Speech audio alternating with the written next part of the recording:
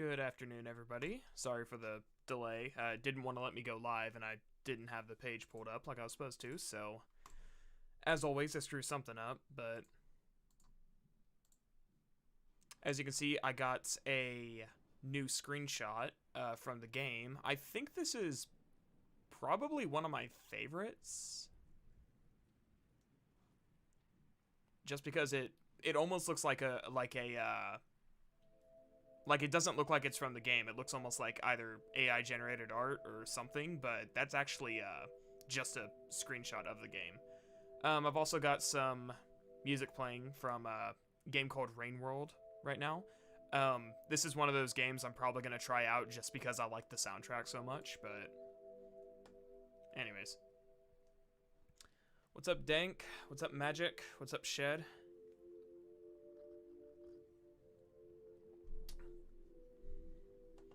Whole squad's almost here.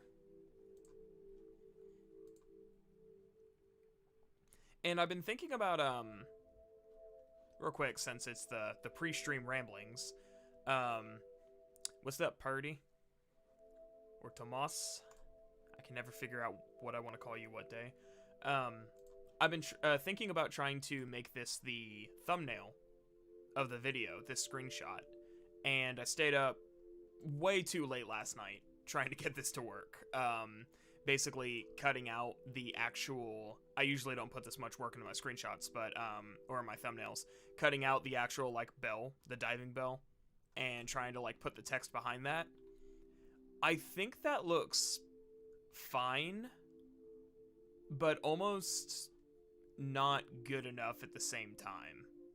Like, I don't like how obstructed it is, and I'm trying to see if I can like salvage the idea while making it just look better, because I feel like if you were to see this on like, you know, like your phone screen, it would be really tiny, and that's what made me late, is I just started tweaking it. And wonder what happens if we like go like that. Probably not. Yeah, probably not. What was it at before? 10? Yeah. So just some ideas I'm messing with. I think it looks, I mean, just compare this to like, one second, let me get some other videos pulled up.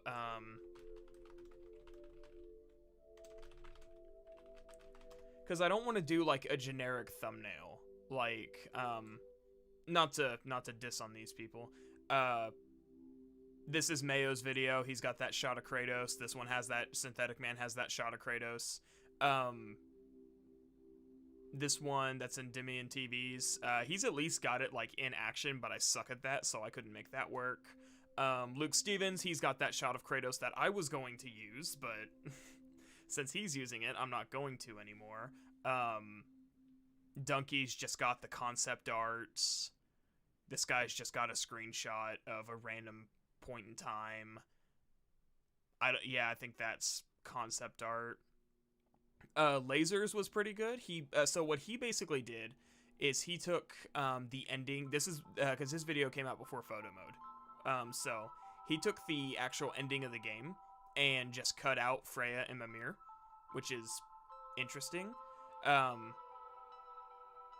Music's a little bit loud on my end. I don't know about you guys. Probably not for you guys, because I have it dunked pretty low. Just turn it down on my interface. So that one's interesting. You got the Kratos and Atreus' bear screenshot. I considered that. That's been done. Luke Stevens' prior video on Ragnarok that I didn't take because he did a longer one. Same thing, same screenshot. And that's basically it. Do I have this in the lineup? God of War Ragnarok is boring. Yes, I do. It's number 17. Okay, cool. Just checking. So, anyways, so I'm trying to do something. I try to do something special with my thumbnails, just because I want them to be like one of a kind. And if I were to like drag the text on top, it would just completely cover the diving bell, and I don't want to do that. So I want it to be below it, but I want it to be visible. I also had cut out the actual Ragnarok logo. I was trying to use that for some things, but again, it's too big. I tried this with like all the screenshots I have. It just didn't work. But anyways, I'm literally just rambling. That's what I stayed up until 3 in the morning last night doing. It's the first time I've ever tried to like quote unquote Photoshop a part of an image on top of something else. So it was pretty interesting.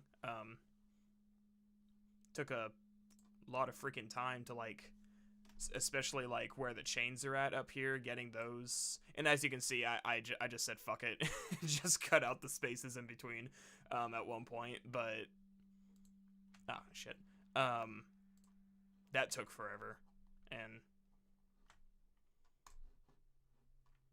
I knew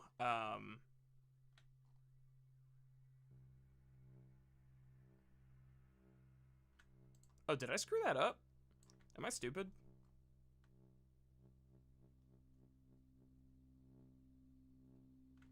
Or was that like that before?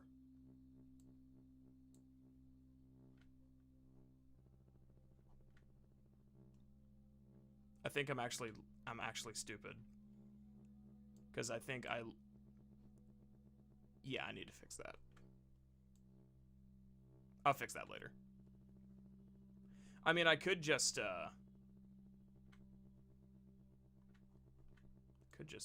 this. You guys are getting that behind the scenes. Salty shrimp pasta doesn't know what the fuck he's doing. It's just like do that.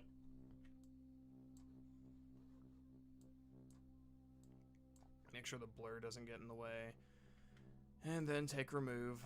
And this is literally, like I said, what I had to do all last night. But I'm stubborn, I want to fix it now.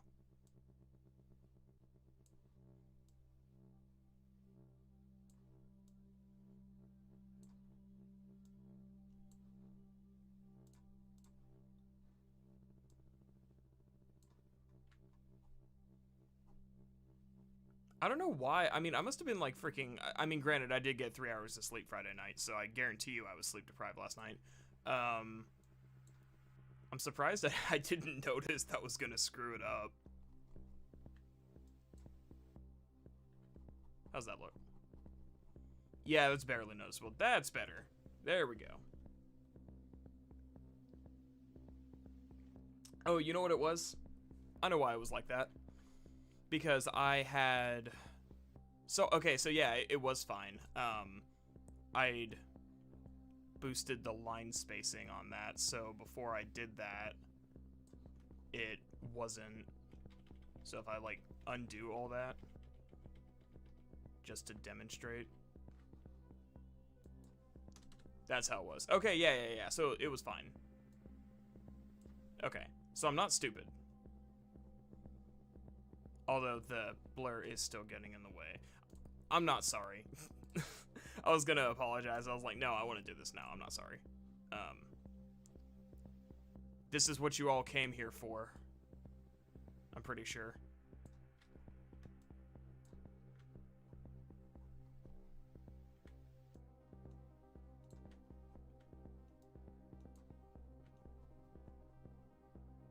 There we go. Sort of. It's barely noticeable, I guess that's fine. Okay, cool, so all this effort into a thumbnail, I'm probably not even gonna use. Just because I needed something to do at 2 in the morning.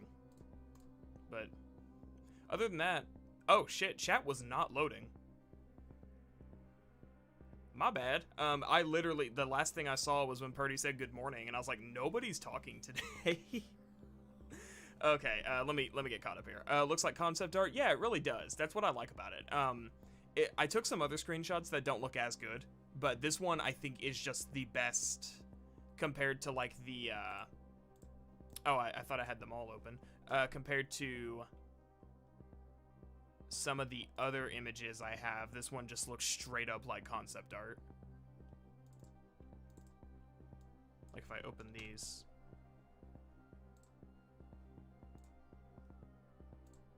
Like that one's obviously a screenshot. That one, Screenshot. That one's also a screenshot. But this one does not look like a screenshot. But anyways. This image reminds me of The Outer Wilds. Does it? I haven't played Outer Wilds. I've heard it's really good. But I just haven't gotten around to playing it. Bro, you pronounce Tomas right instead of English. Oh, I'm blushing. I mean, it's got the accent marks, so I would figure that would be a dead giveaway.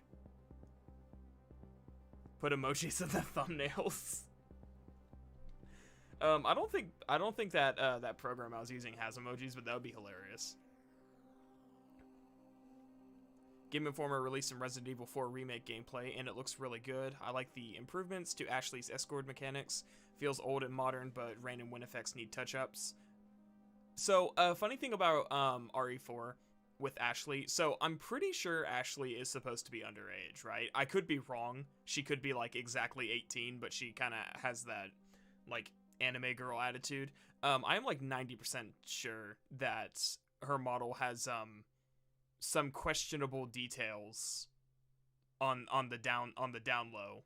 If you know, you know. But whenever she's crawling and you're like looking at her from behind, there's some details that Capcom put in. I imagine they're gonna cut that.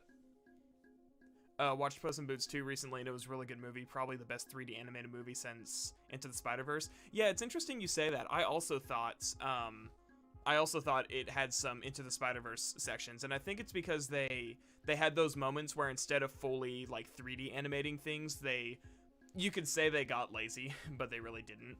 They decided to use 2D animation instead and gave it that comic book style, and I really like those parts.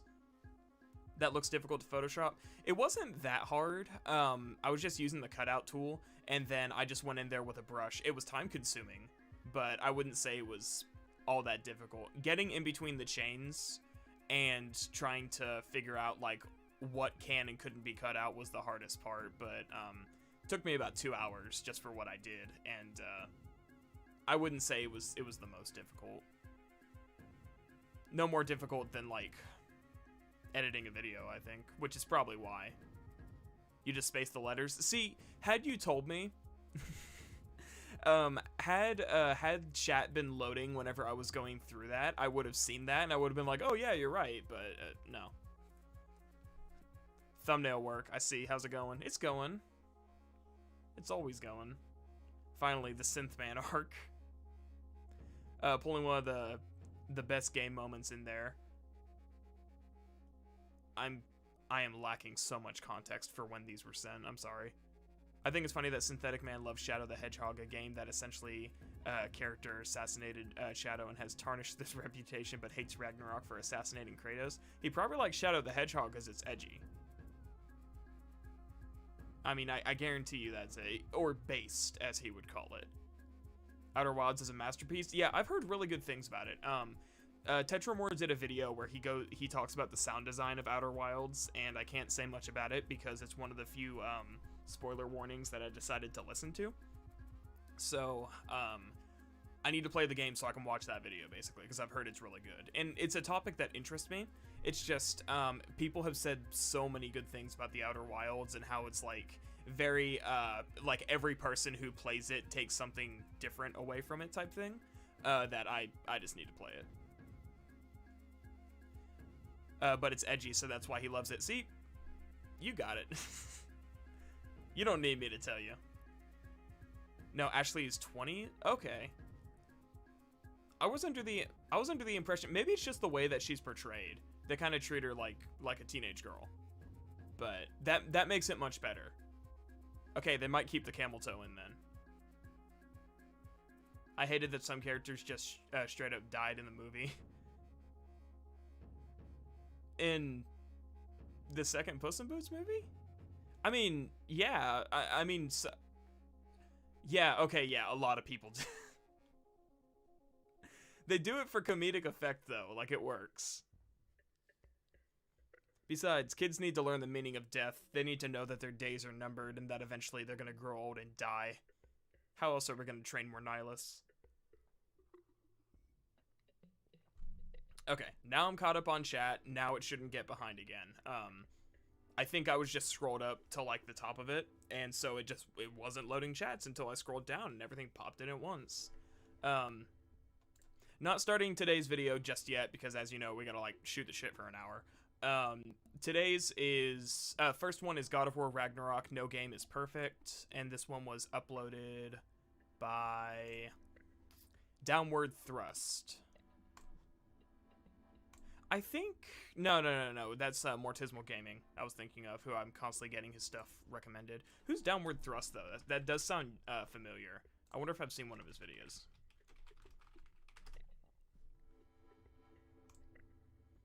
Normally, maybe that's why.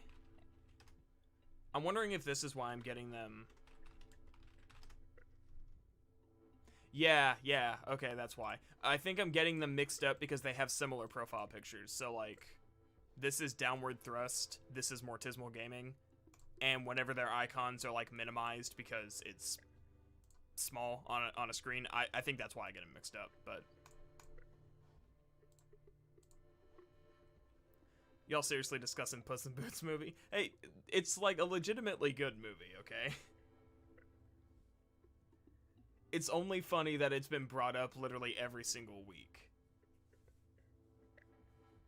You're trying to get me to watch those, like, serious movies that people call masterpieces and they're modern classics.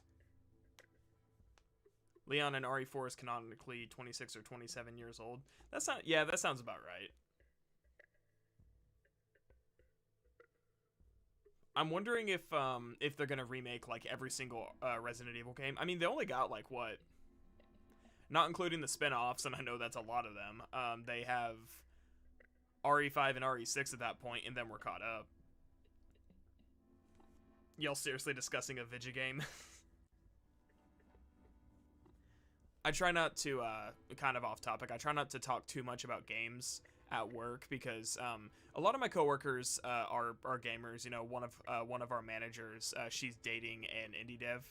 Basically, they've been together for like a long time, so she's usually who I talk about games with. But anytime people talk about games, they're like, hey, you know, yeah, I heard that new God of War game is really good, and I get like just super freaking technical about everything, and I start going into like criticism mode and all that, and nobody wants to hear it. Damn right I do. If you don't watch a PTA movie every single week, I'm coming to your house. Well, better cook dinner for two then, because... film isn't something that... I think I've talked about this before. I'm not super interested in film like I am games. So I can't really appreciate a good film the way that I can, like, a good game. Yeah, see, I'm assuming, Dank, that you're referring to, like, me just getting super technical when talking about games at work, and, what was it? One of our older coworkers, said something about, like, I'd have to fact check this, because, she's older, so she may be misunderstanding. She said something about the quote-unquote creator of Pokemon retiring. I think she was referring to, like, the news where Ash and Pikachu are being retired from the anime. But... What she said yesterday was like, yeah, like the creator of Pokemon are retiring, they're not going to make any more games. And I was like, there is absolutely no way that that Nintendo is going to not make any more Pokemon games. I said that is like one of their flagship franchises that prints too much money. I said even if the current studio Game Freak, even if Game Freak stops making them, they will give the franchise to somebody else. Well, that ended the conversation. Because nobody has anything else to say to that.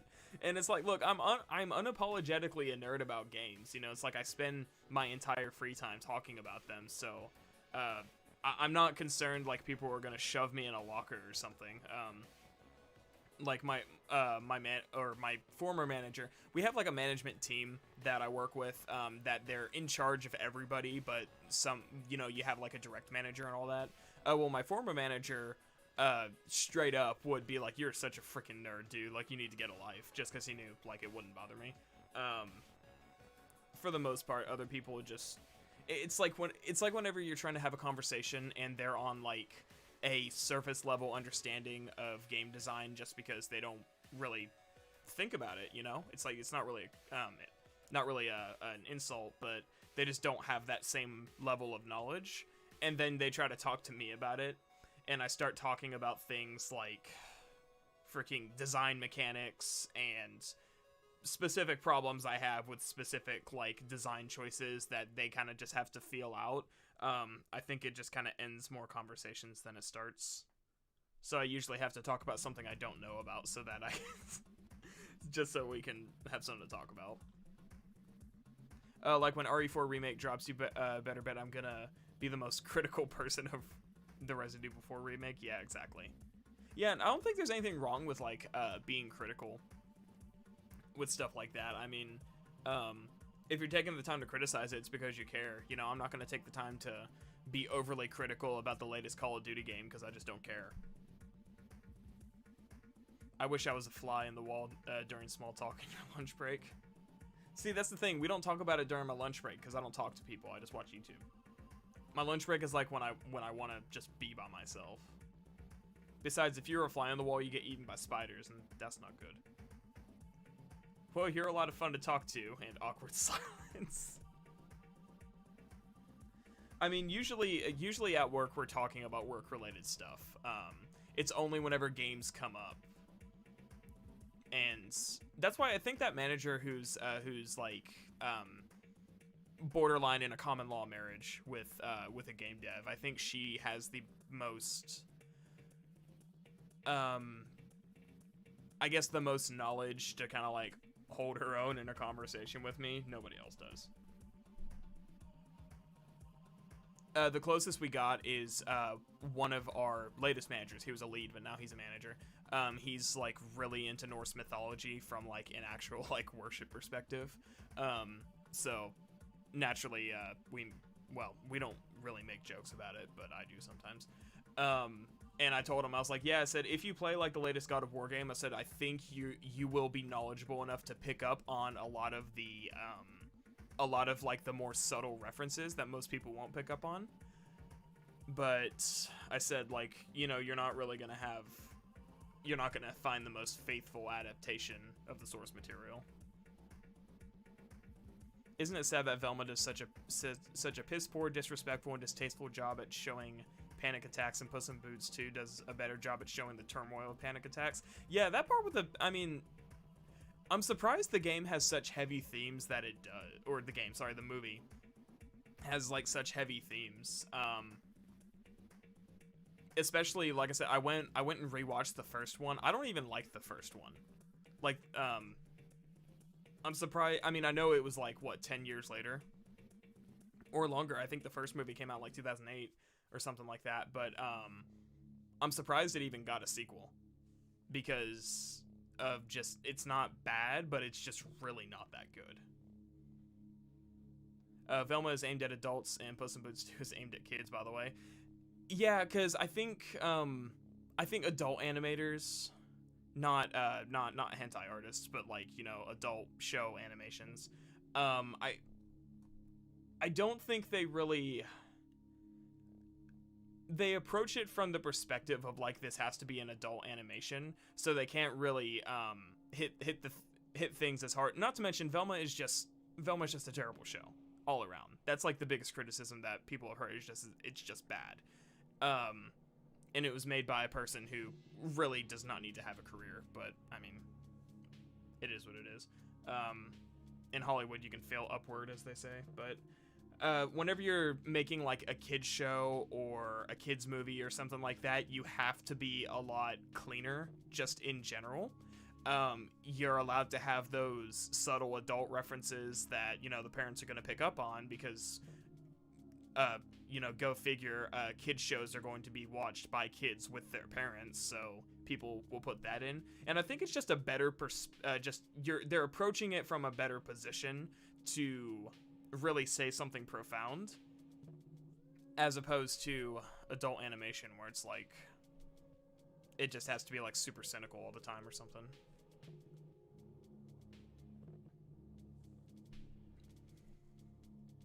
The worst form of video game conversation is when a person comes up to you in all seriousness without ever talking to you before and says, "Hey, I want to get into video games. Care to recommend me one?"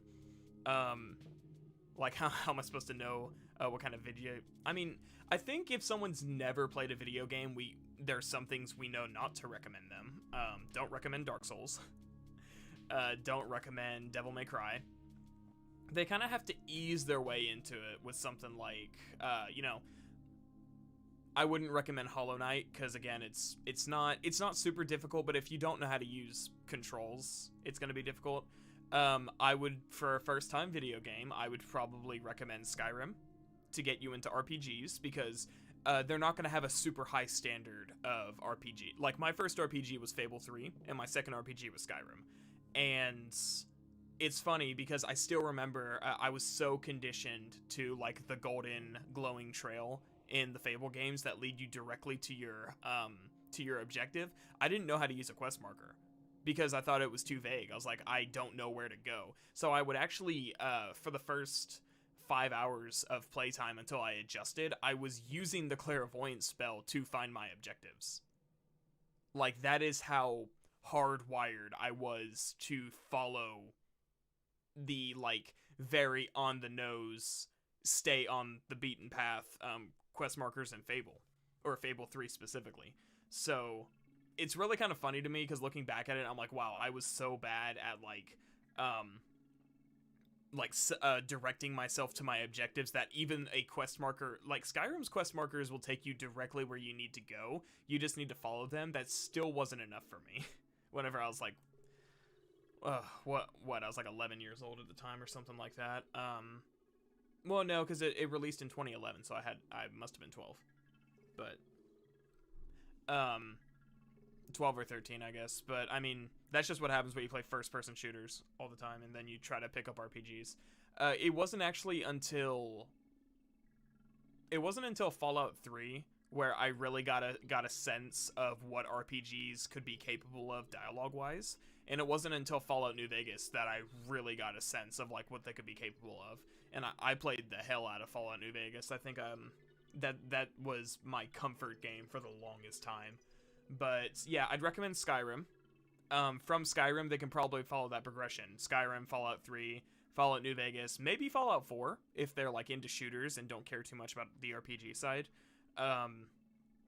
That's one thing. For, you can always recommend like a Zelda game to somebody. Breath of the Wild would probably be really good. What's another one? For shooters, I mean, you can always recommend Call of Duty. Probably avoid the online, but I mean, hey, they can get some fun out of zombies. I used to be scared of zombies as a kid, so I never did, but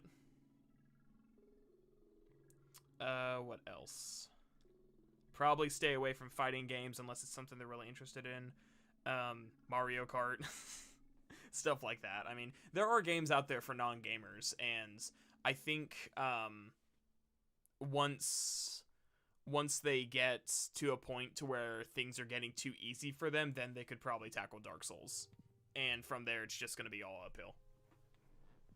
Puss in Boots Xbox 360 2011 analysis when. That would honestly be like a really fun video, just because it's like, there's something fun about like making analysis videos on games that were not meant to be criticized. Like they were not designed for it. So that'd actually be kind of fun. Kirby, Mario, really any Nintendo game? Yeah, that too. I'd recommend Portal. Portal would be a good one. What's up, champion? Why? See, that's the thing. It's not that I don't like movies. It's that they just don't interest me the same way that games do. I think I like the interactivity of games, and movies generally don't have that as much. But on top of that, what do you call it? What are the words I'm looking for? I find it hard to really like engage with a movie. I get bored about 30 minutes in, and I go do something else. Same thing with books. I find it really hard to like get motivated to sit down and read. Whenever I start reading, I enjoy it, but it's starting that gets me. recommending David Cage games would probably be one of the worst choices, despite it sounding like something better fit. I think it depends on what they're going for. I mean, if someone's like, I'm really interested in games for... I feel like most people just getting into games are going to appreciate the interactive movie side or the story side. It is... So David Cage games might scratch that itch, but I can't think of anybody... I mean, nobody who's never picked up a video game is going to be like, I really want to get into RTS games. Like... or, like... I mean, I've been playing games my whole life, and I can't even get into RTS games. Or even like tactical shooters or something like that. Or, sorry, not tactical shooters, but, turn-based strategy games. Can't even get into those either. So if I were to be like, hey, you've never played a game before, there's this game called Factorio or something like that, I feel like their brain would explode. Which is why it's ironic that on the topic of Ragnarok, I've noticed just how little the game likes to give you information about things. And it's like, they designed this game for people like DSP who don't know how to play video games, right? Like there was that whole conference where their puzzles are designed for people like DSP, and but the second you start a fight, the game's just like so unwilling to really help you out. Remember when I said I liked your videos and all those nice things I said? Well, I was only kidding. I can't believe you fell for that. You're so gullible. I mean, that's kind of funny because I usually assume the worst in people when they tell me stuff like that. That's why I can't answer comments like I just woke up and I'm looking at my phone to like see if anyone texts me and I see a comment. I cannot answer comments right out of bed because I will like my first response is just to like say fuck you and start arguing. I always have to like wake up a little bit before I can actually kind of bring myself to say something that doesn't involve just starting a stupid internet debate. I think that stems from my pastime from like 7th to 10th grade was arguing with people on the internet. So I think that that kind of like sparks that thing in me that I've been trying to kill for years. Dead Rising. I never actually played Dead Rising. It's one of those games that like were on my radar. I played Dying Light, so I guess I sort of got something similar, but not really. One thing I'm really liking about, or liking out... Oh, sorry, I can't read. One thing I'm really liking out of the RE4 remake is that enemies are actually staggering from attacks. They are reacting to guns, and it adds a level of feeling powerful. Yeah, I feel like if you shoot a guy, he should feel it. It shouldn't be so bad that... One second. It shouldn't be so bad that you can stagger lock enemies to death, but I feel like, you know, if a dude... I mean, granted, RE5 had pretty good feedback. If you hit a dude with, like, the Hydra shotgun, they went flying back. So, if you hit them with headshots, they would at least react to it. I don't know about RE4. Let's see. Is your profile picture from the Sonic Team Racing animation?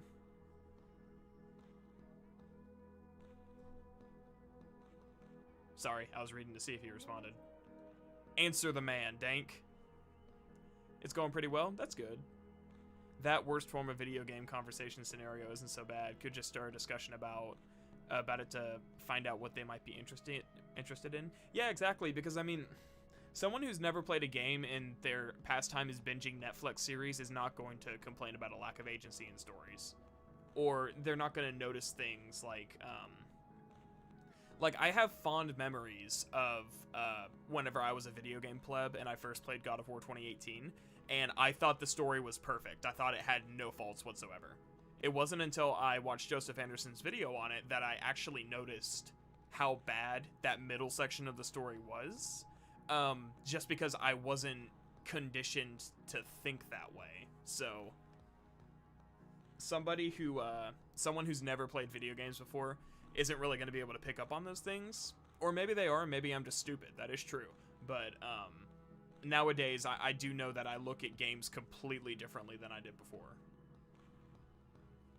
For horror, I'd recommend Dead Space Remake or Resident Evil 4, but in general, I'd recommend some Sonic games or even a few Mario games. I know that a lot of people enjoyed Outlast and things like that. That's probably something I would recommend if you've never played a game, since it's a walking and hiding simulator. I know a lot of people, like a lot of streamers, play Dead by Daylight. I never understood the appeal. Like, it's funny, every time I'd be watching a streamer and they're playing Dead by Daylight, they'd just be bitching about, like, how toxic the killer is. I'm like, why do you play this game if it's so bad? And they're like, well, I have fun every now and then. It's like, dude, I've never seen you have fun playing this game.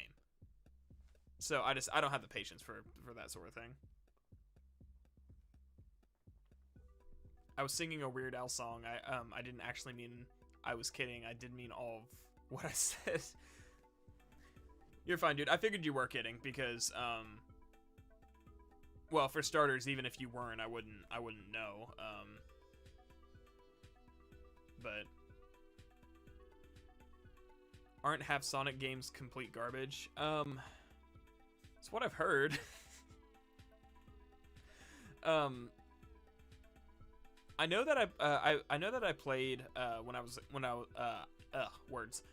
was a kid. I played Sonic Heroes, and I know I never beat it, but it's like they're like racing games without the race. I mean, you would think they'd be really popular with speedrunners. I don't know if they are, because I just don't follow the community, but you would think a game about going as, like, fast as fuck boy would be super popular with speedrunners. Instead, you get people still speedrunning RE4 using the Dipman glitch to run faster and skipping. Dank might know this. There's a certain boss that you can just straight up skip in RE4. Because you have to, like, there's a glitch called the Dipman glitch where I think you pull out, like, a shotgun. My friend's really big into RE4. He's always telling me about it.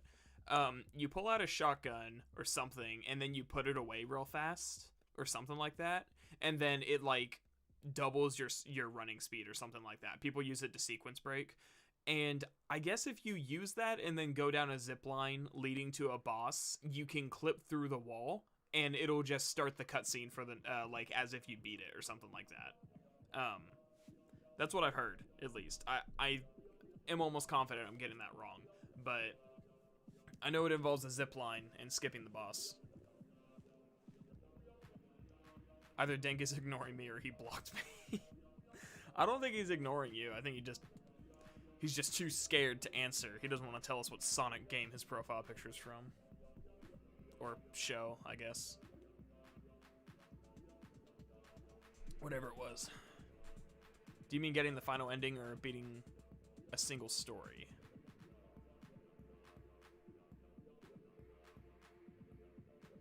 I am lacking context of what that question's regarding. I'm sorry.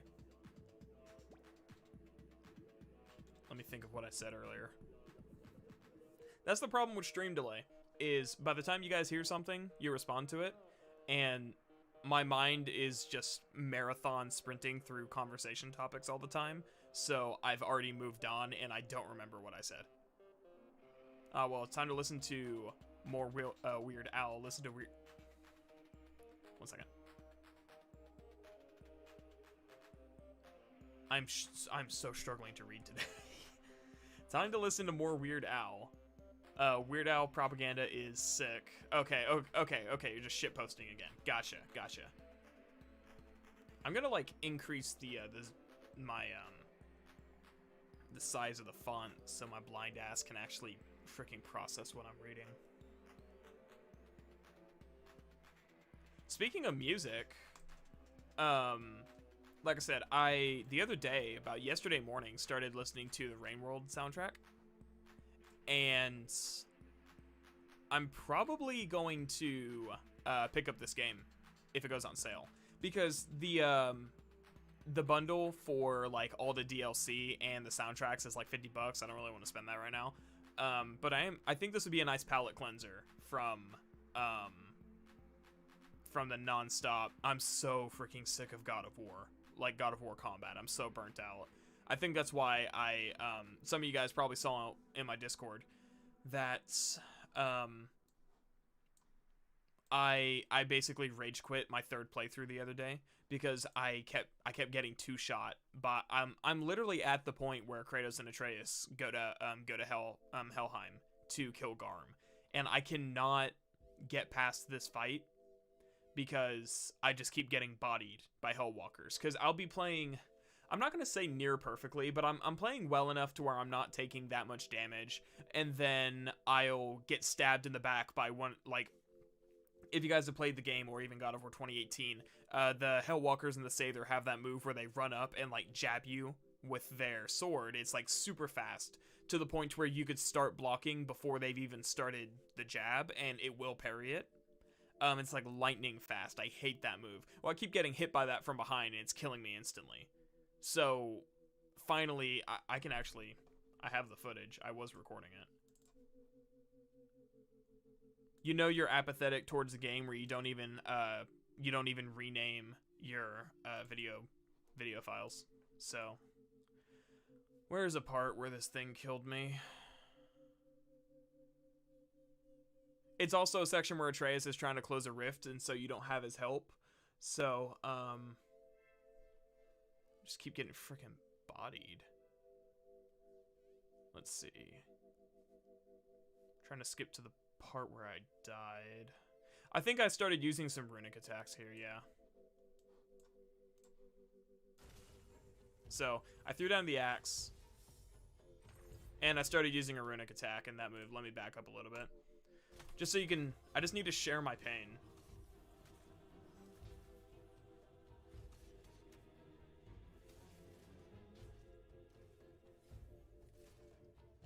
And I'm kind of playing like shit in this footage because I've already died like 3 times. And yeah, so that move right there wipes out like half of my health bar. Anywho, you have a good day, Shrimp Man. You too, champion. You too. Garm's really janky. I remember arguing with my brother if it's a good fight or not. I think it's a good fight. My problem with Garm, let me actually go to the fight. Let's see here. It's right here. Let me actually go to the Garm fight. Oh, just a fun fact, in that footage where I was getting bodied, I had just got done playing as Atreus and I was absolutely dominating. So I think the shift of going from playing as Atreus, because Atreus has a different rhythm to his gameplay than Kratos does, going from playing as Atreus to playing as Kratos always throws me off, and I hate it. So my problem with Garm, let's take it from the death. Just turn this down a little bit. My problem with Garm is look how big this thing is. And then the second, like, you hit him once and it looks so ridiculous that he is just completely stunned the entire time. So it's like, you got this big ass wolf who took barely a jab to the face and he's just down. And it looks even worse if you're using Dropnir for this, which I don't know if I was.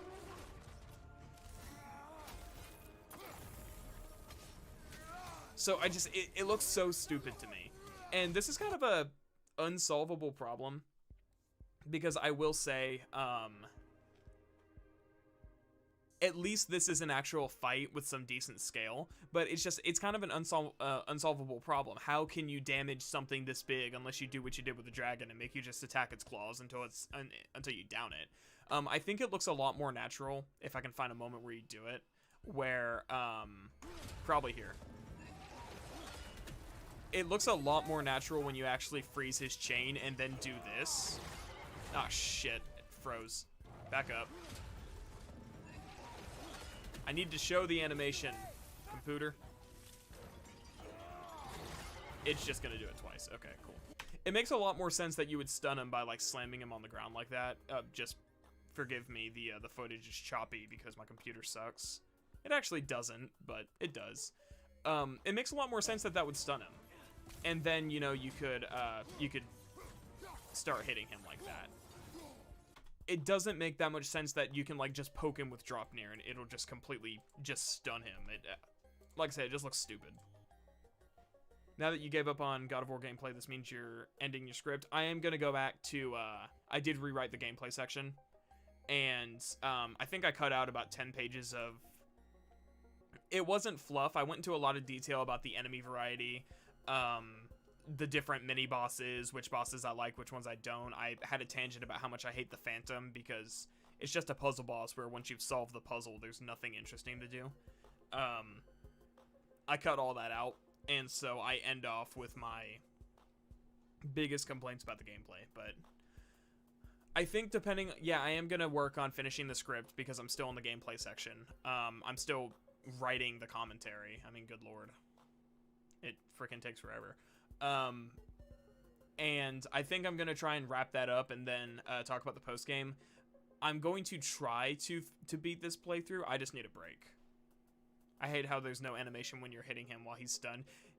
Yeah, it's really weird. Like, he's a really rigid fight. And it's cool. You know, it's cool that you get those chances to, or it's cool that he's such a big boss that you actually get to fight head on. I can't help but feel like they needed to take the God of War 3 approach of letting you actually climb all over him and hit him. Like, the Nithog fight doesn't look nearly as bad. Because it whenever she's stunned and you hit her, she still kind of, like, staggers and stuff. But it's like, yeah, it's really weird. It definitely looks like they wanted to have that big fight but couldn't think of believable animations for how hitting him would work. And see, man, I already closed the video. The weird thing is, it gets better after during your second fight with him, after you kill him the first time and then he comes back and you have the whole chase sequence. Let me go back to the footage. It gets better the second time. So this is after you've killed him. Whenever you fight him here, because he's got the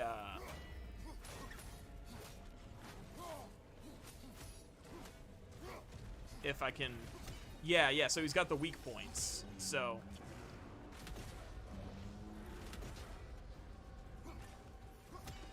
God, I suck at this game.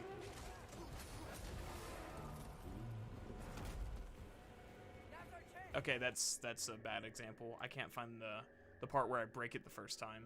You go through here. He throws you in the arena. Basically, you shoot the shiny bits. It's the video game thing. You shoot the glowing parts. So it makes more sense that like hitting him there would stun him than it does that you can just. I mean, you kind of saw the clip a minute ago where it's like you kind of just stab him with drop near, and okay, yeah, now he's stunned. You're basically poking him with a toothpick, and it's stunning him. And you're not even doing the Spanish Splinter. There's another Puss in Boots reference for those of you who watched the movie. So, I'm really not articulating my thoughts on that very well, but I hope you can kind of see what I mean. It just does not look right.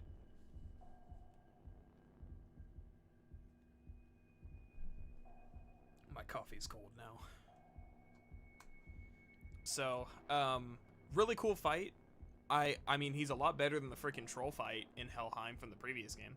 Spanish what? Okay, so, in Puss in Boots 2, there's this thing he does where, like, he fights a giant in the beginning of the movie, and he, launches his sword underneath its fingernail and calls it the Spanish Splinter.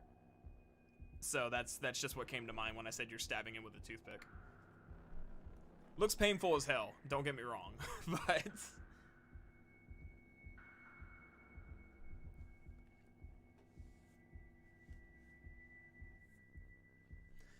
but yeah, Garm's a weird fight. I appreciate that we get to fight a big boss like that at all, but I feel like I don't know, cuz we got one of two things. We either have this where it's an actual fight, or we have a QTE simulator. But then again, I mean, the Colossus of Rhodes which that fight is actually inspired by the Colossus of Rhodes. Eric Williams said in an interview, the one interview that I basically watched and then quote him for freaking everything he said. He said that those are what they refer to as boss levels or something. I think that's what he said. I'd have to actually get his exact words on that, but it's basically the concept that the entire level is built around the boss fight, and he said they're really difficult to do, where like the entire level is just one boss fight. And he related it to the Colossus of Rhodes and said like that was the inspiration for the Garm fight. The difference is the Colossus of Rhodes has those sections where like Kratos is actually like in I think they should have brought back the QTEs for this fight. Kratos should have been in full QTE mode, where he's like climbing all over him and damaging him through the quick time events. Or they could have done something like with the chain, where it's like it's a more believable way to stun him. And sure, it would feel more like a puzzle boss if you did that, but that's basically what they had to do with the dragon fight too in the previous game. So I don't envy the designers having to find a way to find a believable way to take down something that big. It's something I can't even think of a solution to. So I wouldn't want to have to be the designers trying to pull that off. Why everyone thinks the Inquisition only existed in Spain. Well, because no one expects the Spanish Inquisition, man. Also, I'm pretty sure they teach that in U.S. history. Not U.S. history, sorry, but world history, that the people who I'm gonna say dealt with the Aztecs were Spanish Inquisitors, if I'm not mistaken. That is what U.S. history saith, or at least what we learn here. I actually I don't know. It's hard to talk about like what we learn in high school, quote unquote, because they keep changing the curriculum and then they like cut out things that I learned about, and they're not teaching it to kids these days. It's like, I don't know what they're teaching now. All anyone ever wants to talk about is frickin' CRT, and which is critical race theory for you guys who don't know. And that's just, ugh, man. Don't get me talking about politics. All I'm gonna do is bitch about how stupid it is and how I hate everything. Radical centrism, that's the solution.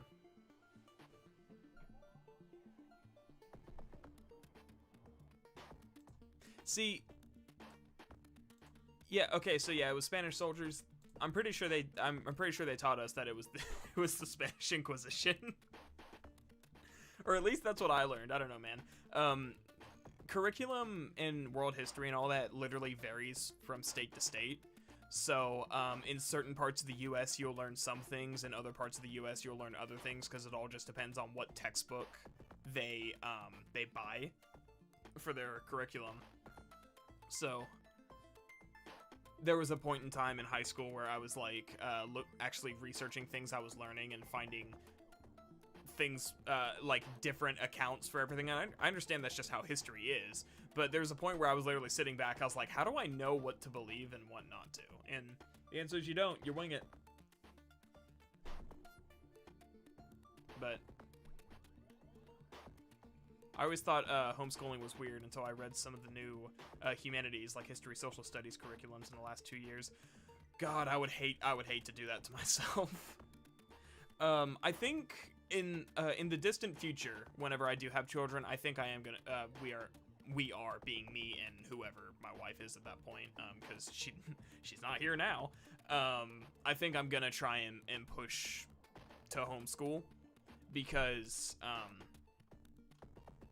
it's not that I don't trust public school, it's that from my experience with public school, it's really not. It's not even that it's like I don't trust what they're teaching. It's like I just don't think it's a good education system. Granted, I'm a freaking college dropout, so what do I know? But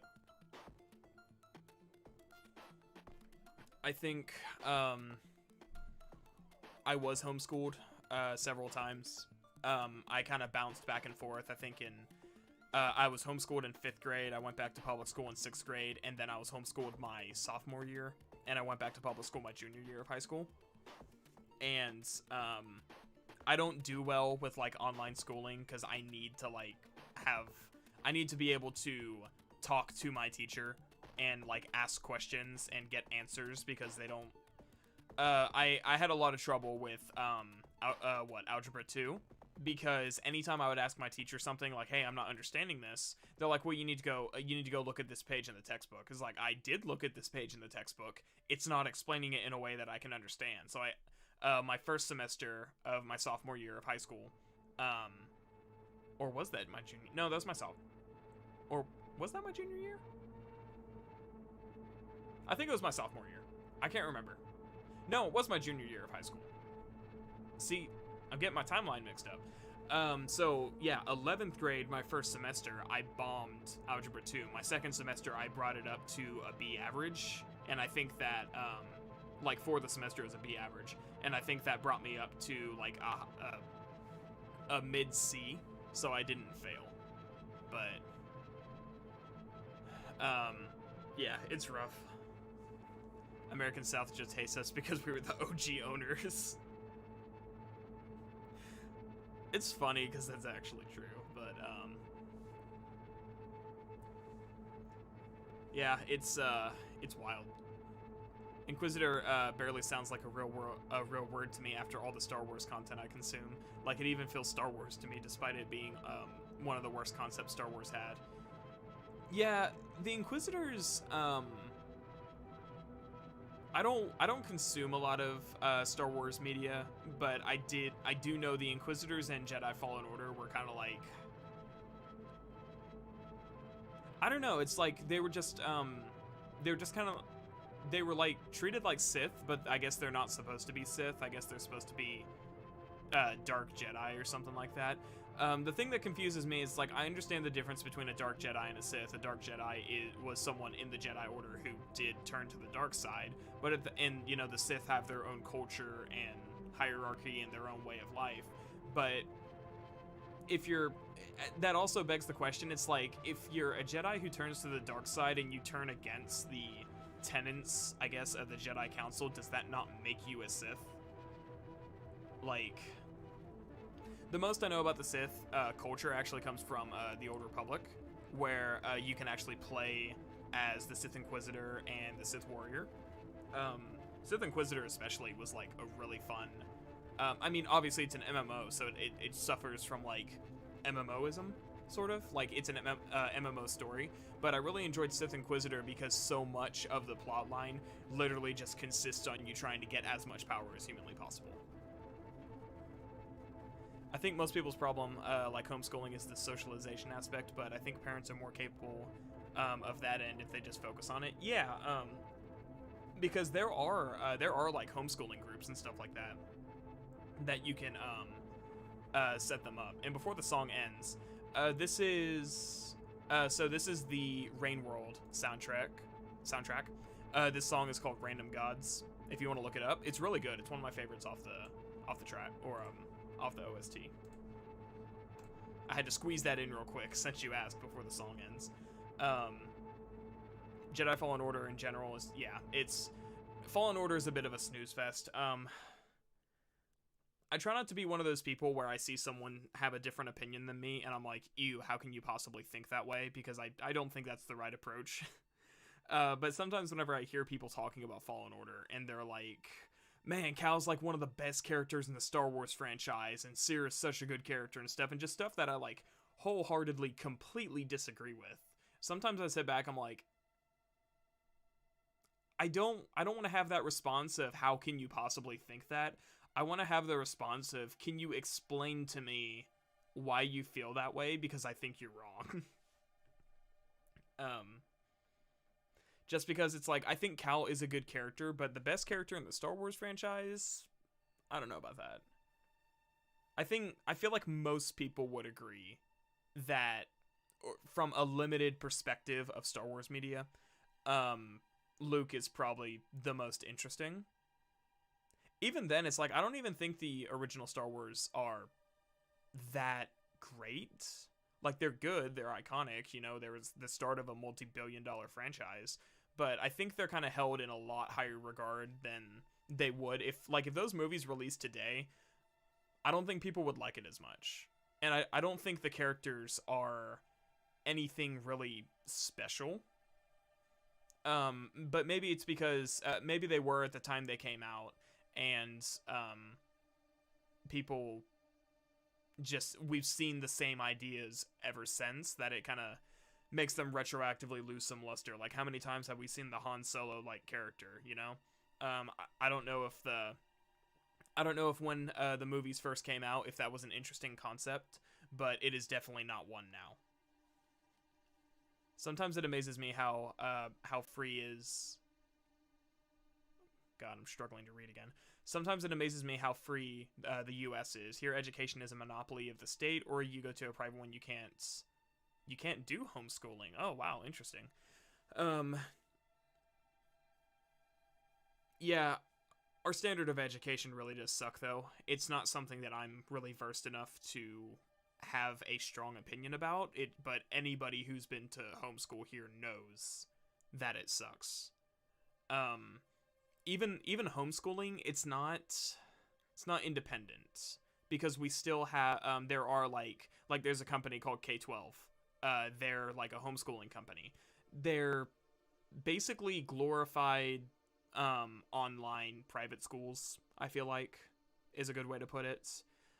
You can't just not enroll your kid in school and be like, I'm going to teach them myself, because then, well, they're not going to get any college, they're not going to get any credits, and they can't, you can't get a diploma if you don't get credit, and you can't go to college if you don't have a diploma, and it's illegal not to have your kids actually enrolled in some sort of school. So homeschooling itself is like a different market of schooling. And that's just from my personal experience. I mean, the education system is such a freaking hot topic that I feel like everyone has a different opinion about it, and that's why we have to say things like, I am not an expert, so don't treat me like one. SWTOR Inquisitor storyline was good when the pacing picked up. Yeah, exactly. Again, it does suffer from that. I think playing, the biggest problem with pacing in SWTOR is that you have if you play back-to-back storylines, you're since it's an MMO, the progression is like start at the starter planet, then go to the capital, then go to here, and here, and it's the same for every character, and all the side quests are the same. It really starts to make the story beats feel contrived. Like, it makes sense in a vacuum, but whenever you play multiple characters back to back, you can kind of start to be like, oh yeah, what a coincidence, literally every single one of us have to go to Terrace, and then Nar Shaddaa, and then we have to go to what's after that on the Republic side. You have to go to, is it Tatooine then Alderaan, or is it Alderaan then Tatooine? I think Alderaan is last, because it says you can go between the two of them, but you really can't, because if you do, I mean, they're not level gated, but you're gonna get bodied if you try to go to freaking Nar Shaddaa before you go to Terrace, which is a problem that I had the first time I played, where I didn't really want to go to Terrace, because Terrace is a shithole. So I was like, I think I'm just gonna go to Nar Shaddaa, and then I get freaking bodied by gangsters, and that was fun. I enjoyed some SWTOR back in the day. I remember Inquisitor and Agents being standouts.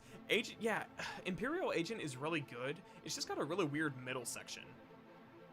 That's another thing, like the chapter system for the story, where it's like, it's supposed to be a slow boiling kind of plot to the finale, but once you beat chapter 1, chapter 2 just feels very disconnected. I especially felt that I didn't finish the smuggler storyline, because it's like you spend the whole first chapter trying to find that vault for the treasure. It's an MMO, so there can't actually be any good rewards in there either. And then you go to chapter 2 and it was like completely different. But yeah, Imperial Agent was good once you get past the like mind control middle section. That I still don't know. I don't know what was the trigger for the mind control piece, and I don't know at what point they had time to do it. So I remember that confusing me. Thanks for the OST. Oh, you're welcome, dude. Like I said, this is one of those games I'm probably gonna check out just because of the soundtrack. The bar for what makes a good Star Wars character has been lowered by a lot. Yeah, I can agree. Best character in Star Wars franchise is Kreia. I think that's the lady from KOTOR 2, if I'm not mistaken. So I haven't played it, but I know that she's popular. Modern Star Wars is kind of meh in general. Andor is Kino though. I haven't seen Andor. Tatooine, then Alderaan. That's what I thought. And for the Imperial side, Terrace is swapped out for Balmorra. That's right. Yeah, because they rearrange it to where you go to on the Republic side, you go to Balmorra at the same time that the Imperial side goes to Terrace. So they kind of swap those two. Which is kind of funny because I'm pretty sure no, those aren't PvP areas. Those areas are faction locked. It's Tatooine. I think Tatooine is the first PvP area. No, Nar Shaddaa is. I just don't think you can actually... No, you can go to Imperial. You can go to the different territories on Nar Shaddaa. I wouldn't recommend it because there's always a high-level character looking to freaking clap your ass, but... no, I wish they would have done more like how they did with Terrace for the Republic and Imperials, where it's like the Republic goes to Terrace during the day, the Imperials go to Terrace during the night. Because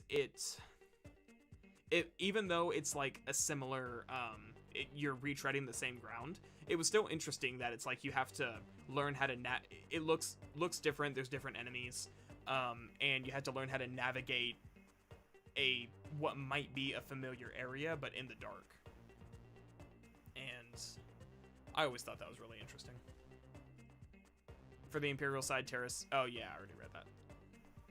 I thought you said you played KOTOR on your Fallen Order video. No, I played The Force Unleashed, the Star Wars Galaxies emulator, and The Old Republic. Like Star Wars The Old Republic, the MMO. Not Knights of the Old Republic. Which, fun fact, I've actually had the Star Wars Galaxies emulator for years. I think since like 2007, I had a really close friend back then who had the game files and he gave them to me, and I've just been carrying them with me ever since. Actually, I have a shortcut to it on my computer. I tried SWG restoration. I've been playing pre-CU, like a pre-CU version of the game for so long, I cannot play post-CU. Like it did not feel right. So it's a shame that SWG EMU is, I mean, people have been saying that it's like been dying and losing players, and it's like, yeah, it's definitely not as good or as high of a player count as it used to be, but I mean, they just rolled out like a new server. They just switched from the Basilisk server to the Finalizer server a while ago. So we're just never gonna see space because interesting thing about the emulator versus like restoration is that the people who made the emulator actually remade the source code. So even though it looks identical to the original, it's completely made from scratch. And that's why they said, like, we're never going to be able to make space, because they would need someone to come and recode the space sections. Whereas the restoration project and a lot of other projects, like, they borrowed the source code without asking. But Sony has no interest in, like, in actually reviving the servers. So by this point, I don't know why they don't just put the source code in the public domain and let anyone use it. Which is kind of a weird corporate thing with video games. It's like, you have no interest in letting people actually play these games anymore, so why hold on to it? It's not like MMOs are necessarily the most popular thing in the world anymore.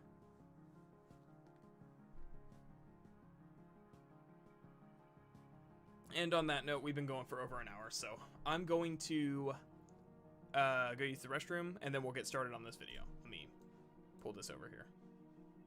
I will be right back.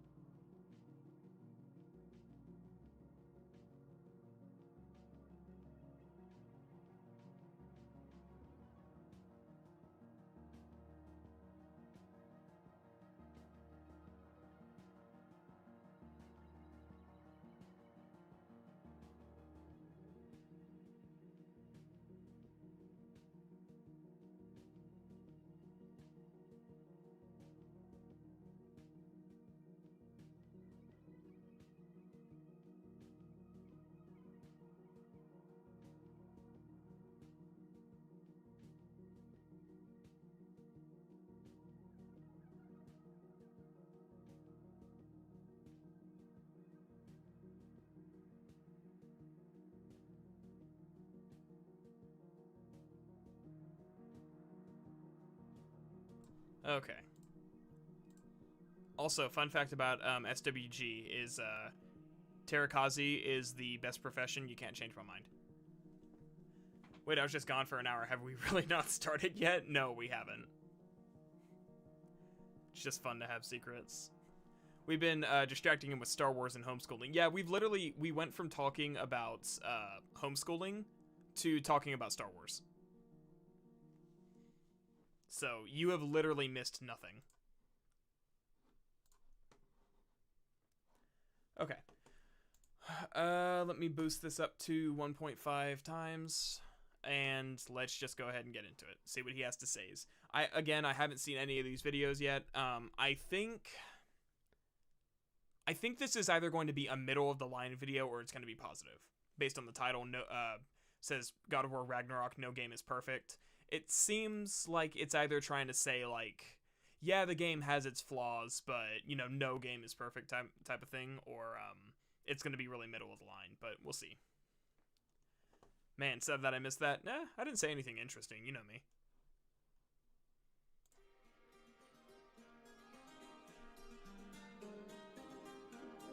When I finished God of War Ragnarok, a single tear fell from my cheek and landed on my thigh. Not a tear of sadness, but of genuine joy and happiness. I'm honestly not the kind of guy who cries.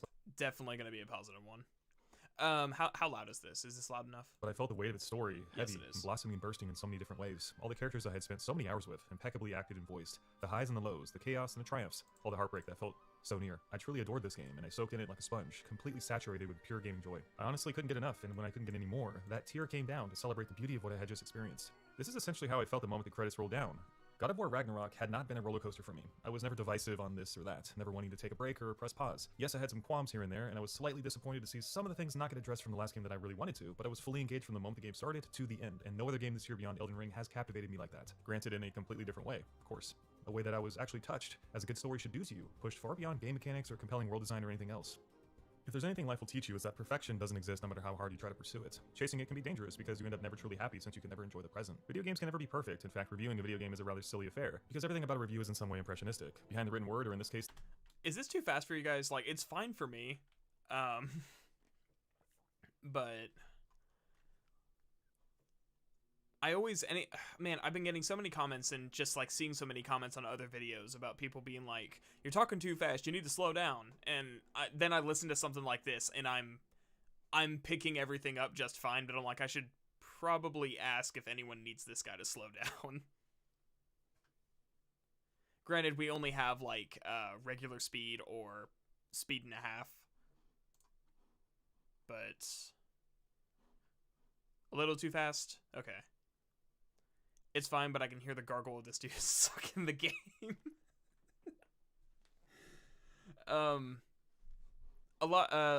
Okay, let's do this.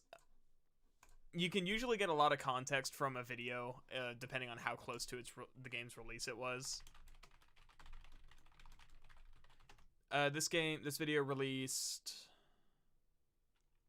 2 months ago. What's the actual date? November 29th. This was about 2 weeks after the game's release, so it makes sense that he'd be really positive, because, I don't know, there for a while, I thought maybe I was doing, I thought I was doing something wrong by, I'll speed it down to, like, regular speed. I thought I was like, man, I'm taking way too long to make this video, but I think taking that long has given me more time to kind of get through the honeymoon phase of there being a new game, and, really kind of made me look at things and spend 25 pages bitching about enemy stagger rates and a lack of communication. But anyways, I thought it might be a little too fast, so I'm going to slow it down. We'll see how that goes. The mundane voice, there are emotions and preferences and biases and intuitions and prejudices and irrationalities. If we didn't have them, we'd be robots. And if there was ever an objective way to look at something, we'd all be doing it because there would be a measure to do so. I would never believe a game opinion to be right or wrong because they're all fractured from different starting points with different preferences. Okay, let's hear him out. This interesting take. Don't agree, but we'll see. Thus, this video has its head in the clouds like most, and for the most part you're going to be hearing me gush about what I consider to be an almost perfect video game. Perfect not for you, or for your sister, or your brother, or your mother, but for me, a guy who inherently loves linear video games, loves good mechanics, loves good writing, and a great story. So obviously this game is right up my alley, But what is greatness?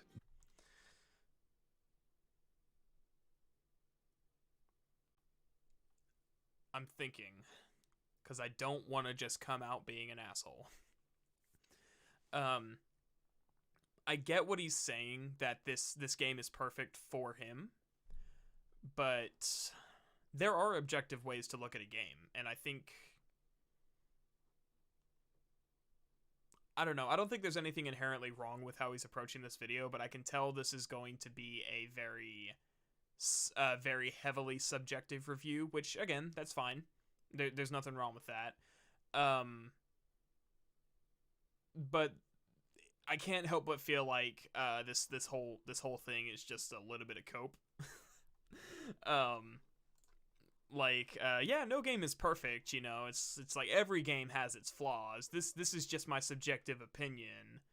Bit of a weird audio edit at that transition. Was there? Me, a guy who inherently loves linear video games, loves good mechanics, loves good writing, and a great story. So obviously this game is right up my alley.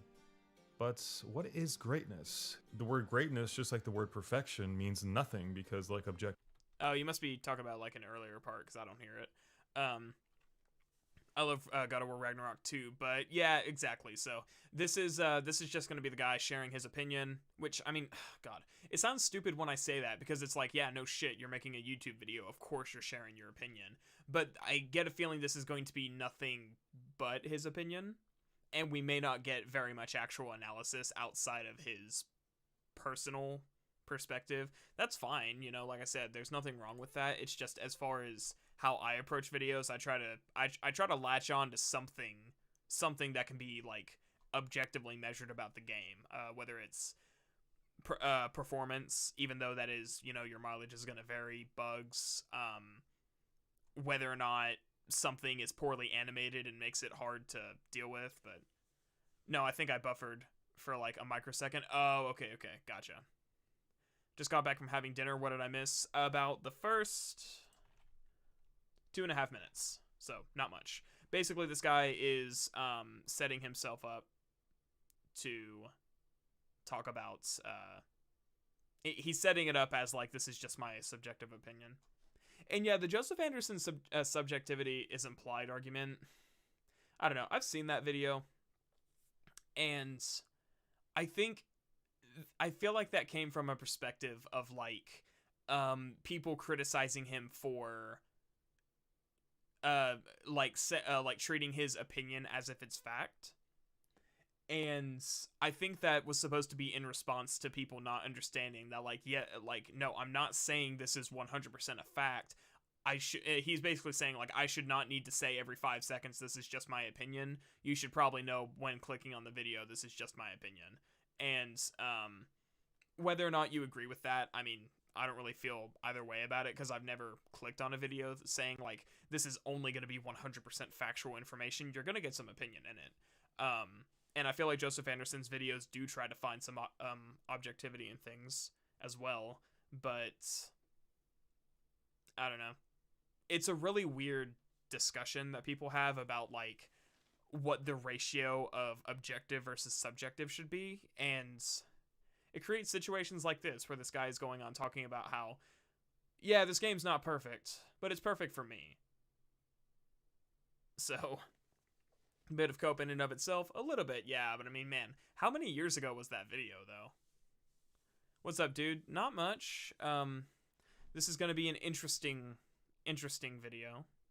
It reminds me when people were praising Elden Ring when it came out, but that's the honeymoon phase. Yeah, exactly. And I've noticed most of these reviews are in that honeymoon phase of like, they're super emotional one way or another. They're either, and I mean, I was that way on my first playthrough. Like, that's why I don't review games on a single playthrough anymore. My very first playthrough, I loved this game, and but I did notice there were some things off about it.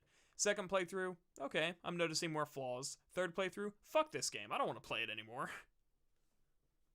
Which is how I feel about it now.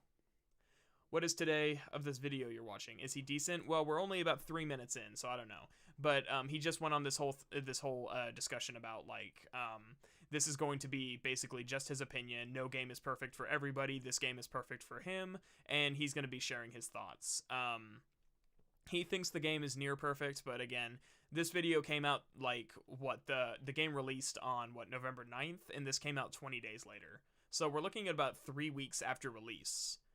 And I'm having a hard time for how much time it took me to formulate my opinion. I try not to criticize someone for not coming to the same conclusion but faster, because I don't think I was necessarily slow about it either. But now, if I was making my video like a year after the fact and there were still no good reviews, I'd be like, what the fuck, guys? Like, you've had all this time. But it usually takes a second time for me to get emotionally invested in art. I feel like it depends on the medium, or like what it is exactly. It's not hard for me to get invested in a God of War story because I've played all the games. I haven't been with the franchise that long. I started playing it back in like 2016, which that's still 6 years, but keep in mind there was nothing going on between 2018 and now. So really it's like 2 years. But we'll see. Anyways, I gotta stop rambling.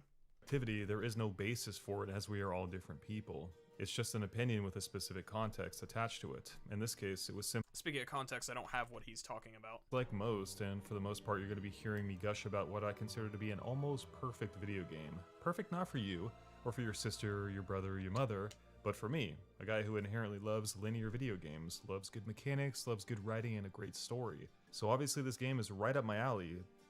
But what is greatness? The word greatness, just like the word perfection, means nothing because, like objectivity, there is no basis for it as we are all different people. It's just an opinion with a specific context attached to it. In this case, it was simply almost perfect for the small moment in my life that I was in my room, underneath way too many blankets, surrounded by the cold, with yummy snacks and absolutely nothing to do but enjoy this game, as the rain smacked against my window beside me.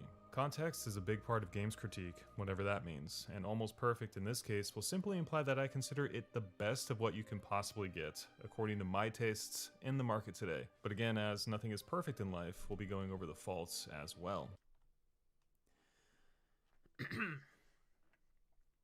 I'm really struggling to follow his train of logic.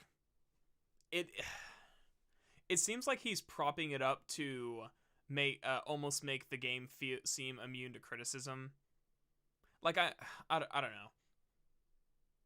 I'm having a hard time like debating against what he's saying, because it's like he's basically saying this is just his opinion. So it's like, okay, if the game's perfect for you, how can I argue with that? But I am kind of taken aback by the way that he's kind of framing this. After replaying through Dead Space Remake for a third time, I've concluded that I don't think that Kendra is a lesbian, as the way she says the sentence about the GF, it almost sounds like colleagues talking. I'd have to play it. If she is, it's like not directed towards you, of course, but like, who cares? Honestly. Gotta love some qualitative relativism. That's a big word. Let me Google it. Qualitative relativism. Did I spell that right? I hope so.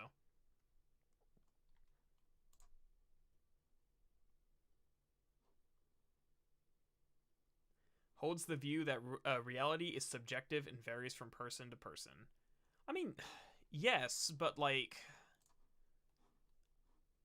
is it subjective to say that how about this? Is it subjective to say that Ragnarok doesn't give you enough information about its combat mechanics?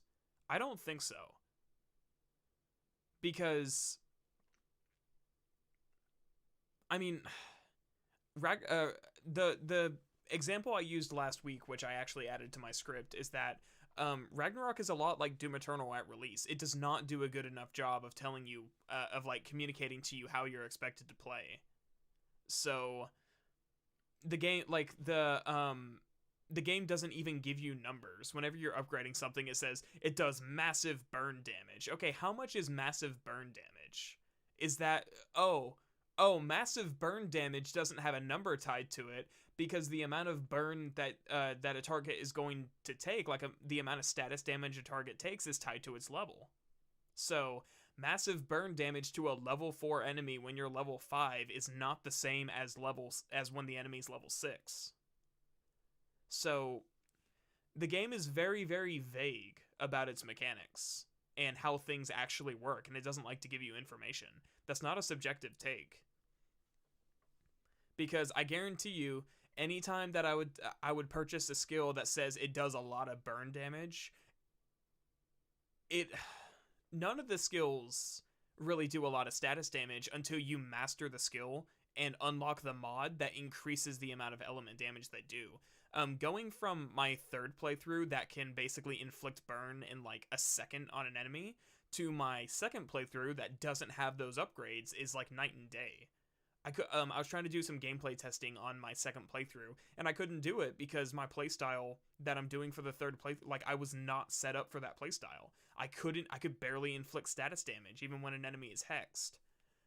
Not to mention, if I can go on a bit of a tangent, and I know we just started, Hex is the most convoluted status effect in the entire game. Because you shoot an enemy with sigil arrows to hex them. Hexed enemies take increased damage from other status effects, and then when the status meter is full, they explode, causing chaining that effect to nearby enemies. But there's also a perk you can up, like the second out of 3 perks increases the amount of stun that an enemy that's hexed will take.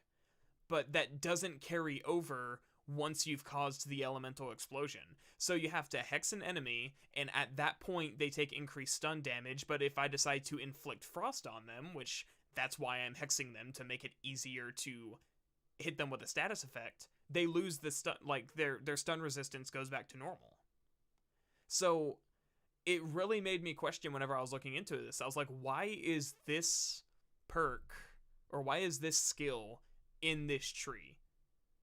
Because the Sonic the Sonic effect makes sense. It goes from like I'd have to pull it up to look at exactly all the skills, but it goes from something like Sonic enemies have larger Sonic explosions, hitting them will cause concussive waves that damage nearby enemies, and then hitting an enemy with Sonic will cause an explosion that will inflict Sonic status on nearby enemies. It's a regular progression, but then Hex goes from like hitting an enemy with a status will cause an elemental explosion that spreads that element to nearby enemies, to hexed enemies take increased stun resistance, or take increased stun damage.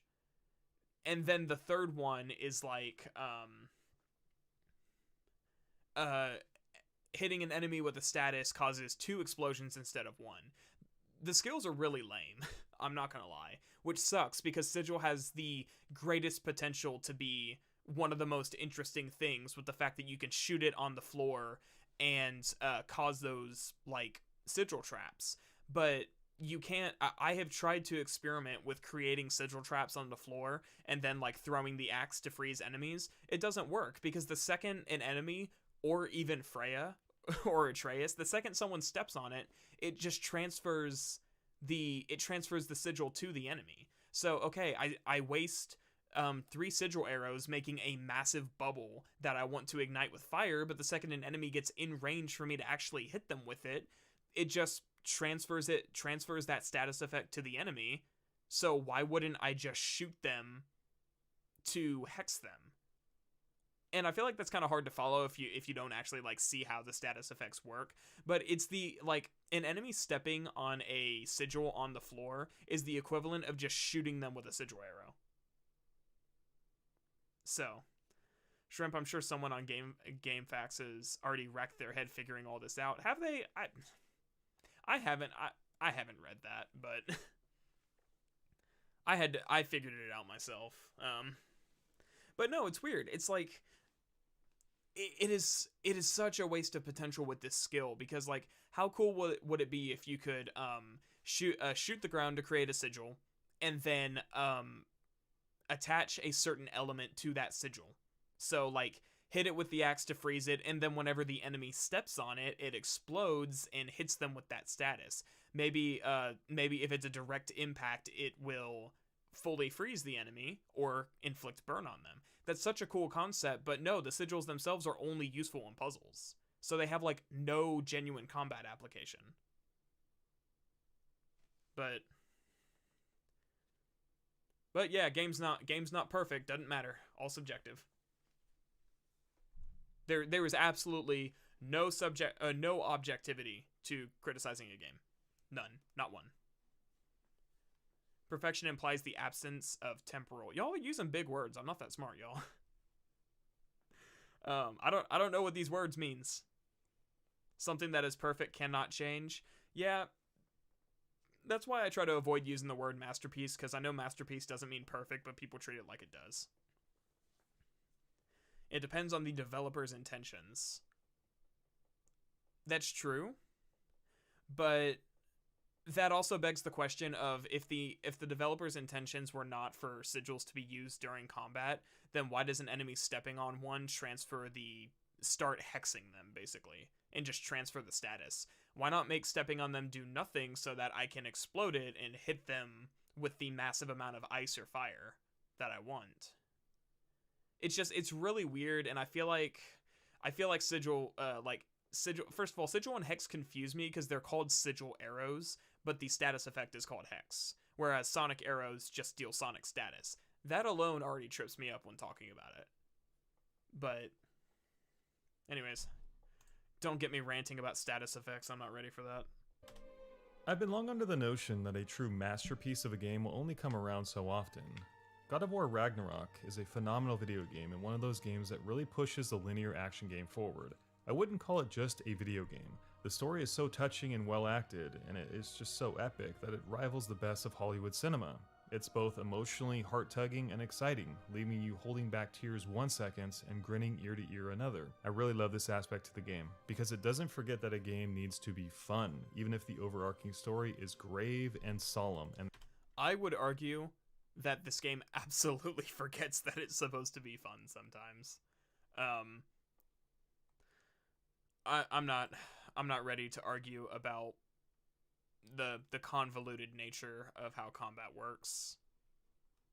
Now, I know it was Thomas who said that that I've basically already cracked the combat, and I think he's correct. I think I have pretty much figured out as much as I'm going to learn about it without doing a fourth playthrough with a completely different build to see how different it can be.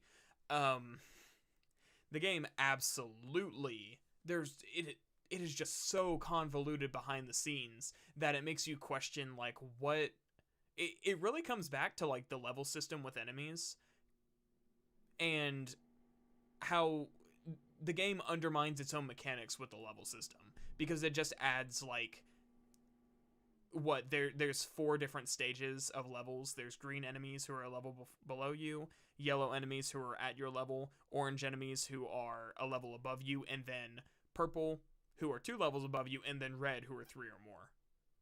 And that increases their stagger resistance, or decreases. For the higher tiers, it increases their stagger resistance, increases their health, increases their damage. Enemies with a red health bar are such a higher level than you that it can kill you in a single hit. So, I mean, it's like they introduce a freaking dump truck into the equation, basically, that just completely screws up everything. The fluid animations, the fact that you can get into a really good rhythm fighting enemies with the directional dodge attacks, the usefulness of status effects, and all these things, all of that is affected by the leveling system. But it's also not the only, it's like, I don't know, like I said, it's a Gordian knot. It's really confusing whenever you actually look at it, and it really makes you scratch your head and be like, is this the result of feature creep? Like the developers were just adding things without really thinking about what the finished product would be like? Or is this the intended finished product to where 2 of the exact same type of enemy in a single fight will feel completely different to fight against based on their level? Because I cannot imagine that was the intention. That it's like, okay, you know, we have a standard Draugr here, level 4, I'm level 5, he's got a green health bar, okay, melted him. Oh, we got a level 6 Draugr here. Okay, this dude's not even flinching to my hits anymore. No, please shrimp it. I don't want to hear it wasn't just a game, it was an experience again, like we're back in 2014. Yeah, it's just... I'm gonna try not to talk through the entire video again, but it's really hard for me not to pause and then just rant. Mistakes make you stronger. My parents, Sigma male and female, intensifies. Oh yeah? Well, if mistakes make you stronger, then, why did that guy who lost an arm, why can't he bench press anymore? Checkmate. He probably gonna say next Ragnarok would win Best Adapted Screenplay Oscar if it was a movie. God, I hope not. Let's see. The characters are often abrasive to each other, with interests conflicted, betrayals that need to be forgiven, and so much more. Lacquered with deep philosophy and ponderous themes of fate and destiny and rotten family lineages and doom. Like, this is all very serious stuff in a game hosted by a gruff, wrinkly old man hellbent on barely talking for the first half of the game. Yet this is a game... Please don't describe Kratos as wrinkly. We don't need that. He doesn't look that wrinkly in the freaking game. Pausing is the whole point. Let's be mean. I don't want to be mean, though. I'm not trying to start internet drama, and I don't want to tear someone down just for their opinions. Basically, I don't want to be like Actman. I've been getting a lot of Actman tweets in my feed lately, where he's like up in arms about this guy who said that The Last of Us is more iconic than Halo. And his rebuttal to that was like, watch this Halo trailer from like 16 years ago. And it's like, I'm sorry, and the dude's such a bigger channel than me. I feel like I can say this and not get in trouble. But it's like, have you considered not wasting your time trying to argue somebody else's opinion? And I know that sounds hypocritical because that's basically what I'm doing, but what I mean is, like, just because someone has an opinion that you disagree with doesn't mean you need to make an entire video about, like, I'm owning these console fanboys, and I just cannot believe that someone could think this way. It's like, dude, just who cares? And that's a thing that I see a lot with, like, a lot of people's content and the dreaded reaction content, where it's like, it can be done well if you're actually criticizing the execution of how someone made their video and how they're conveying their thoughts. There's another thing to be like this guy said that The Last of Us is more iconic than Halo. I have to make an entire video talking about why he's stupid. Like, it's very mean-spirited, and it's a waste of time. Like, who cares? Who cares if someone on Twitter says something stupid? Like, holy shit, call the papers. Man on Twitter says something ignorant and stupid. I am in shock. Let's see. You don't want internet drama and you want to respect others' opinion. This is such a beta mindset. Yeah, I know. I need to be more based. More Sigma male. Absolute Chad. Bro, Halo is words. Halo is bigger than The Last of Us because thousands of people play multiplayer. Last of Us doesn't even have one. Yeah, exactly. It's a stupid comment. But it doesn't warrant like an entire 20-minute video. And it definitely does not warrant multiple tweets from the guy trying to quote unquote disprove it. It's just like Dank said, he there are some times where he just acts like a cringy child. It's like, dude, you have how many subscribers? Like, I'm sorry, if I had that big of an audience, the last thing I'd be concerned about is like the opinion of randos on the internet. Especially coming from a guy who just had that entire, like, all that trouble with YouTube, with being removed from the partnership program and people on Twitter trying to cancel him. You would think that the last thing he would be trying to do is, like, just go on the internet and be like, hey, everybody, look how stupid this guy is. But anyways, I kind of got tired of his content. It's not bad, but I lost interest. Yeah, exactly. It's like, I watched his content back when I had low standards. He's trying to get easy videos for money. I don't judge him. I mean, I guess, but... Gentlemen, do we hate the game yet? I don't know. Let's see. where you smile. The absolute best part about Ragnarok for me was that the game keeps a smile on your face in lieu of this ominous story and these people that are struggling against all odds. The game has this really cool way of shoving heavy subject material on you and then immediately following up with lighthearted bits. The game literally presents heartbreak and then heartbreaking fun. This is a game that is all about the fun despite the doomy, gloomy stuff inside of it. Ragnarok is a joyful knife that cuts through its onerous story again and It sounds like he's just describing modern day Marvel as like a positive. I don't dislike Axeman, but his content is repetitive sometimes. I haven't watched his content in years, and literally, like I said, the only reason I have those complaints is because I keep getting his tweets in my I keep getting his tweets in my Twitter feed, which I shouldn't be on Twitter in the first place. It rots my brain, but I keep getting those tweets, and it's like, I just don't understand why he cares enough to take the time of day to try and like take one person's comment and then be like, guess I gotta make another console fanboy video. It's like, why do you care? You know, if someone says something stupid to me, I usually just shrug it off, and I'm just like, all right, dude, just think what you want. But like, is The Last of Us more iconic than Halo? No. Because Halo is the face of like Master Chief is the face of the Xbox. Like when you think Xbox, you think Master Chief, or at least I do. So when I think Sony, I don't really think The Last of Us. I think God of War. Then again, I'm a God of War fan, so maybe. But now you can make a strong claim that God of War is as iconic as Halo because they're contemporary. Like the first God of War released in 2001, so that makes sense. But Halo's not the most relevant these days, but it's still iconic. It's the problem I have. Maybe it's like a pettiness problem. I don't know. It seems like it's just not something I have the time of day to really do, is like get all bent out of shape about one person's opinion.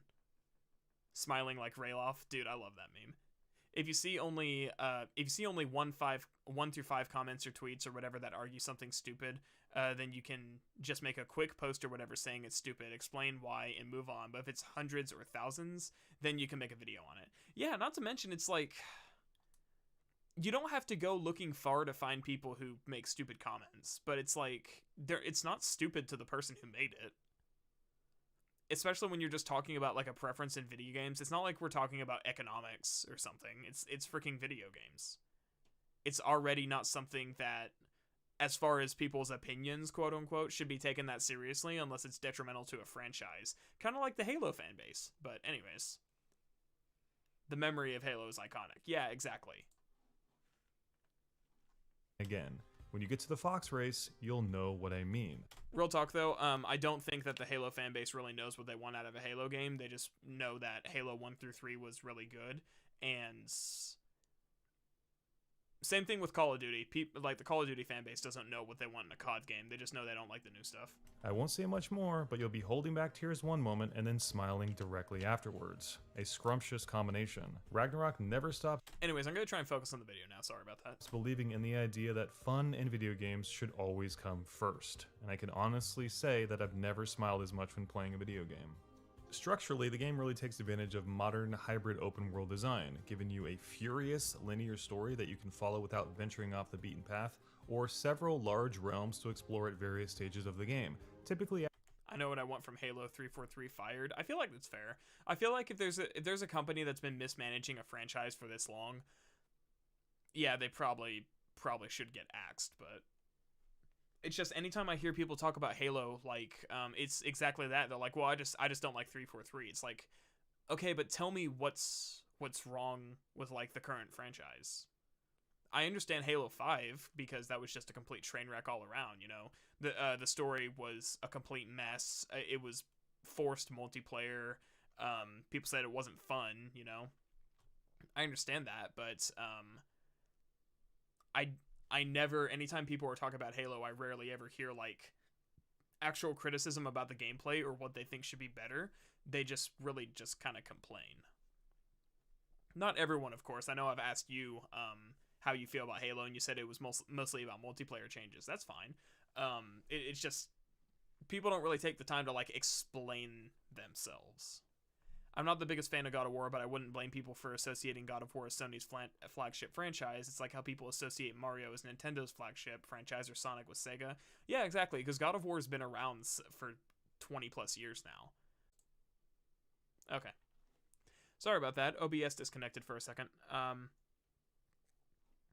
I backed it up, though.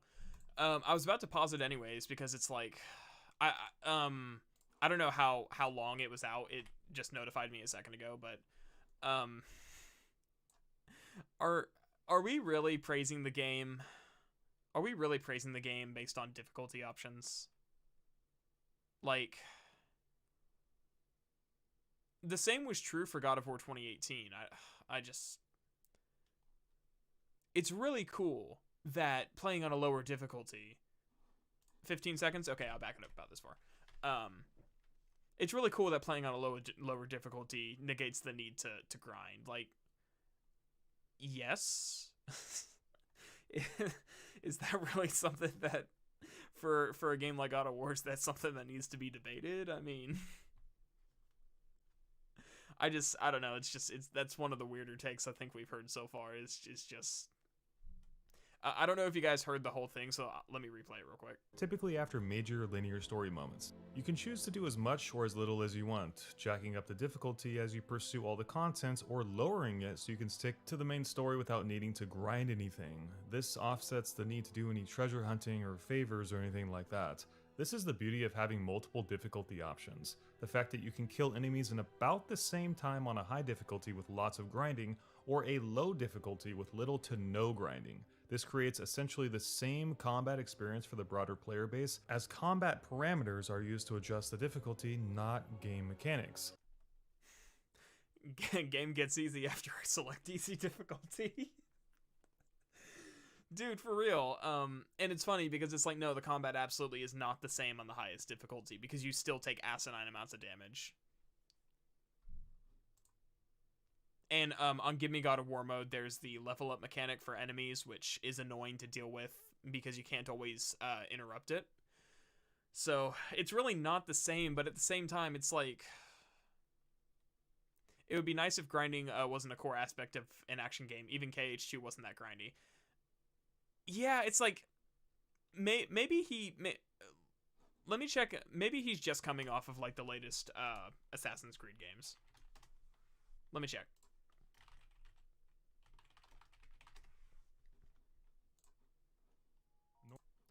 What did he play before God of War?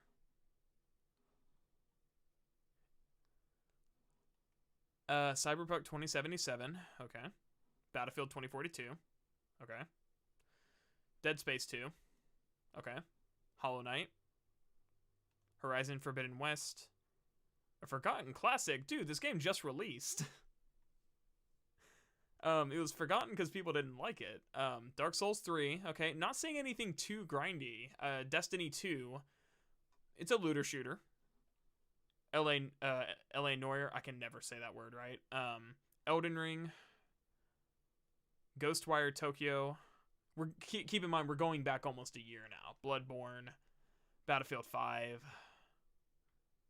Oh, okay, I gotcha. I watched his Battlefield 2042 video when that came out. That's where I've heard of his channel. Battlefield 1. Not really. He did play Assassin's Creed Origins a year ago, so I mean, I don't know. I feel like he needs to... I feel like we need context for why the difficulty options are worth commenting on. Because like you said, it's like, yeah, of course the game's going to get easier. I think I've developed a hot take, and that's the idea that media has always been progressive, all the way back in the 90s to now specifically. Yes, I'm going to pretend that I understand the context of that, but I don't. So I don't really know what you mean when you say it's been progressive. Like, it's been getting better? I mean, yeah. But I don't understand. Is combat parameters not just an extension of game mechanics? And difficulty options, apparently. I don't know, this is weird. Because it's like, never before have I thought to stop and praise a game for... Oh, politically progressive. Well, yeah, I mean, politics in games isn't anything new.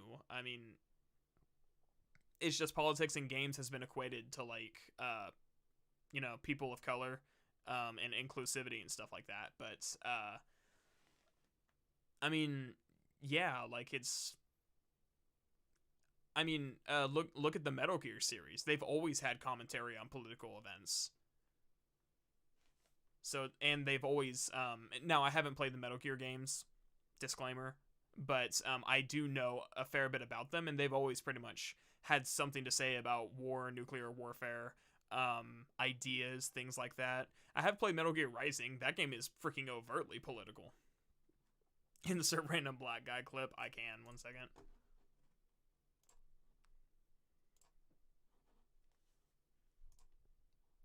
Oh, it's going to interrupt the video because it's a MKV file. Yeah, I don't want to do that, but yeah, this is a weird take. Stealth games peaked in 2000.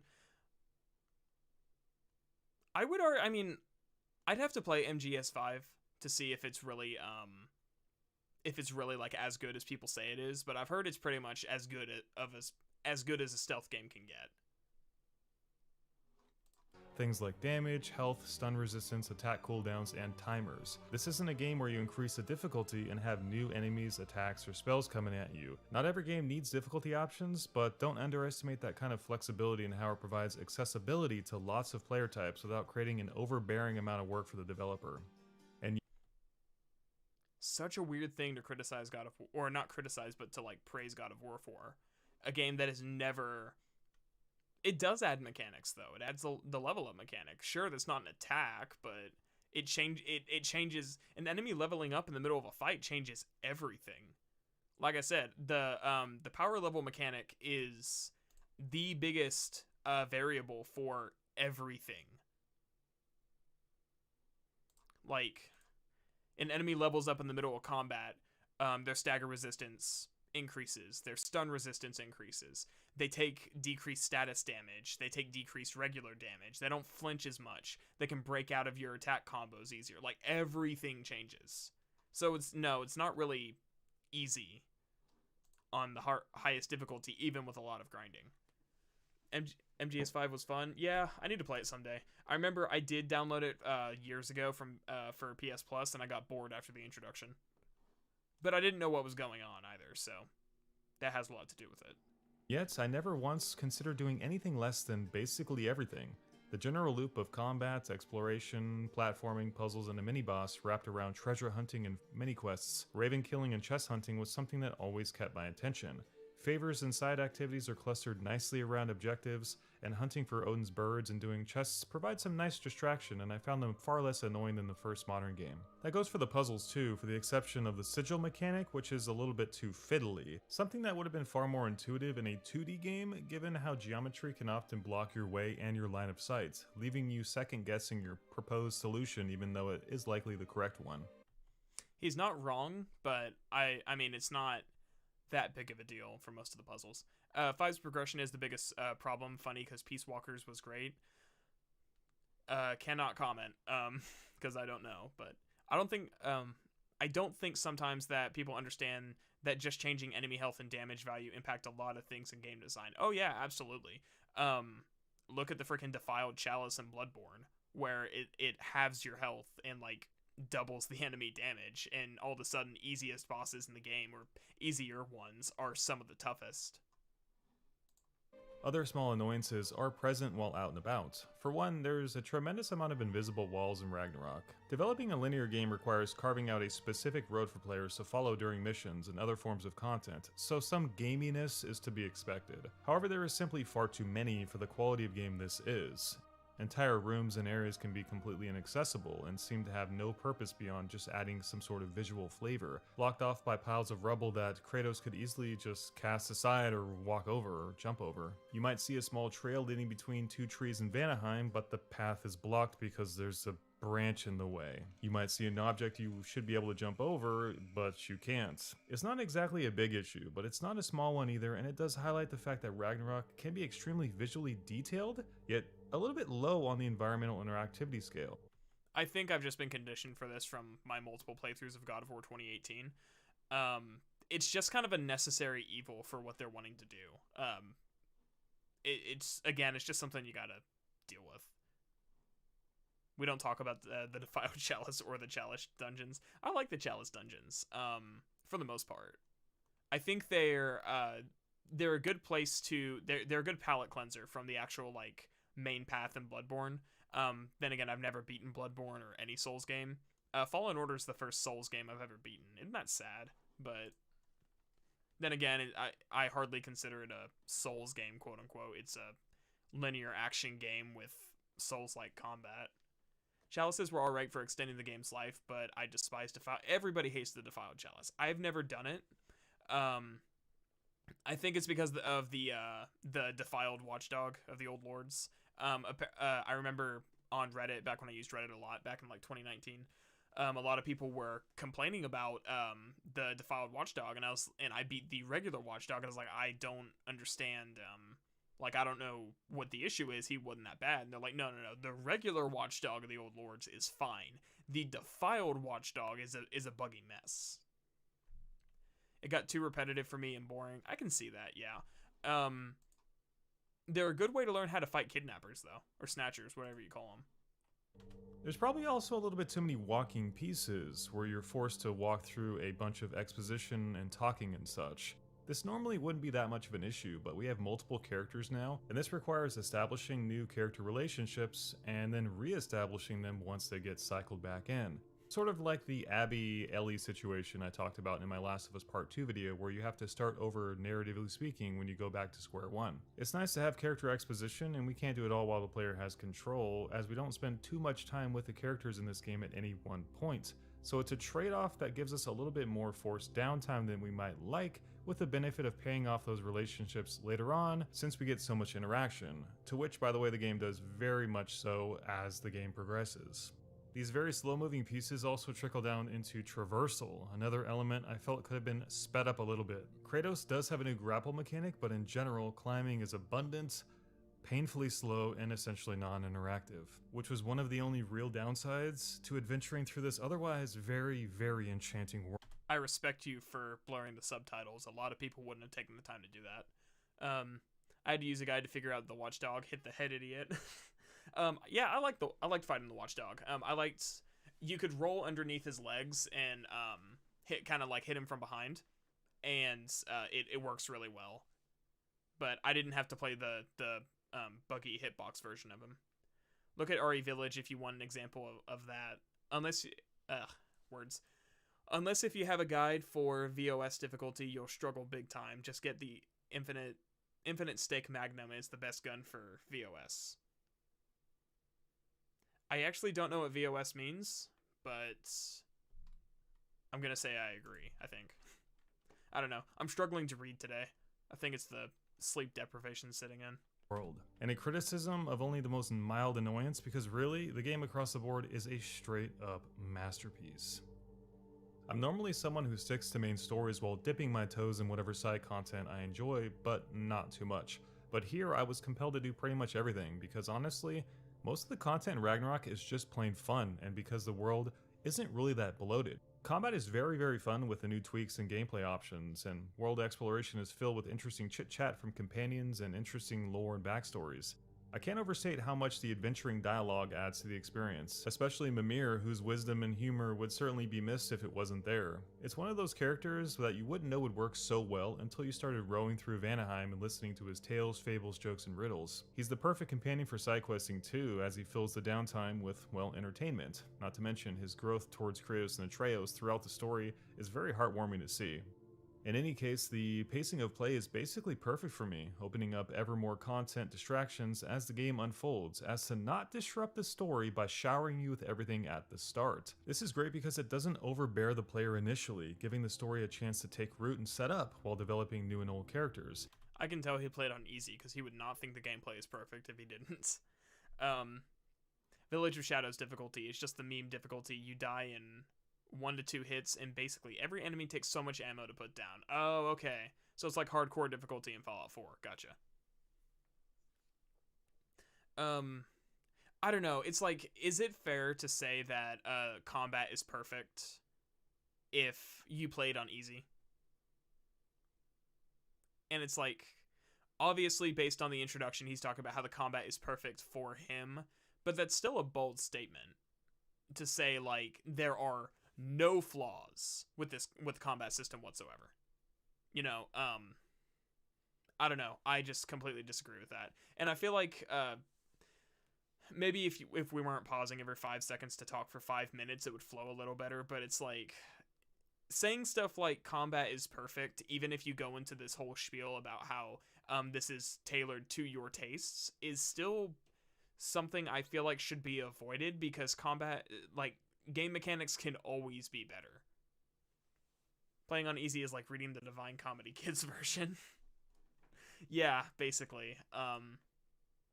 So it's like, oh yeah, combat's perfect. I had no issues with combat. Well, you didn't play on a high enough difficulty to where shit starts getting challenging. And you especially didn't play on a high enough difficulty to where, unless he didn't say it, to where, like, enemy staggers become so freaking stupid that you can't, I mean, there's, like, no feedback to the combat system.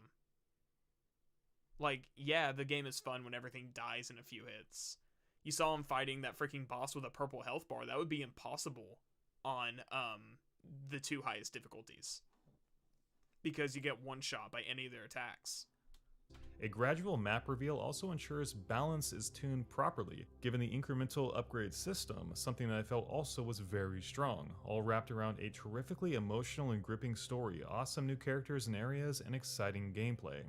Even though the story kept making me push forwards, the gameplay equally was amazing. I've always loved third-person action brawlers, and even though Ragnarok has some flaws, it's crunchy, full of variety, and just plain exciting. The additional weapon combos and all the new runic attacks and weapon switching and charging mechanics ensure that there's something for everyone too. Heavy feedback and momentary slow motion when doing parries and certain rune attacks bring a lot of style into the game, while the new rage options add a tactical element to build crafting. One of my favorite things about the new rage mechanic is that you get a split second. See, okay. Parries and certain rune attacks bring a lot of style into the game, while the new rage options add a tactical element to build crafting. So, this is an enemy that has a gray armor. I think it's called, like, elemental armor. That's the gray one. I'm gonna call I'm just gonna call stone, because it requires drop near to get rid of. Look how quickly he melts that. One of my favorite things about the new rage mechanic. Okay, armor's gone. Like 3 hits. Let me pull up that same fight, or a similar situation on my 3rd playthrough where I'm fighting some Grim that have that. Oh. File Explorer stopped responding. That means Windows is going to restart. It's just bad difficulty balancing. High enemy damage values and large enemy health can work in an action game like DMC, but not a survival game where players must conserve every resource. Yeah, exactly. It's just, you gotta be mindful of, like, the type of experience. Bullet sponge enemies when you run out of ammo so easily is not fun. Third playthrough.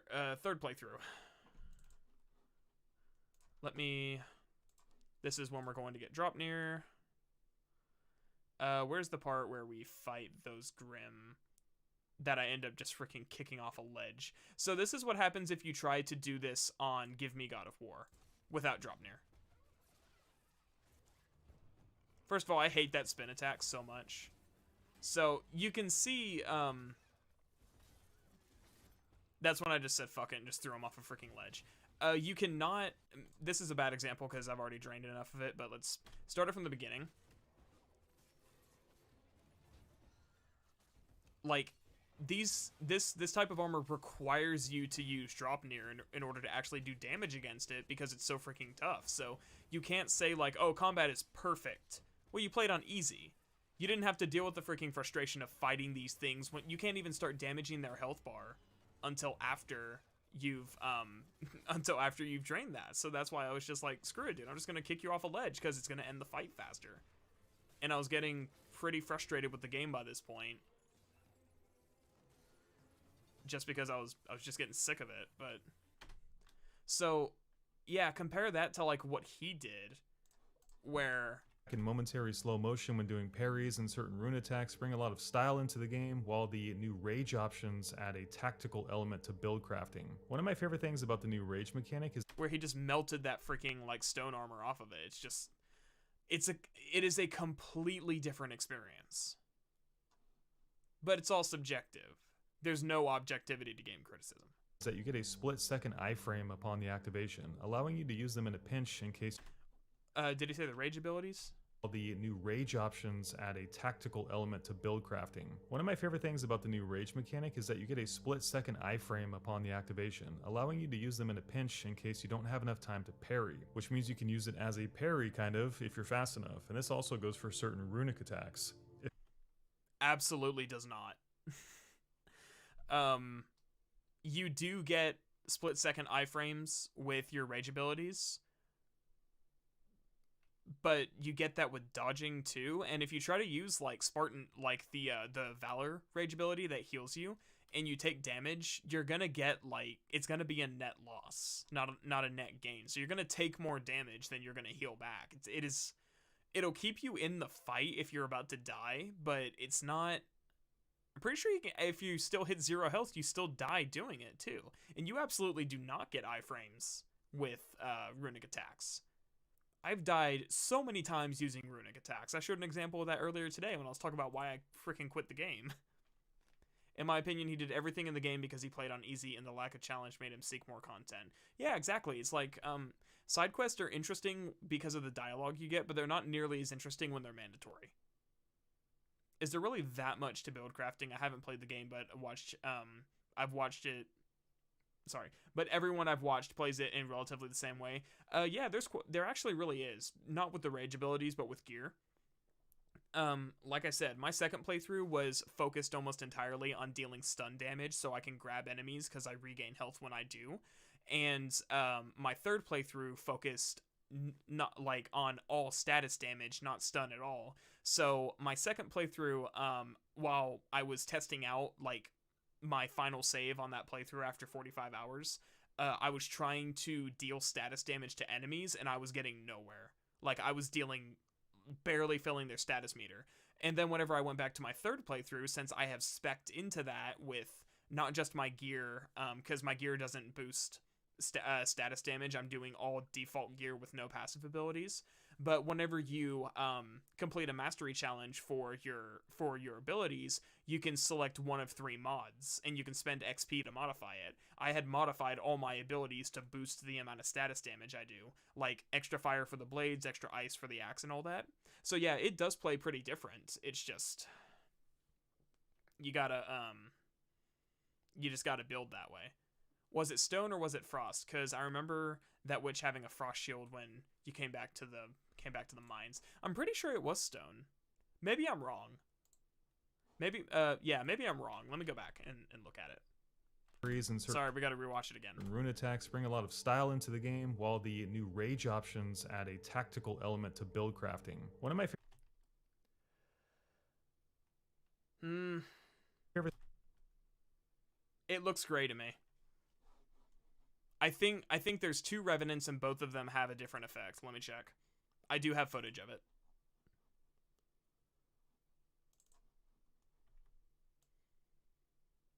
But that looks like the gray. It could just be the be YouTube's compression too. Let's see. Or was it? Yeah. It was this one. Okay, let me see. We're about to find out. I could be wrong. It could have been frost. Let's see. That one's got fire.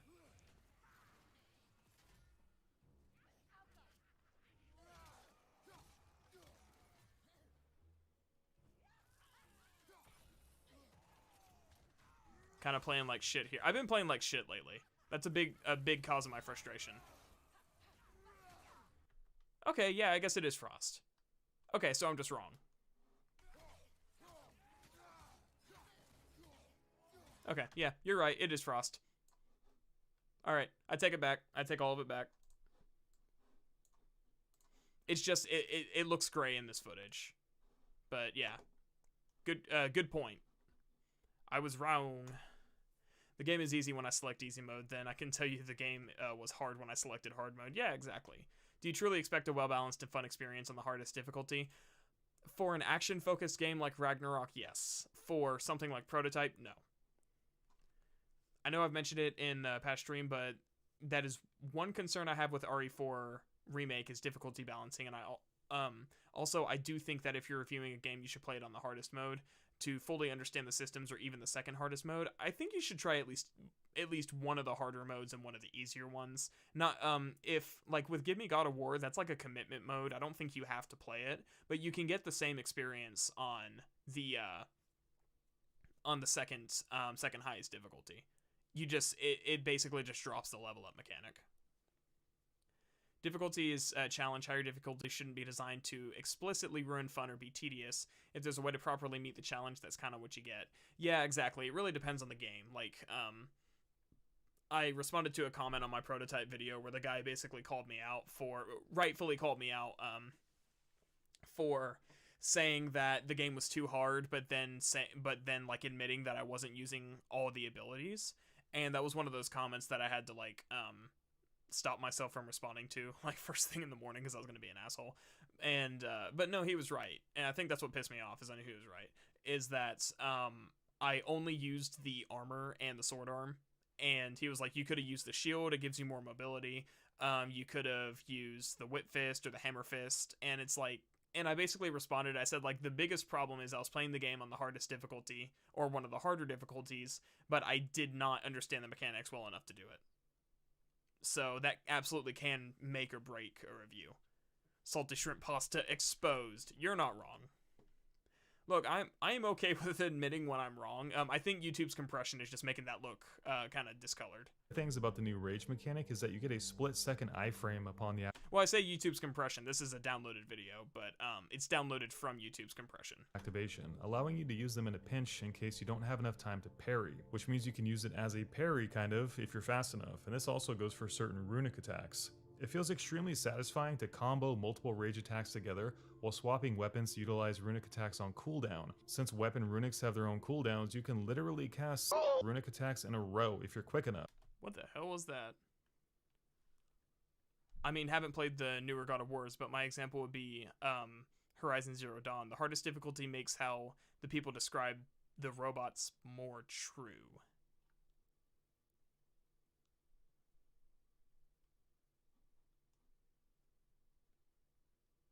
The hardest... See, I'm reading things all sorts of fucked up. The hardest difficulty makes how the people describe the robots more true. I'm assuming you mean like people describe that they're like way too tanky or something like that. All while keeping the enemy in a chained endless combo. This is very satisfying. Unfortunately, the camera has not seen any love since God of War 2018. It's still extremely close, which isn't a ludonarrative harmony, yeah.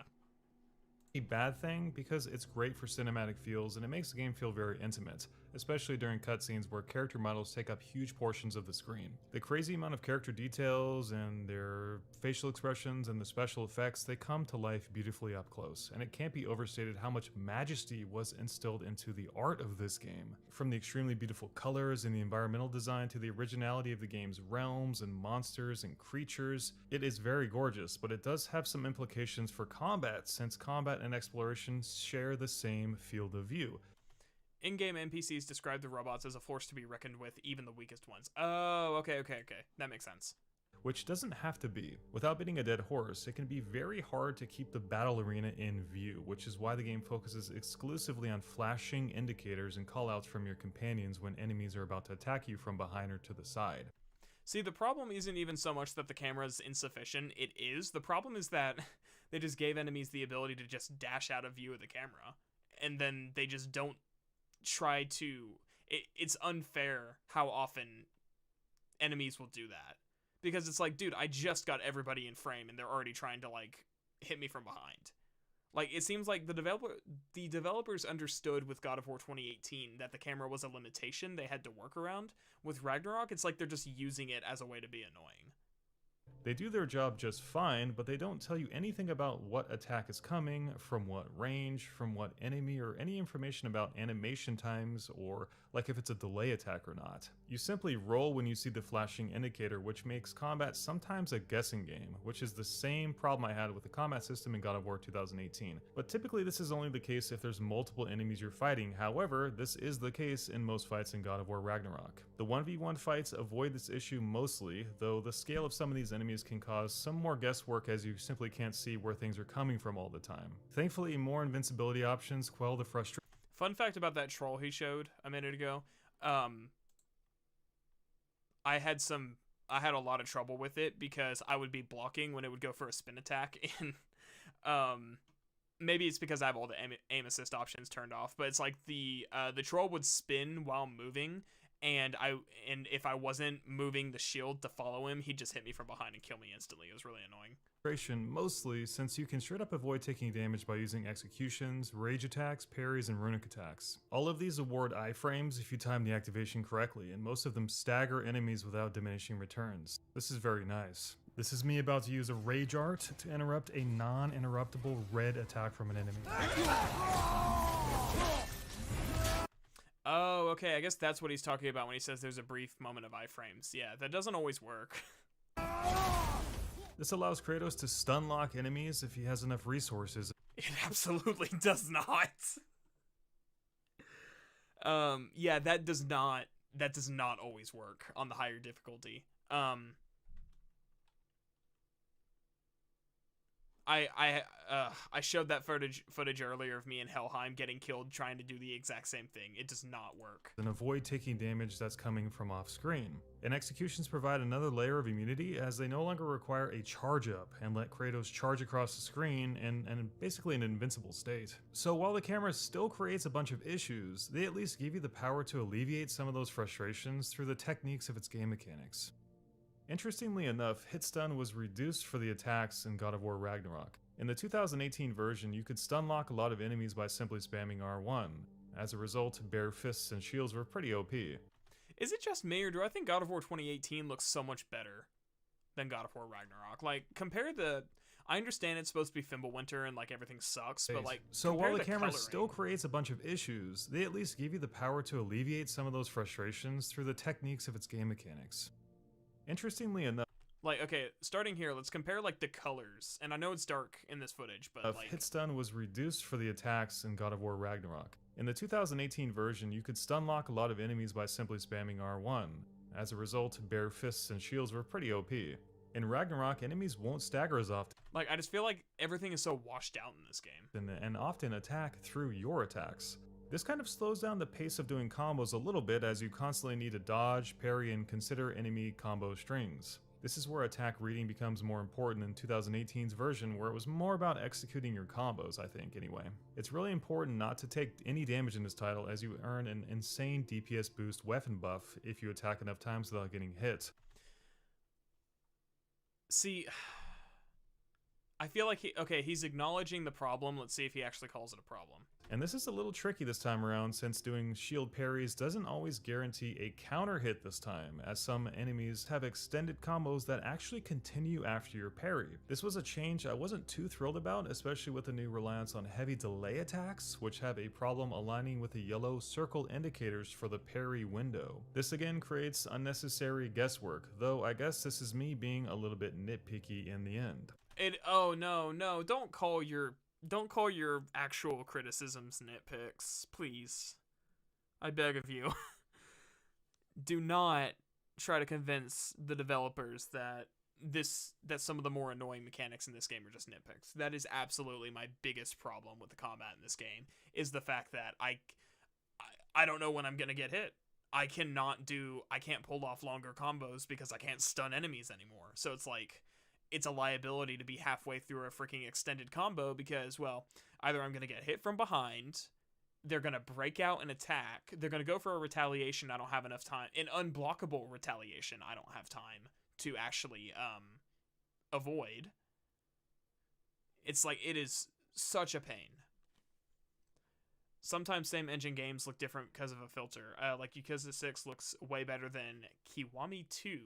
I think I said that wrong. even though it came out before, because it doesn't have a lame green Fallout 3 filter. Okay, yeah, that makes sense.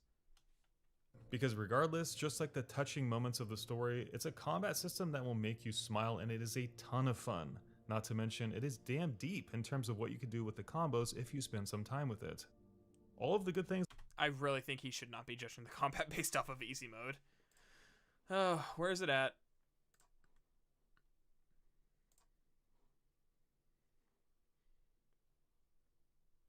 Why do I keep freaking recording everything in an MKV format? All it does is make it to where I can't show examples while playing these. Let's see. Third playthrough. Where's the part where I rage quit?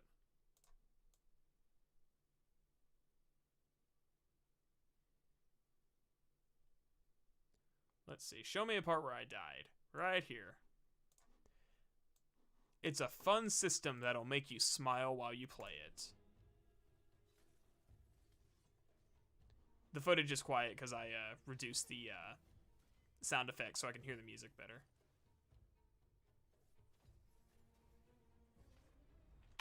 It's a fun combat. The combat is so much fun. It'll totally make you smile while playing it. Let's see. Catch that dude on fire. Go for an attack. Go to swing. Oh, look at that. He's way over there. Kills me instantly. See, if I were playing on easy mode, that would have just done chip damage. Wouldn't have been a problem. So that was what, death number 5 on this part? Where's another part where I died? I have more health here.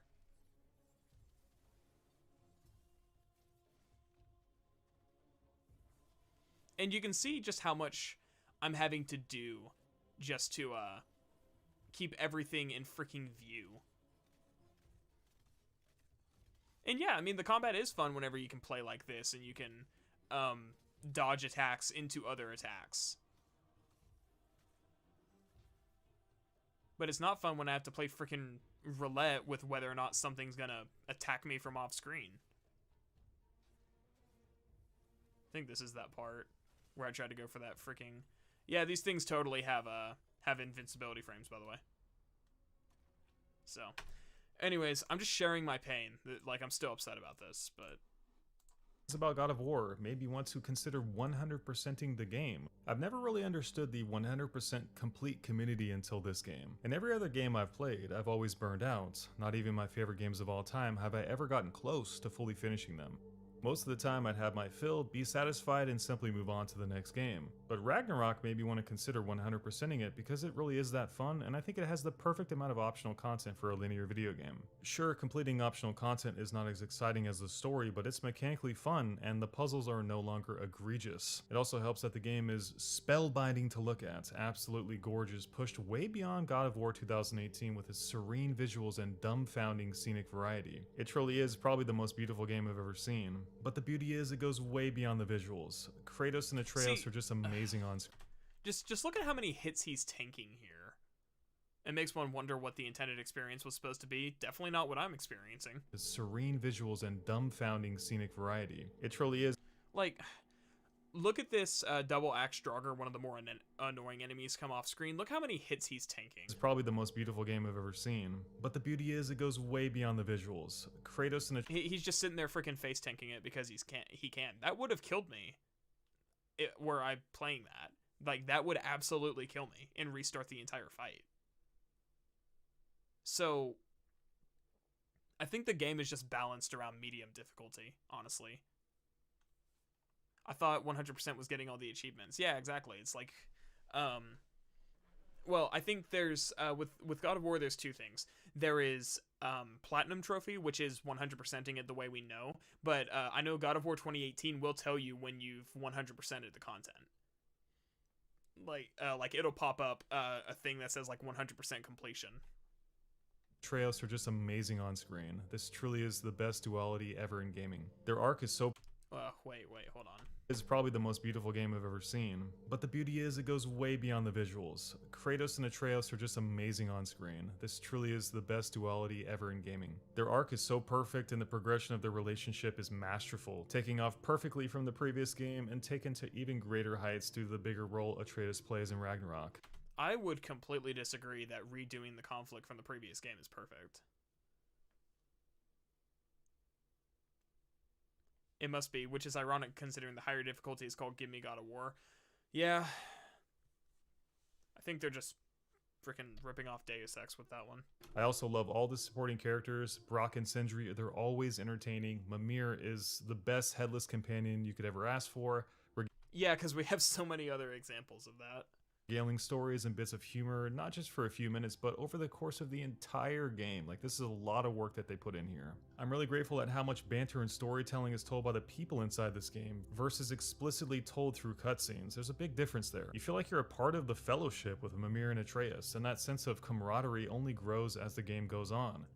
It's really hard not to fall in love with this game and how the characters were built in Ragnarok, the entire Asgard angle, and basically everything surrounding the new characters and the new story stuff. Everything, all of it is perfect, no flaws whatsoever. Not a single moment that feels a little bit contrived. Not a single character flaw, not a single moment that the characters are annoying or grating. Just nope, never, none. 10 out of 10. How far are we into this? Okay, we're almost done. You could tell this studio truly loved the characters and the story they made, and it really shows. God of War Ragnarok. Like, there's liking something and being like, I really appreciate how this was implemented, and I also appreciate the work that went into it. There's that, and then there's saying it's all perfect. All of it is perfect. It is a freaking super size me, wonderful, perfect, not a single flaw in this entire game. Never a moment was I annoyed. Never a moment did I frown. I smiled 100% of the time, to the point where my face hurt. Explain that, scientist. If it takes more muscles to frown than to smile, then why does my face hurt?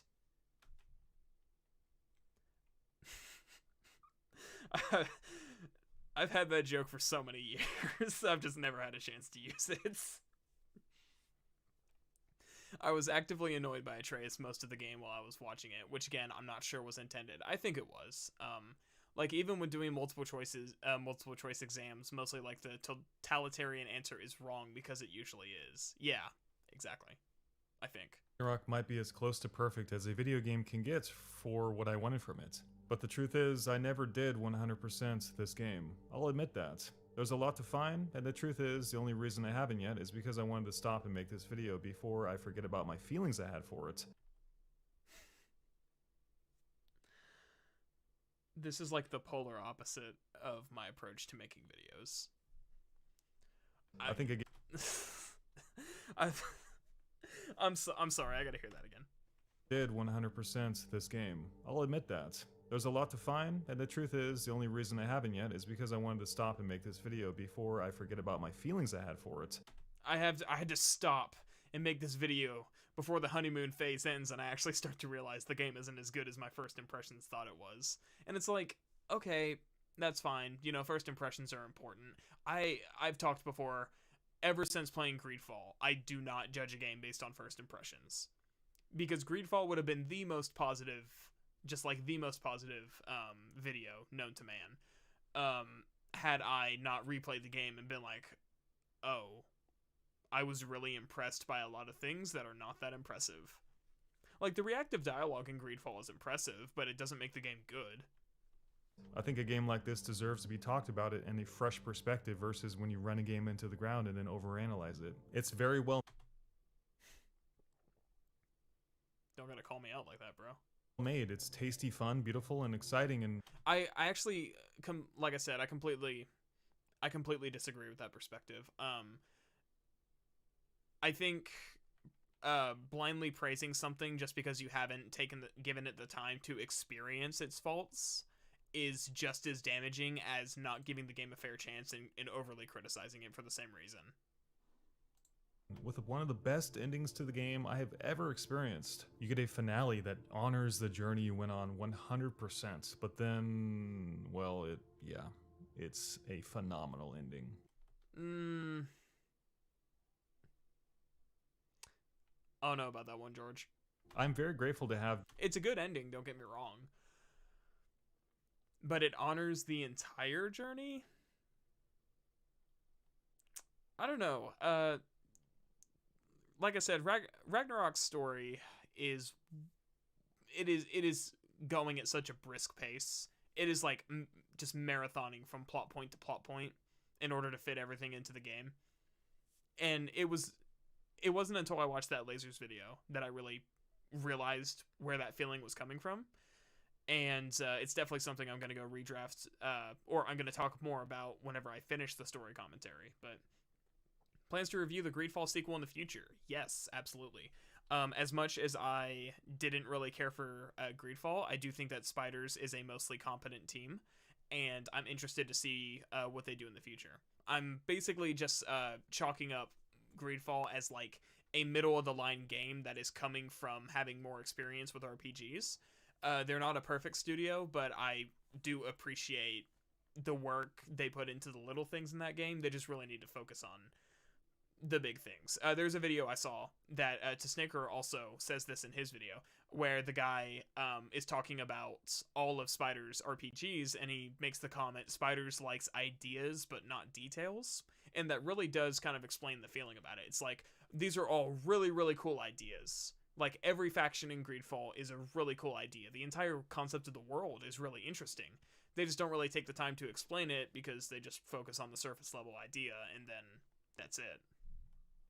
Been able to play this game, and I feel like I can't help but feel sorry for anyone who doesn't own a PlayStation 5 or PlayStation 4. These games are why console exclusives are important. Yes, if you don't own the platform, it might suck and it seems stupid as you're being left out with nothing you could do about it, but they push the industry forward and promote a competitive nature to make sure our games and hardware get pushed as far as they can go.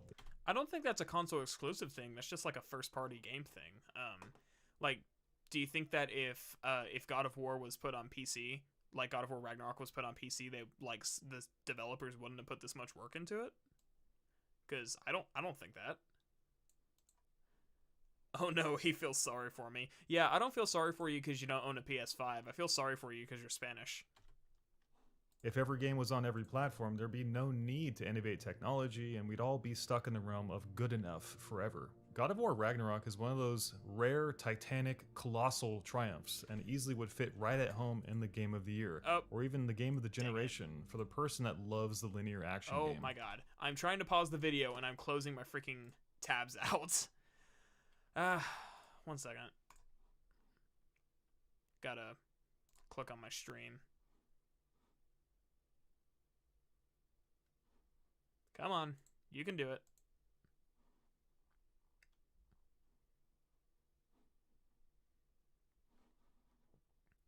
You can do it. There we go. That's better. Just out of curiosity, what do you think of the statement, if Y genre doesn't have these X elements, then it isn't Y genre argument? I often view it as unnecessary gatekeeping and very lame. I mean, it can work on a surface level. If a Metroidvania doesn't have a very specific progression style, you can't really call it a Metroidvania. It's not a first-person shooter if it's doesn't have guns or some sort of ranged weapon to shoot. But yeah, in the sense of like, you can't call it an RPG if it doesn't have all these branching story paths. It's like, no, not necessarily. RPG, there's such a thing as mechanical RPGs that don't really focus too much on story, and Gothic is one of them. Roasted. Absolutely. Is that a mermaid? Yes, it is. Perfection doesn't exist. In fact, if you stop chasing it, you actually might find yourself better off. Personally, I struggled heavily this year trying to make the perfect YouTube video, quote unquote. Or, as perfect as I can make them. This is why I barely released any videos this year, and I got really down on myself because of that. Perfection does not exist, but standards do. And my standards for a good combat system are not good. My standards for a great combat system are not met with Ragnarok. Like, yeah, there's an insane amount of depth to this combat system, but there are foundational problems that hold it back. He came so close with this video. Perfect masterpiece. Yeah, absolutely. See, the funny thing is,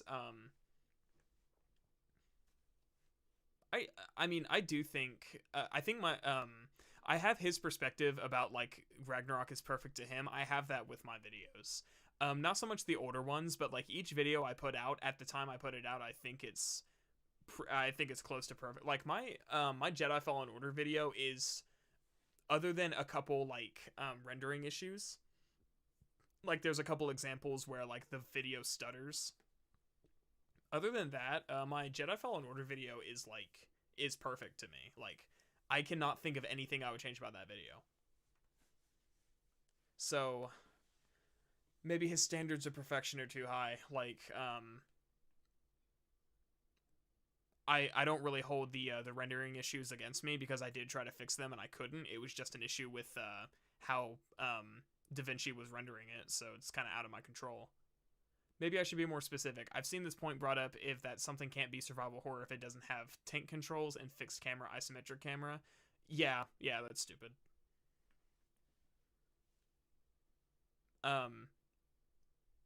Yeah, I try not to tell I try not to tell developers or just people in general what they can and can't do with a game. It's like a survival horror game doesn't need that stuff.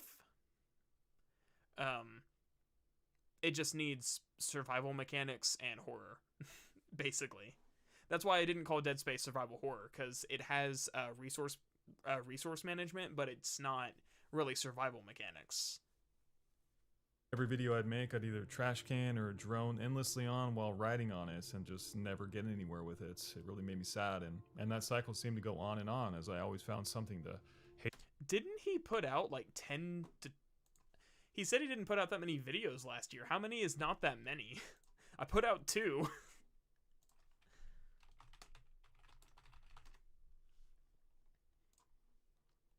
Normally? He put out last year. And we'll start with Ragnarok. 1, 2, 3, 4, 5, 6, 7, 8, 9, 10, 11, 12. What was what year? What's the date on this one? Is this 13? Yeah, 13.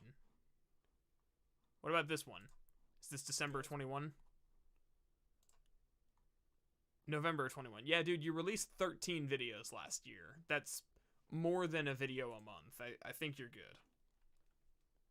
Easy to put out videos when you're just praising AAA titles completely uncritically. He was very critical about his Battlefield 2042 video. I remember that, but I guess that wasn't last year. Hate about the video I was doing or working on, or my voice or the writing, or just really anything that was was going on. It drove me nuts and drove me to a point of sadness because I didn't think I was good enough anymore. Because every time you set out to make something perfect, you see all the cracks in it at some point, and then you refract those cracks back on yourself. It's like a vicious cycle. After finishing Ragnarok, I actually had what stoners call a moment of clarity. I guess this is just a personal preference thing. I see absolutely nothing wrong with seeing the flaws in my videos and trying to correct them in future videos. Yeah, Dead Space is action horror, and as much as I dislike Mayo, I'll give him that he at least called Resident Evil 2 Remake survival horror in spite of the game ditching tank controls and fixed camera. Yeah, but I mean, that's just, I mean, the camera and all that is just framing. It's like, it's a tool that serves the gameplay. It doesn't make something a certain genre. Because, like, I don't consider, and sorry if you hear a bird in the background, he's always noisy.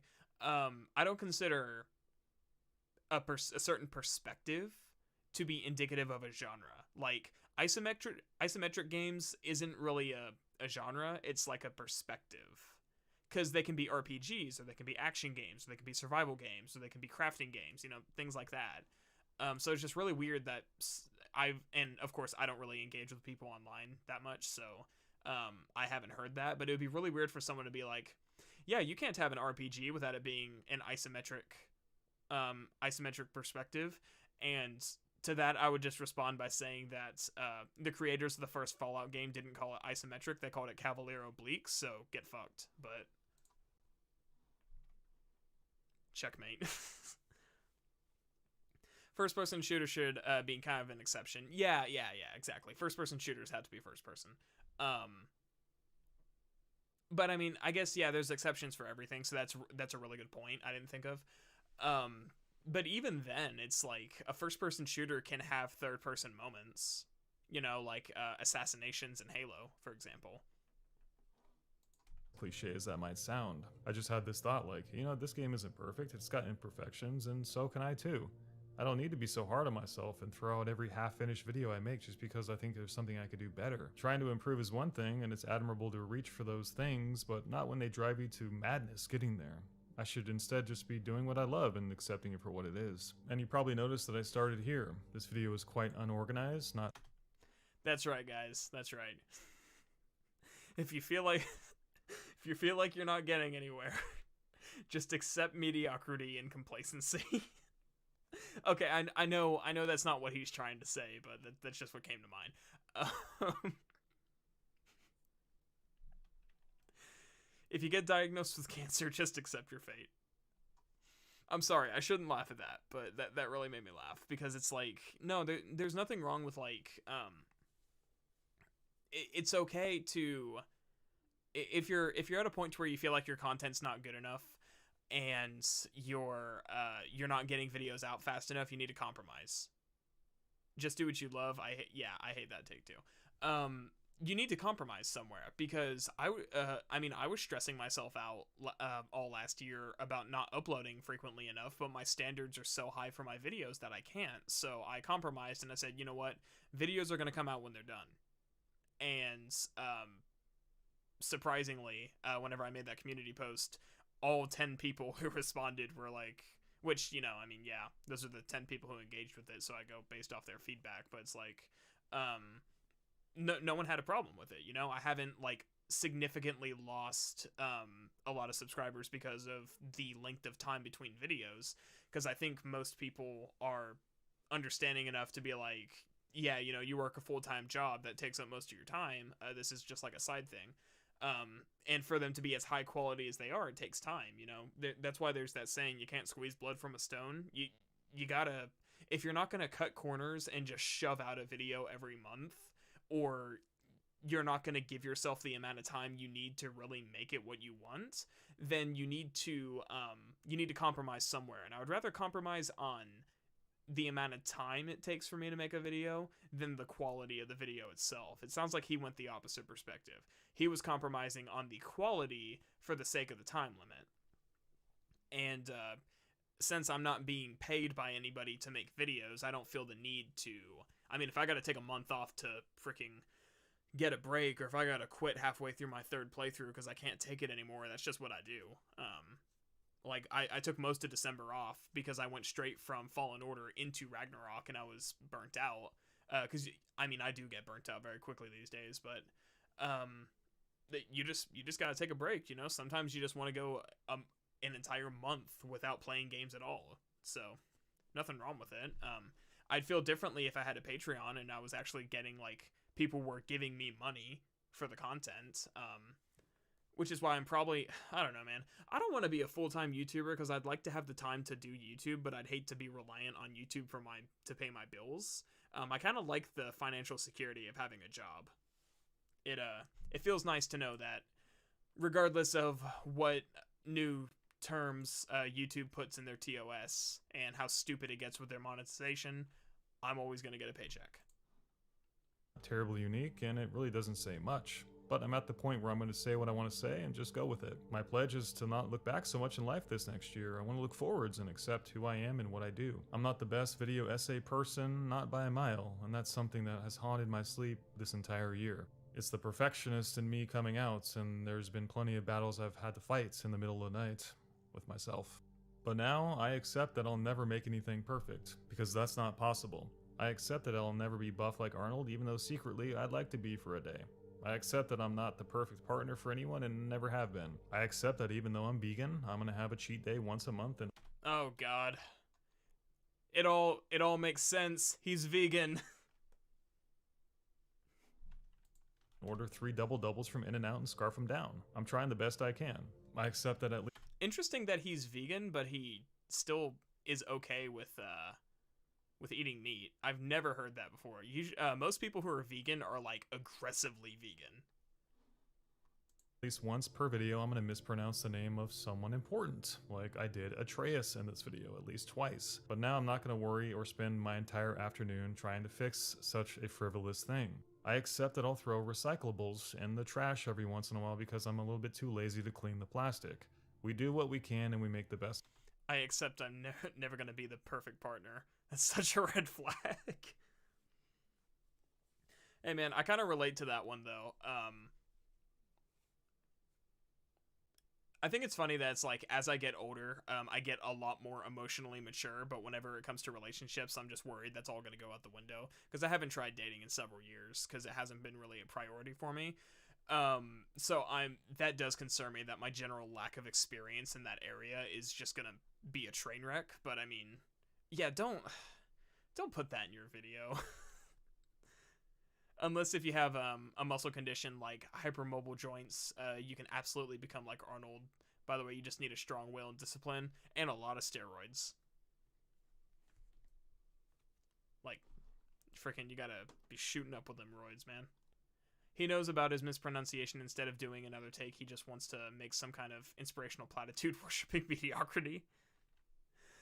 Yeah, I was thinking that too. And it's like, unless he didn't notice he said it wrong until after he was editing the video, in which case, yeah, like, who cares?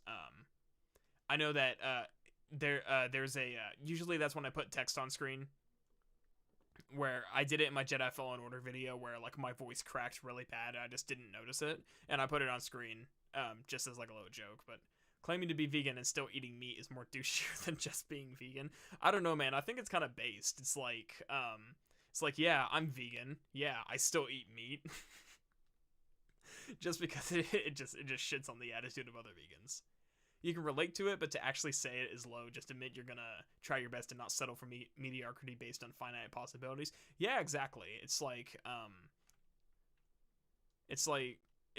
okay, dude. You can be like me and admit that you just date girls that are 6 out of 10s because you just feel like it makes more sense to shoot your shot in your own range. The ending of the video just made me sad. Vegan for the purpose of getting college girls. Oh my god. I don't know, man. I feel like if a game came down to it, it's like the only way you could date this girl is to be vegan. I'd be like, yeah, I'll pass. I have mobile joints. It's part of my autism stemming, unfortunately. I never heard of that. And therefore it makes lifting up extremely heavy objects tough. Oh, that sucks.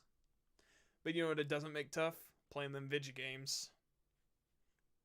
I'm just thinking Scott Pilgrim when the vegan police come in. I've never actually seen that movie.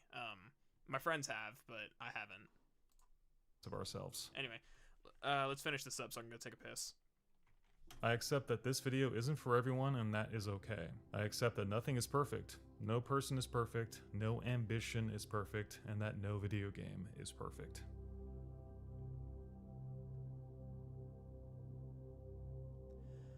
Well,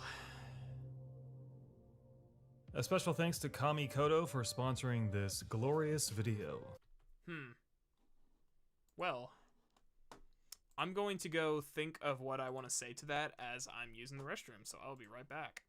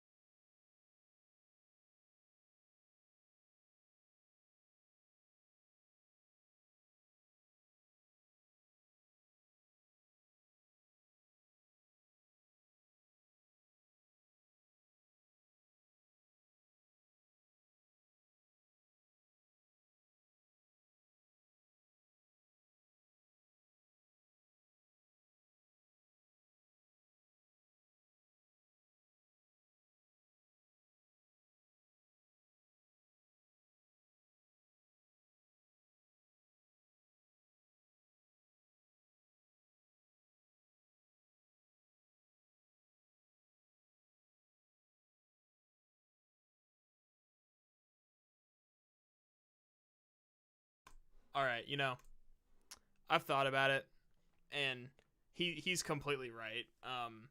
We really should just kind of just accept our position in life and not really do very much to change it, So I think I should be an ASMR channel because it's easy and there's an audience for it.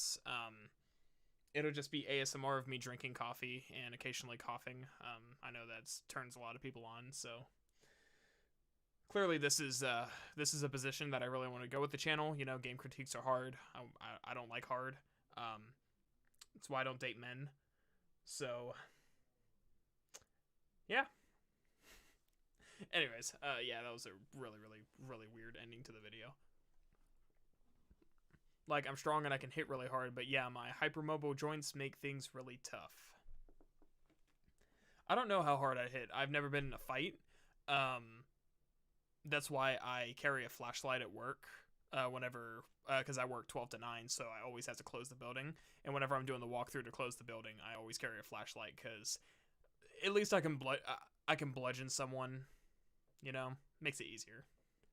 My main video takeaways. Game was good. I really liked the game. Combat has a few issues apparently, but I played easy, so I don't know.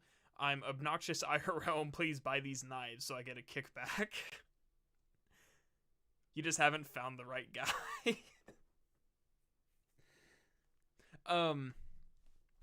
I think I'm one of the few like 100% straight men on the internet.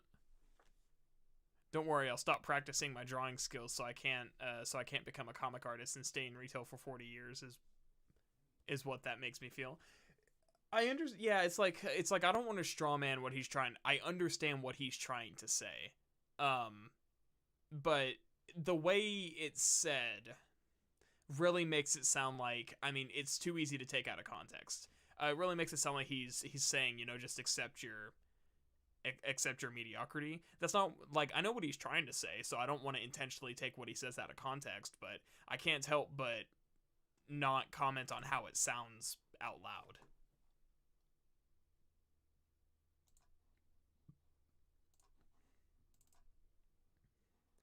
I'm dressing up as Donald J. Trump for Halloween this year, as I do a really good impression of Donald J. Trump, according to everyone who's heard it. Interesting. Are you sure you're not too tall for that? You gotta be like 5'6" to pull it off. Okay, so like I said, it was either gonna be middle of the line, or it was gonna be like super, super positive. That was obnoxiously positive. But don't worry, because it's time to go into the next one, which is, from what I understand, obnoxiously negative. I have a humongous... So this one, most of these videos, this one's an hour long. Most of these videos are only like 20 minutes long, but my sister's dressing up as Melania this year as well. That's funny.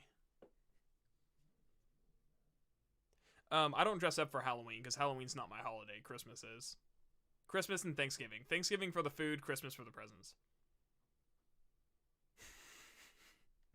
Has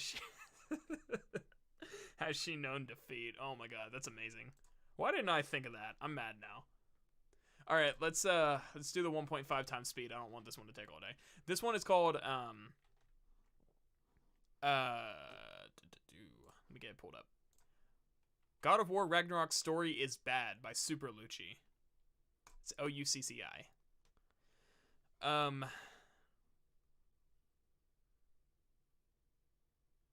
I've heard. I gotta get his video pulled up on YouTube because one of his takes he actually responded in a comment to, and the way he responded kind of stuck out to me. So let me get this. This guy only has 199 subscribers. Oh man, I can't pick on him. That's punching down. But the description says God of War Ragnarok story is just so objectively bad, underwhelming, disappointing that I can't believe people are calling this game a masterpiece or a 10 out of 10. Perfect follow-up for the last video. The previous game had a story that was more deserving than this. Can't disagree. Um. Oh, apparently he falls for the good guy facade. Okay, this is gonna be interesting, but yeah, don't pick on him. Let us do that. Yeah, you guys can be as rude as you want. It's just because I can pull the whole like I don't condone this behavior, but I'm gonna do nothing to stop it. All right, how loud is this? Because it sounded pretty quiet on my end. I have a humongous problem with God of War Ragnarok Oh, this is quiet. Okay, bump that to about. story, and I cannot believe this game is being called a masterpiece or a 10 out of 10 when the flaws of the story are so apparent.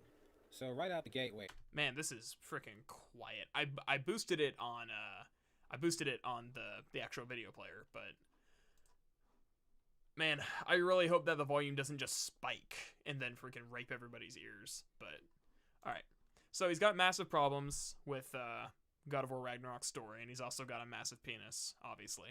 So let's see what he has to say. We get that scene with Odin and Thor coming inside the house and talking to Kratos and company. Now, this is great, except for the part where when Odin offers a peace deal to Kratos, he just automatically declines without going into any reason why, and without Odin attempting to bring up any reason why. Now, I get that Kratos obviously distrusts gods. If there's a single video game character in existence who would distrust a god, it would definitely be Kratos. However, this is a situation which calls for context. You have the two most powerful gods in the entire Norse mythology right here inside your house, right next to your son. I know that Kratos is strong, but regardless of how you think he would fare against individually Odin and Thor, or both of them together, which personally I don't think he stands a chance against both of them at I disagree. He totally does. the same time. Well, okay. He end game Kratos stands a chance. Early game Kratos does not. But that's also just like a gameplay thing. Like the thing is, Kratos is only as killable as the writers make him. If they want to make him immortal, and that's not just like, well, obviously because they're writing him. Like that's not just a gameplay thing.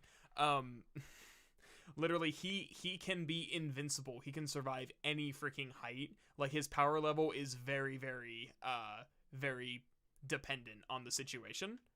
To the point where it's not even the usual like, oh, it's contrived that he survived this. Like nobody thinks it's contrived when he survives like a 50-foot drop. It's only noticeable when he can't survive like little things, you know, because this is God of War. I shouldn't be dying. So yeah, I mean, in the right situation, he probably could handle both of them, even though maybe not in the early game again, but I mean. Anyways, let's see what he says. But even if you do, the bottom line is that Atreus clearly does not. So you would naturally want to do anything in your power to think about how do you get rid of both of these gods from your house and away from your son as soon as possible.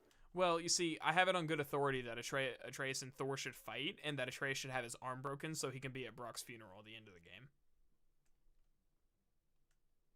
Also, interesting he's not showing footage of the actual scene. So that's the context that Kratos should have been operating with. But let's go ahead and analyze the actual deal that Odin proposed. He says, look, we know that our Thor's sons went after you, you killed him. We know Baldur went after him, you killed him. But we still want to try and have peace. So what does Odin do to try and convince Kratos? He says that he'll try to sweeten the deal by dealing with his ex, which obviously means he plans to kill her so that Kratos won't have to deal with Freya attacking him anymore. Now, Kratos just straight up says no. In the cutscene, we don't know what his reason why is, but when we go into his codex log, we get to see that the reason why he declined it is because he doesn't want anything to happen to Freya. Now, what's the problem with this? Well, the problem with this is that the only reason why Odin even offered her up to begin with was because he's trying to sweeten the deal. Meaning, if the deal was fine beforehand, which he didn't offer up Freya, then Kratos would have no reason to decline the offer. If the only reason he is declining the offer is because he doesn't want anything to happen to Freya, then all he has to do to tell Odin is say, hey, I like your peace offering, but I don't want anything to happen to Freya. Well, he doesn't just say that, though. Now, first of all, yes, it is weird that they put his reasoning in the codex entry and not in the actual story. But he says that like that the deal was tempting, but if it wasn't for Mimir's input, he may have accepted it. And then he says, I always have to do this. 1 second, turning on the PS5.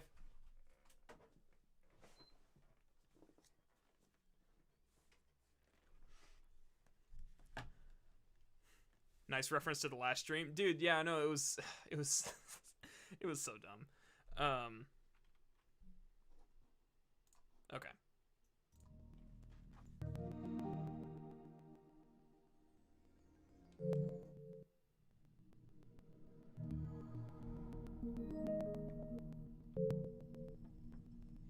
And the video and audio is going to be desynced because that's just how it is when I first... I'd have to close OBS and reopen it. I don't really want to do that right now. It might actually end stream if I do that, now that I think about it. It's probably a bad idea. But I'm just going to a codex entry, so it doesn't really matter.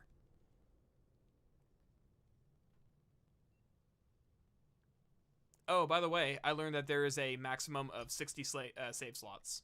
So, once you hit 60, you gotta go back and overwrite the first one. Oh, where's one in Niflheim? Niflheim's just kind of my go-to testing area. I should also probably mute the desktop audio so there's not a echo, because there will be. Alright. Codex. Lore, foes, Odin.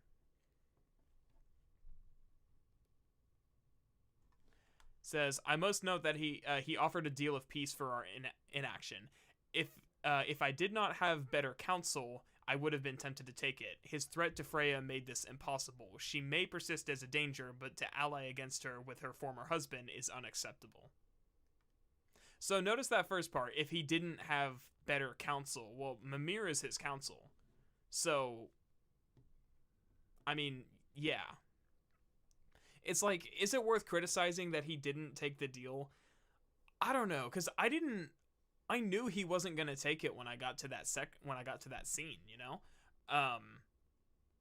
Like there wasn't a moment where I was like, oh, Kratos is gonna take this, because we know not to trust Odin. Like, that wasn't really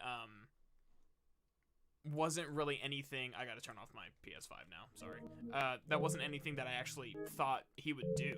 I think it would be out of character for Kratos to take a deal from any god, especially after how his deal with Ares turned out.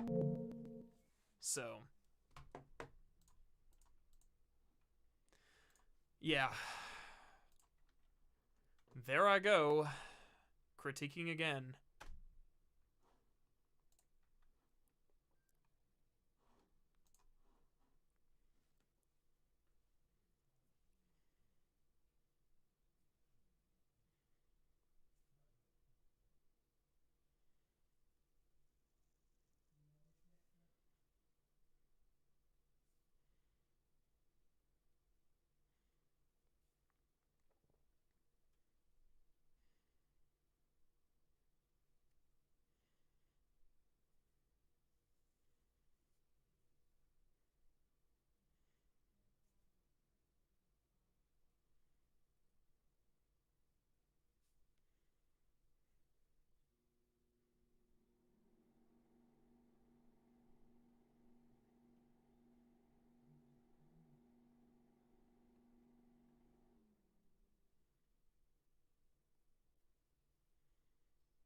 See, the thing is, I don't know that, I know this is getting into, oh shit. Oops, my bad. Let me back it up. Do that. Now, even if you think that... Sorry. then Kratos would have no reason to decline the offer. I forgot I muted the desktop audio. I fixed it. Calm down. I fixed it. I wasn't watching. As someone who played God of War Ragnarok on PS4, I'm stunned how fast you load up the game. Great, great argument. Yeah. Anyways, yeah. Let's replay it and then I'll respond. If the only reason he is declining the offer is because he doesn't want anything to happen to Freya, then all he has to do to tell Odin is say, "Hey, I like your peace offering, but I don't want anything to happen to Freya." And Odin, from his perspective, should not have any problem with that at all, because if he did have a problem with Freya, then he would have done something to her way before he even came over to Kratos' house. So if he knows that he can finally have peace simply by not going after Freya, then he would obviously do that. Now, even if you think that, oh, you know, Odin's just going to betray him, he's a master manipulator, and he's clearly just doing this, you know, for whatever reason. The bottom line is that at the very least, it would get Thor and Odin out of Kratos' house. Even if for some reason the peace only lasted 24 hours, that would still be an objectively superior position than what actually happens. Also, I have a feeling he's going to throw the word objectively around a lot, so just brace for that. Because at least it would give them time to prepare, or at the very least run away, or do anything else. He's not just no. He's not replaying the same footage as before. But as a result of not saying yes to this, or at the very least not trying to clarify the actual details of the piece, like getting rid of, making sure Freya doesn't get hurt, what happens as a result? Thor sends Kratos' ass flying, and then he ends up killing him in the fight. See, the thing is, that right there, that's what I was about to respond to. There is a checkpoint, there's a death fake out, like from that scene, and it's like, yeah, it's obviously just the developers like poking fun at the player, right? Thor was not allowed to kill Kratos, which is why he revives him. So we don't know this at the time, but he wasn't really in any danger to begin with. But because Odin more than anything wanted to recruit Atreus, so it's like, yeah, it's questionable about the logic, but I mean at the same time, you can't really make the argument that it's like, oh, Kratos would just say, like, Kratos isn't the type of person, his biggest thing in this game is that he doesn't lie, and that he doesn't like the fact that Atreus does lie. So he's not the type of person to really be like, oh, I'm just gonna appease them by saying I'm gonna do this, but I'm actually not. He doesn't strike me as the type of person to do that. He strikes me as the type of person to just be like, you know what, no. So, is it questionable? Sure. Is that a flaw of the writing? Not necessarily. That's just Kratos' character. Not to mention, why would he think that he couldn't take Thor? He's freaking white. I mean, the entire previous trilogy. It's like, yeah, he ended up getting smacked with Mjolnir, and then, arguably you can make the argument that he died since it starts to reload a checkpoint. But again, that's like, it's hard to argue about what isn't canonical in that situation, because it's like, yeah, he did you could make a strong argument he canonically died there. But I kind of almost see it as like a fourth wall break, because of the fact that the developers are using it specifically as a fake out to a QTE. So that's like a really murky thing to argue about, because it's supposed to be like tongue in cheek from the developers. So that's why I'm not trying to say like outright like, oh no, like you can't say he died. Well, yeah, you can. It's just, it's kind of like it's kind of like trying to weigh the criticism of a fourth wall break in like a what's the guy's name? Ryan Reynolds, in like a Ryan Reynolds movie. It's like, oh, well, that's out of character. It's like, well, yeah, it's a fourth wall break, So you could argue that I'm grasping for straws with this one, and I'm just trying to be fair to his argument while still standing by like how I feel about it. So, congratulations, Kratos. If it wasn't for the plot, you would have already ruined your family, because when Thor sent you flying, Odin was next to Atreus the entire time, so for all you know, he did something to Atreus, killed him or kidnapped him or whatever, and then on top of that, you actually died. So objectively speaking, this was absolutely the worst case scenario, and the only reason why Kratos and Atreus are able to meet is because of the plot. That's it. No matter which angle you attempt to approach this from, Kratos obviously failed here. I feel like you can make that argument about literally anything in any game. I think what he's trying to say, and I'm going to use his, forgive me, I'm going to use his subscriber count as a test of inexperience for game criticism. You could say that about literally anything, Oh, well, the only reason that Joel died in The Last of Us 2 is because of the plot. It's like, well, yeah. But, it wasn't just like cut to Joel's death because the plot says so. It's like they try to make it at least somewhat believable, Like, oh, the only reason Kratos survived is because of the plot. Well, yeah, but in that plot, in universe, Thor was not allowed to kill Kratos, which is why he revived him. Thor probably just, in all honesty, he probably just thought he could tank the hit, which arguably he should have been able to. I mean, you could make just as much of an argument that Kratos was knocked out as you can that he died. So, I mean, you saying like this all happens just because of the plot, it's like there's not a single story in the world that you can't make that criticism for. Obviously, he's just trying to say that it's a little bit contrived and that's not what Kratos should have done, but this almost runs contrary to the video we saw last week where the guy's like, well, there aren't enough consequences. It's like, well, this would be one of those consequences to Kratos' poor decision making. Because, I mean, he's basically arguing that Kratos made a poor decision. It's like, yeah, that happens. So, I know what he's trying to say, it's just I don't agree with him, because these aren't things that I had issues with when I played. Now, I do have to criticize Odin to a degree here as well, because it really was unnecessary to have Thor knock around Kratos if your goal was not intending to kill him to begin with.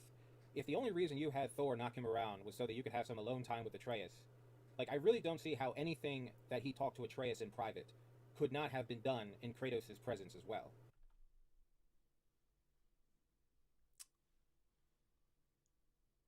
I don't know.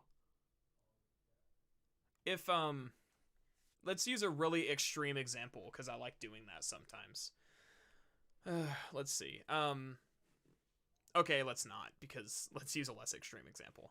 If you're running for president in the US, and you're running for either the Republican or Democratic Party, choose your pick, and then your opponent comes into the room and says, I want to have a word with your son. And you're like, no, what you say to him, you can say in front of me.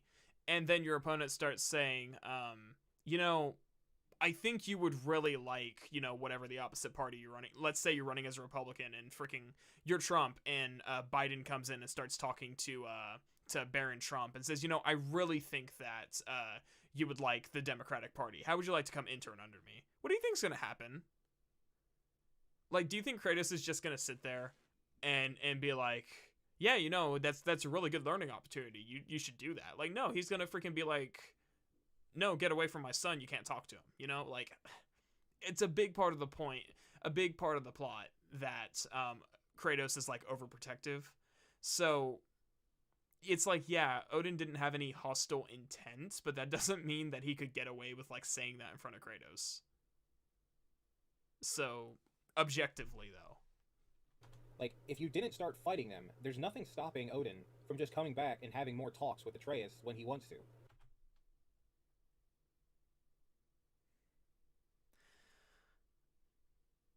This is a problem I'm noticing with a lot of Ragnarok videos, is they're questioning the logic of the situation that happens, but then they are giving, like, equally questionable alternatives. It's like, yeah, there's absolutely nothing stopping, you know, that registered sex offender from coming and knocking on your door and asking, can I talk to your son? Like, it's like, yeah, there is. It's called the parents not letting you do it. So, man, I do not follow this logic. He really did not need to go ahead and start this fight with Kratos to begin with, just for the purposes of talking to Atreus, because Atreus, you know, clearly is an eager boy who wants to know more about prophecies and all this type of stuff, which Odin already knows. That might have something to do with why Kratos doesn't want him talking to him. In Witcher 3, if you don't allow Ciri to talk alone with Philippa, you get the bad ending. So it's objectively bad to protect your son. See, and that's a big thing though. Like with the Witcher 3, one of those things is, even though Ciri is saying, like, I don't know that I want to do this alone, like, it's a big boost to her confidence that Geralt says, like, no, you've got this. I trust you to handle this. You don't need me there. So it's like, yeah. Now that, again, we got to remember, this is something Kratos would never let this happen.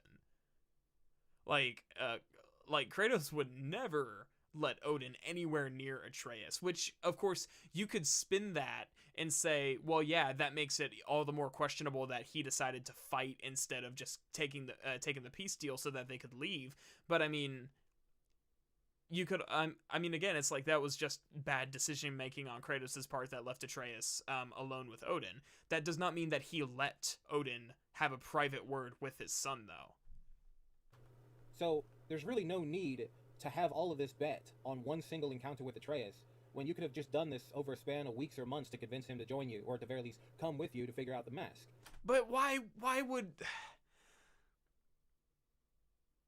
in what world does he think that Kratos would let this happen? Especially now that they've ousted Atreus for sneaking out at night and looking for Tyr. Like, in what world is this a possibility? Like, okay, so now we're going. Let's continue that president analogy. Now we're going from like the freaking Joe Biden shows up to Trump's house to have a word with Baron Trump. Now we're going from that to Joe Biden and the Secret Service roll up on Baron Trump when he's walking home from school and try to talk to him. Like that's not better, that's worse. And it's not like Odin's trying to keep the mask a secret from everyone, considering when Atreus does eventually go to Asgard, he has no problem talking to Atreus about the mask, obviously, because he needs Atreus to help figure out the deciphering of the mask and to figure out where the remaining pieces of the mask are. But that doesn't mean that he wants to freaking, like, show his cards to his enemies. He's talking to Atreus about it because Atreus needs to know so he can help. And even then, he doesn't share everything until after he's found one of the mask pieces. So it's not like he shows him the mask, but he doesn't say what he's actually trying to do with it until after you find the mask in Muspelheim. And he tells him, he said, like, he keeps leading him on. He's like, yeah, just go find the mask piece and I'll tell you. And then he comes back and Atreus is like, I need to know what you're looking for. He said, translate the next piece of the mask and I will tell you everything. So he doesn't even just, like, unload the information. He just says, hey, come look at this. Let's try and figure this thing out. But he's drip feeding him information. So, yeah. Bad take. So, obviously, that's going to eventually come back to Kratos to know about the mask in general, so I really don't see how there's any single piece of dialogue that Odin could talk to Atreus about that he needs to hide from Kratos. So, eventually, Kratos and Atreus make their way to finding Tyr. We find Tyr as a... So, he's just not going to show footage of, like, the actual... I'm assuming he didn't record the entire playthrough. But... no, that's just wrong and not actually how it happens in the story. Broken old man... and he doesn't really want to have to deal with any of this anymore. Doesn't want to fight with Odin, doesn't want to start war and all that based on his philosophy. Now, on a conceptual level, this is fine. Somebody who just doesn't want to deal with any of this shit anymore, that's fine, but he's still going to be a part of our council, he's still going to help us. That's fine on paper. And then later in the game, when the World Tree, or when the Sindri's house, when we get attacked, we see him come out with the shield, and as we're seeing this, we're basically thinking, okay, he's taking baby steps to coming back to the old god of war that he used to be. He absolutely is not. He comes out with a shield because he was hiding. What we're hoping that he'll eventually do. But then it turns out that it's actually Odin in disguise. Now, on paper, this is great. It's perfectly fine for a villain of a game to actually be one of your allies the entire time, and then it turns out he was the bad guy the entire time or something like that, or was it just a disguise? This is great on paper. The problem is what the payoff of all of this was. The only thing that Odin accomplishes with the disguise of Tyr is to fuck up his disguise first off by saying that Atreus is Loki, by saying Loki, and then apparently Brock gets like 100 points in insight for some reason because nobody else in the party like intuitively picks up on this except for Brock, and then he goes all up over to... Well, okay, I kind of went into this like a few weeks ago. Most of you guys have been pretty consistently here, so I'm not going to show the whole scene again. No, it wasn't just that he called Atreus Loki. That was like the last thing that tipped him off. The first thing that tipped him off was the fact that Brock noticed he was just trying to slip out of the room with the mask, and he was like, yeah, I can take you to Asgard. And Brock's like, okay, how? Oh, well, let me go, because keep in mind, at that point in the story, Brock and Sindri had been trying to find a way to Asgard, and they couldn't find one. So, after that point, he was like, okay, what, how do you get to Asgard? Oh, well, it's a really old gateway. Okay, where? Oh, well, let me go get my things, and I'll show you. And then Brock says, you don't have any things. You've been sleeping in our broom closet. And then he notices he's trying to walk away with the mask. He slaps it out of his hand. He's like, and where are you going with that mask? So, and then everybody tries to get Brock to calm down. And he's like, no, something's not right here. And he says, and what's it with you calling him Loki? You know that's not his name. And then Tyr/Odin just starts walking off. And he walks up, he's like, hey, I'm talking to you, and then Odin has to kind of reveal himself and kill Brock because he was about to get ousted anyways. And he even says whenever he starts like holding Atreus at knife point, and they're like, holy shit, you just stabbed Brock. He's like, yeah, well, sorry, wasn't part of the plan. So it's like, I don't know why people only focus on that last point and they don't focus on the part where he basically started like gathering everybody around. Like he was making everybody in that room question at that point. And yeah, like you said, Brock is really observant. Like he's very blunt, very in your face, and he just says says things how it is. So that's something that Eric Williams said during that podcast. He said if anybody was going to figure this out, it was going to be Brock, because he doesn't take any bullshit.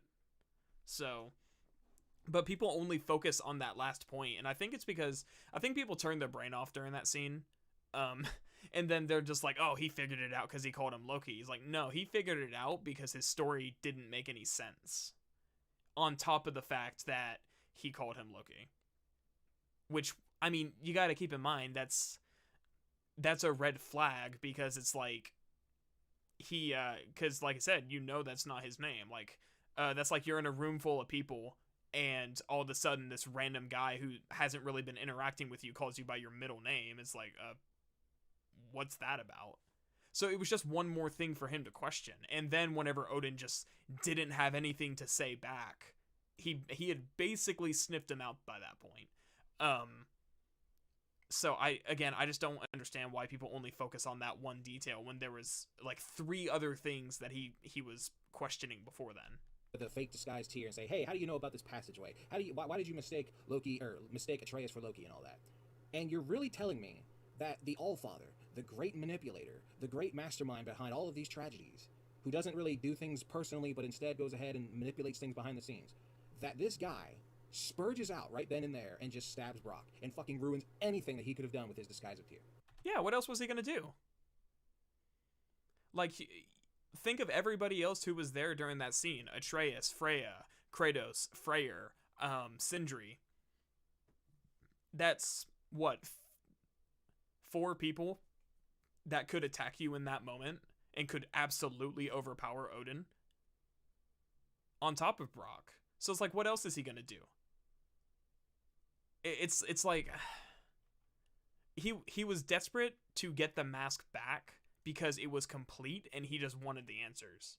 So yeah, keep in mind, like, unless you do side questing between the time that Atreus drops back into the realm between realms, unless you do side quest, there's about 30 seconds where you go back to Sindri's, and Tyr/Odin is just like eager to just get the mask and get out, because his purpose was fulfilled by that point. Like, again, it's like there doesn't need to be some like master plan for why Odin was disguising himself to hang out with them, other than he was just trying to spy on them to see if they were making any large moves against him.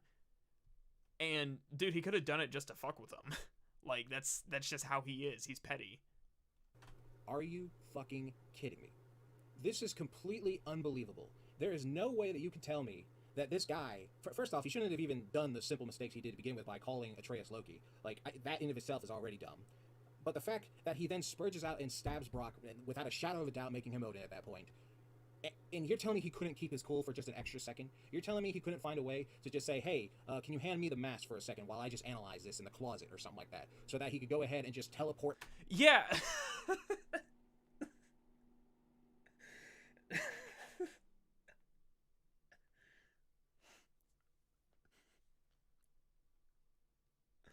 He really just said that. Can you hand me the mask so I can go analyze this in the closet? Like, what? That's like a freaking whistleblower saying, hey, can you give me that, like, that top secret classified document? I really need to go look at this in the closet right now. Oh my god. That's legitimately funny. Because it's like, how would that not... Dude, how would that not immediately tip somebody off? Like, I cannot. How would that not... how is that not an immediate red flag? Don't mind me, just gonna take this to the closet. Not to mention that the dudes, I mean, yeah, like, how would anybody fall for that? Like, you mean to tell me that if that actually happened, you wouldn't criticize the entire gang for just letting that happen? Like, do you seriously mean to tell me that, like, if actually, if they would have done that, and they would have been like, he wouldn't be sitting here right now, like, I can't believe that everybody's so stupid that they would just let Tyr just take this to the closet and disappear with it. Like, how can they be that gullible? So I just, again, I think it's funny that it's like they're criticizing the logic of something that may or may not strain believability, and their substitute is something that absolutely breaks the believability of the, like, the plot would be forcing these people to be the dumbest people on the planet. Yo, Shrimp, can you give me your social security number real quick? I need to look at it in the closet. Yeah, exactly. It's like, how is that not suspicious? Just don't mind him, guys. He's just gonna take this super powerful artifact that Odin very obviously wants. He's just gonna go look at it over there in the closet where no one can see him. Like, oh my god. He better follow this up with, like, it would be stupid if they fell for that or something. Like, does he legitimately think this is a good idea? Back to Asgard? Are you really fucking telling me that all of this planning, all of this deception throughout the entire fucking game, disguised as Tyr, and he couldn't figure out a way to just get the mask back? Did he not see the part where he just starts to, like, casually stroll off with it and Brock knocks it out of his hand? Like, he was holding it. He was trying to get back to, like, yeah, he was trying to get back. What do you think the whole "let me go gather my things" line is from? Like, that's, gosh, dude, I can't even think of an analogy. This is just so ridiculous. It's like whenever I was at work several weeks ago, and this guy, because I work at a bank, and this guy was wanting to dispute debit card charges because he gave a stripper his debit card, and then she, like, walked off into the other room with it, and then came back, and she tipped herself like $300. This is a true story. I had to take this case. Like, he's basically asking the exact, like, the equivalent of giving a stripper your debit card and letting her walk into another room with it. Also, it was really funny because the guy had asked for a receipt and they didn't give him one, which I just think is hilarious. Just note to self, boys, if you're going to go to a strip club, pay in cash. You cannot tell me that out of all of the times we were listening to Tyr, and all of the times he listened to our plans, throughout all the times we went back to Sindri's house just to keep talking to him over and over and over again, at no point in time during any of those events, he couldn't have done something to just completely screw over Kratos and Atreus? I mean, yeah, he absolutely did. He drove a wedge between Kratos and Atreus' relationship for most of it, and he was trying to talk them out of many of the plans, and he was trying to sow discord into the group. So I don't think this guy has a good idea of how espionage works. You know, you're not supposed to, like, if you're supposed to be on their side, not to mention the whole thing where it's like he tries to sabotage their realm travel, and you know, they point that out whenever you go back to Svartalfheim to make Draupnir, and like, the realm travel doesn't work, and they're like, what was that about? And Brock's like, oh, you know, it's probably nothing. Yeah, you don't think maybe that was Odin who did that? Damn, bro, you a banker? Congrats. Yeah, I try. That's another reason I don't want to quit my job. I have a decent job. But no, it's like, if you're actually trying to commit espionage, and you're actually trying to, like, subtly, do stuff subtly, like, what? So let me follow the logic here. He thinks that his actions were too drastic when he stabbed Brock, but he thinks that the actions prior weren't drastic enough because I guess he didn't stab Brock sooner. I mean, and then he has, I mean, like, everything he's criticizing is basically what Odin was doing. You know, the whole point of him trying to walk away with the mask and go back to the broom closet, he's like, just let me go get some stuff, and then we'll go. Yeah, that's him trying to freaking, like, just snake his way out. It's not, it's only because Brock was being persistent that he stopped. Everybody else would have believed him because they trusted him. So this really screams of, like, I don't like this plot point, so it's stupid, not based on any actual logic or what these characters would have done, but because he just wants to dislike it. He couldn't figure out anything at all to, like, stop the people who could fuck his entire realm up. This is completely unbelievable. There is no way that somebody who was hyped up to high heaven throughout the first game, God of War 2018, somehow fucks up to this degree by just spurting out and just killing Brock. And to think, this is the reason why Ragnarok starts, right? Like, after you fucked up not getting the mask back, you basically sent the protagonist into 100% let's start Ragnarok mode. It is absolutely, completely unbelievable. I know. Yes. Congratulations, you understood the plot. That's all I really have to say, because, like, there's not a problem with that. Because, keep in mind, it's like, the entire, like, Odin's entire thing is that if he can get the answers from the rift, he can prevent Ragnarok, or he can subvert his fate. So, keep in mind, like, the only reason that he doesn't get the mask is because last second, Kratos throws a spear at it and stops him from getting away with it. Like, he loses his grip, like, literally last second. So, yeah, if he was successful, why would he care if Ragnarok starts if by the time it does, he's going to have the answers to stop it or win? I just don't think he paid attention to the story, or if he did, he didn't really think these things through. I've been harping that for a while now, but you cannot tell me that all of this planning somehow led to this. This is not the Allfather. This is not the manipulator. This is not a calculated individual when he does stupid shit like this that directly causes his downfall right here and now. Yeah, but I don't think he's keeping full context of, like, everything that happened prior.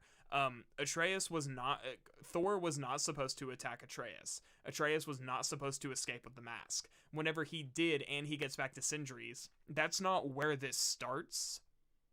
That is, like, Odin's plan was completely subverted by that point. This whole thing does not start when you get back to Sindri's. The whole thing starts whenever Atreus manages to escape, because Thor basically went rogue and tried to kill him, forcing Atreus to use the escape route. And yeah, Odin was pretty desperate. I mean, good lord, like, imagine, like, you have this grand plan to actually learn, seemingly based on what the game says, you're to learn infinite knowledge and how to subvert your fate, where you go when you die, all this stuff, and you were, like, this close to uncovering it. You don't think that maybe you would jump the gun a little bit? Like, would you not run a red light for that sort of thing, basically? So it's like, yeah, he got impatient. That was his downfall. So I just... Again, these things don't not make sense with context of the story. It's just he doesn't like it. I guess because it's, quote-unquote, it's not Odin, which that just goes back to Synthetic Man's, this isn't God of War. This is just God of War. And on that note, I just want to talk about prophecy and how it's being portrayed in this game. The whole point of prophecies in fantasy worlds like this is that no matter how hard you try to defy a prophecy, it will end up fulfilling itself anyway because of some fucked up chain of events. That's not necessarily in every that's not the point of it, but go on. But in this game, like, the prophecy of Kratos dying never at all comes even remotely close to passing. He is never once in any sense of danger. Yes, he died to Thor at the beginning, but that clearly had nothing to do with the prophecy in any way, shape, or form. That we know of. There is never a time throughout this entire game where this prophecy that Atreus is trying to prevent even comes remotely close to happening. So why the hell was prophecy ever taken seriously in this universe? I'm wondering what he's basing this off of. How do you know it doesn't come close to passing? Because did he not pay attention during your whole second trip to Vanaheim, where you have to free the moon? Like it fulfills exactly what Skull and Hadi's shrine said it would, and Atreus has that whole commentary about how, like, if we do this, we're fulfilling prophecy, we're trying to avoid it, like, should we even do this? Did he just not pay attention to that? Because, I mean, again, it's like, by what basis are you saying that Kratos was never in danger? Is it the fact that it didn't come to pass? There's reasons for that. But I don't follow. I think he's not really... Maybe he'll explain it a little bit further here in a second, but it doesn't feel like he's explaining this very well. To begin with. If the way that Kratos and Atreus avoid prophecy is just casually doing whatever the hell they want to do, then there is no way that this universe could have ever taken prophecy seriously to begin with. Like, if a prophecy says there's gonna... I don't think he understands the whole situations with Faye either. That was a big thing. The whole point with Faye, like the dreams that Kratos was having about Faye, that I don't understand. There's this consensus that they're just not important to the plot, and it's like, yes, yes, it is. How far are we into this? Oh God, we're just getting started. To be a fork in the road, and then you turn left, but then you purposely choose right, and that shatters the prophecy apparently, because that's how casual it is to just avoid this shit. It makes no sense why Odin would ever be afraid of prophecy if anybody in existence could defy prophecy as casual as Kratos and Atreus does. I don't think changing your entire nature is casual. I mean, a big thing that ended up changing it was the fact that Kratos straight up said, like, you know, we're just not going to sacrifice these innocent people during Ragnarok. Even though they were really gunning for Odin, and he said in the speech just minutes before that victory comes from those who are willing to sacrifice everything. So, I don't know, man. It makes no sense for the concept of prophecy and fate to ever even be a thing in this world. If it turns out that nothing actually is set in stone, or at the very least, like, you need to do something extraordinary to avoid prophecy and fate. That's kind of what I was thinking the mask was going to be for. I thought, oh, so this is how, you know, Kratos and Atreus are somehow going to defy prophecy, defy fate, and all that stuff. But no, there's no MacGuffin that's ever needed. There's no killing a god of fate of prophecy that's ever needed. There's no going through some extraordinary ordeal that no human has ever gone through before. They just simply defy prophecy by just doing whatever the hell they want, and the game never once, like, reinforces the idea that they did something that, you know, stops anyone else from following prophecy.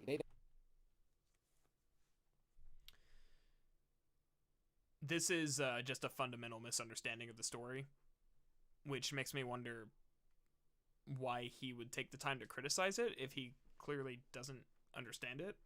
I don't know. I feel like if I were having this much of an averse reaction to something, I would at least try to take a second look at it and see if I missed any details. But maybe that just comes back to the fact that I just like to fact check myself. They just casually ignore it, and it makes absolutely zero sense. And another aspect of prophecy that really... But they don't ignore it. They discuss it, like, the entire time. ...annoys me is how this game tries to have its cake and eat it too at the same time. On the one hand, you have people like Kratos saying, prophecy and fate don't define you, your own actions do. Which is a great sentiment to have. That's perfect. Prophecy and people, including the Norns, by the way. Fine, that's exactly the same story beat you would expect in a game about prophecy for one of the characters to believe in. But then on the other hand, once Brock dies, then the entire protagonist gang has no problem saying, okay, let's get this Ragnarok party started. Yeah, it's called revenge. It's called vengeance. It's kind of a big motivator. Let's see, what do we need to do? Oh, we need the horn of, whatever. Oh, well, you already killed Heimdall for us, so we got that down. All right, what do we need to do next? Oh, well, we need to go to Sutur so we could go ahead and fuse with Samara to go ahead and, you know, destroy Asgard with Ragnarok. So, wait a minute now. I thought we didn't care about prophecy. I thought we weren't taking prophecy seriously. Apparently, what they really meant to say is that prophecy only matters when it says that we'll do something good, when it benefits us. So when the prophecy doesn't say it's going to destroy all the realms, it instead says it's only going to destroy Asgard, then apparently everyone has no problem jumping on that whole prophecy. Isn't that, like, the commentary that they're trying to convey, though? That, like, people are only concerned about defying prophecy when it doesn't benefit you? I don't think that this is, like, an inconsistency with the story. I think it's commentary on how these characters really handle it, especially Freya. Like, Freya especially is the kind of the biggest driving force of, like, well, why would you not want Ragnarok when it says we're gonna win, despite how hypocritical that is, considering how hard she tried to prevent Baldur's fate. So yeah, there is absolutely a commentary in this game of people who are only concerned about defying prophecy when it benefits them. So this is one of those. Why would you ever have a problem with prophecies benefit you? Yeah, exactly. So it's like these are getting painful to watch, because it's like a lot of these criticisms boil down to, congratulations, you understood the story. And you're sitting here criticizing something that was 100% intended. So it's like, what is the basis of this criticism? Like that's something that I find myself asking a lot whenever we watch these videos, is I'm like, well, what's the basis of your criticism? What are you trying to argue against here? Bandwagon. Like, this is completely contradicting of themes. It would be one thing if the way they went about destroying Asgard was like through their own plans, through their own, utilitarian sense of, okay, what's a good thing to do so we can win this war type of thing. But that's not what happens. What happens is that they look at the blueprint of the prophecy saying this is how they'll win, and then they go ahead and do it beat for beat because that's what the prophecy says. So it tries to have its cake and eat it too, and it's thematically inconsistent, and it's absolutely jarring to see this type of shit. It's really not. Like, not to mention, I mean, like in the topic of only trying to defy prophecy when it benefits you, it's like, why would you not follow the blueprint of success? You know, it's like if your success is foretold, even if it means Kratos' death, which Kratos doesn't care. Atreus cares, Kratos doesn't. Like, yeah, why would you not follow that blueprint? It's like, why would you try to do anything other than what you are told will work? It's only Atreus who's concerned about Kratos' death. Kratos straight up said, death can have me when it earns me. Like, he just doesn't believe that he's going to die. So, not to mention that, like, I mean, this is a question that Atreus raises to Kratos, where he's like, wait a minute, it's like, if you don't care about prophecy, why did you go talk to the Norns? And Kratos said, well, I don't take any chances when it comes to you. So it's like, yeah, the idea of them, like, kind of willingly and then unwillingly following prophecy, and yeah, like, this is literally part of the story, dude. What does cake in it to expression mean? It's hard to get from this context. From what I understand, let me just Google it. It basically, it's like you can't have a visually appealing cake and eat it type thing, from what I understand. Let me see. You can't enjoy both two desirables but mutually exclusive alternatives. So, to have or enjoy the good parts of something without having or dealing with the bad parts. So, yeah, sorry if you hear banging, I don't know what's going on in there. Pretty much seems to me like, he's having, I don't know, he's criticizing something that the game itself is trying to have commentary about. It's like, whenever people criticize BioShock for making fun of how games don't give you player agency, the criticism is not, the game talks about how you don't have any agency and that's a problem. The criticism is the game is having commentary about how games don't give you player agency while also not giving you any player agency. So this is basically like, this really just boils down to like, I don't like this. Because the thing that he's criticizing the game for is something the game is trying to have, like I said, it's having commentary on it. And Freya's entire character is very indicative of that. The protagonists don't have to worry about the bad prophecies, where Kratos gets killed from some way. They only have to care about the prophecies that says they'll succeed, and that they're good.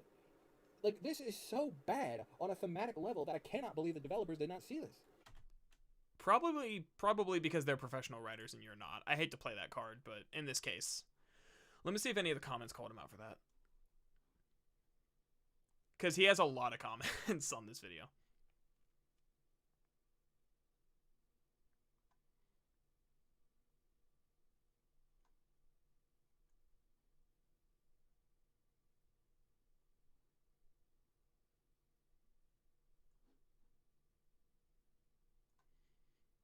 Man, people have problems with all sorts of things he said. Then again, that just comes... It's like, okay, I don't... A lot of people will like, dislike you for criticizing something popular. It's like, but then there's just completely, like... It's like, how can you misunderstand... How can you understand the story but completely miss the point? This is why I'm struggling to, like, actually think of what to say in response to him. Because he's just criticizing the point. He clearly got the message, but he's criticizing the message for reasons that are the point of the message. Even that doesn't make any sense. I cannot make any logical arguments against this because I'm struggling. And now I want to talk about the whole Jotunheim section.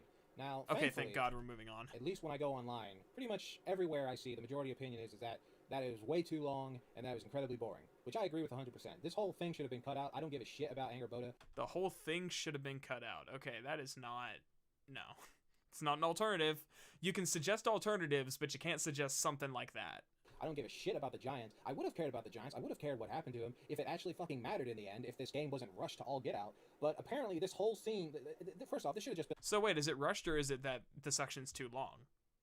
Well, actually it's both, but he's not going to be prepared to actually defend that. Like a cutscene. Like, just have like a board showing a prophecy, and then have somebody go out and, if you must have Angerboda, go ahead and have her appear. But this whole section is way too long, and it just absolutely just wasn't needed in any capacity whatsoever.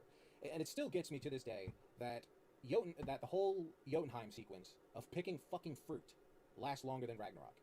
This is how you know that the game itself did not take Ragnarok seriously, when you pick fruit for a longer time than the actual final battle of Ragnarok.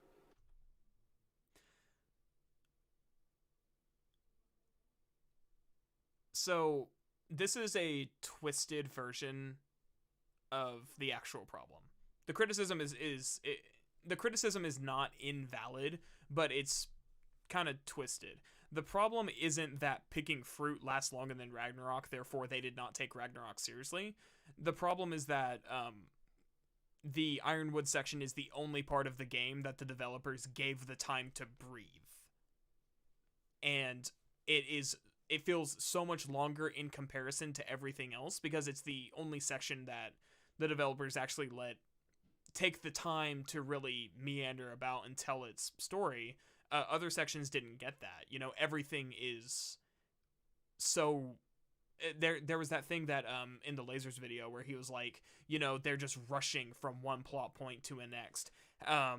Have to go find Tyr, have to go to Alfheim, have to go to Midgard, have to come back, or, well, that's out of order, but you kind of get the point. It's like, everything is just moving at such a brisk pace, and it's just rushing through everything, that whenever you get to a section like Ironwood, that's just like, yeah, let's just chill out for a minute, let's pick some fruit, let's talk, let's just kind of hang out. It feels too long in comparison, because it's the only part that's not following the pace of the rest of the story, which is already too fast. So, it's not that they didn't take Ragnarok seriously, it's that, well, to be honest, they probably didn't have frickin' time to fully realize it. Why else do you think they cut an entire quest in Muspelheim about getting Surtur and Ragnarok? They didn't cut it because, we just don't need to do this. They probably cut it because they didn't have time. If that isn't just a glaring, obvious flaw, I don't know what the hell is. So after Jotunheim, we then have Atreus and the gang go back to Sindri's house, and then the gang starts ganging up on Atreus because, where was he, and all this stuff about wanting to go to Asgard. And I can't believe that we were having a retreading of Atreus being emotionally unstable. Like, we already put up with enough of that shit in the first game, but this causes him to then turn into a bear after Kratos grabs his arm and tells him to wait or something like that. And I just could not fucking believe that we were going to go through this again with Atreus' emotional outburst that leads to something disastrous, like being separated from the rest of your company and all that. So that right there was something I couldn't believe we were doing again. Now, this is really, okay, he's not wrong here, I'm not disagreeing. This is something that I think is only a problem because we've already seen it. It's not so much an issue that these things happen, and I think it feels much more organic than it did in the previous game. The only problem is that it's an issue because it is a retread of the previous game's story. Like, don't forget, let's not forget about the whole sickness or illness that Atreus had in the previous game that was a result of this emotional instability and not knowing he's a god. That doesn't even really come up in this game. And it's because they kind of just redo it, but they do it with his transformations, which, I mean, I guess you could say it's a prelude, but I don't know. They could have tied it together a lot nicer if they actually made that connection. Like, Atreus' sickness was a form of his body trying to transform, but he didn't know he had the capability because he didn't know he was a god. That would at least tie back to what Freya said about it being, or what Mimir said about it being a ailment of the mind manifesting in the body or something. And then they could expand upon it and say, like, a stage 2 of the sickness is, like, uncontrolled transformations. Now that he knows he has the ability.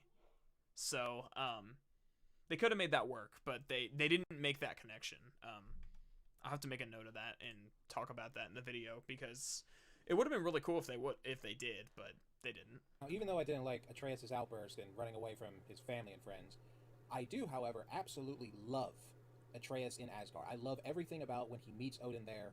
And the thing that I was hoping for with the game is that when you're walking with Odin, you see how of a nice old man this guy is. Oh, he fell for it, guys. That's what that comment was calling him out for. Like, I'm thinking they're finally going to introduce some gray morality and stop trying to paint him as 100% evil, because he's going around, he's giving people his blessings. The soldiers the Einherjar that he gives his blessings are all pumped up as a result. You see him trying to make He mispronounced a word, so automatically he's wrong. sure his Valkyries don't, kill their opponents and all that. Talks to Queen Na and all that. And when he gets inside of his house, he even calls certain NPCs by name, like people that you don't get to talk to or anything. They're just random nobodies to you, and to the rest of the game they are. But it makes him so personal. It makes him so humanized. And I really have nothing negative to say about Odin this entire time. Every time I was Atreus, I wanted to always go back to being Atreus in this game, simply because we're in Asgard and we get to talk to Odin, we get to talk to Thor, that type of stuff. I wanted to learn more about Asgard. I wanted to learn more about the people in Asgard. So I really love what they did with Odin here. Oh, and before I forget, when Sif is talking to Odin there, I noticed that she was talking about the refugees from New Midgard, meaning that Odin actually took refugees from Midgard to actually, save them and all. It's not like he made Midgard frozen. That's because Baldur was killed and all that. So, I'm going to be coming back to this, but one point I want to just mention now is that the Odin that we are constantly talked about from Mimir and company is completely 100% different from what we actually see of him in person, and even from other people who are not, telling them to put on a facade around him and Atreus or anything. People who are actually going up to him and talking about something positive, which he did by, evacuating those refugees and everything. But basically, I just want to point out that from my perspective, nothing in this game has shown Odin to be a villain at all so far. So obviously it's a fault of the writing and not at all the point that they were trying to make. This guy actually did get called out in a comment, and I didn't read it, but I'd like to. So this guy said, and he did respond to it. So the thing about Odin not being portrayed as evil kind of just means you totally fell for the good guy facade. He uses manipulation tactics to make people think he's fine when really he's doing shitty things. For example, with the dwarves, Mimir specifically states that Odin was planning on attacking the dwarves as a first resort. He said first result, but he meant first resort, to get them to do what he wanted, and he suggested tricking them instead. How is that not evil? Slavery over death. And let's see. The mill.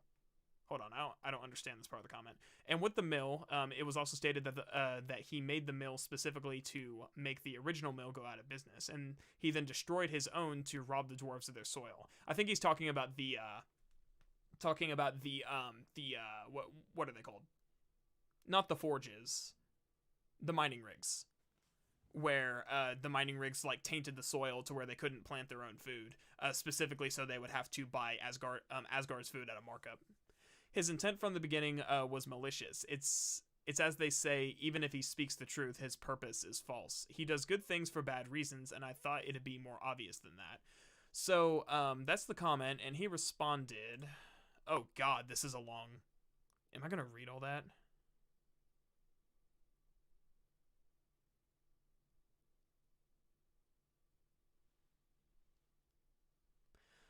I'll read the first third. Basically, this is his response. But it would be unfair not to read it, so let's go ahead. 1 second. So he says, the problem I have is that the only thing he does which can actually be considered bad things we never get to see, and are just things being told by one side of a two-sided conflict who has an obvious axe to grind against the other side. I guess that's fair, but I mean, how are we supposed to see something from the past?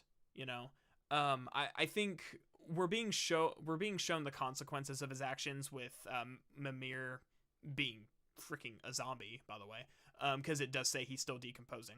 So Mimir basically having to have his head chopped off just to have his freedom.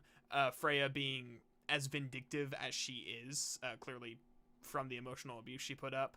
The entire thing with Sif. I wonder if he's actually going to go into that, with Sif basically talking about how Odin is destroying their family, how Thor is a completely broken man because of his relationship with Odin. So we see the things he says, and then we're shown basically the results of how he treats people. Like if guy A just states that guy B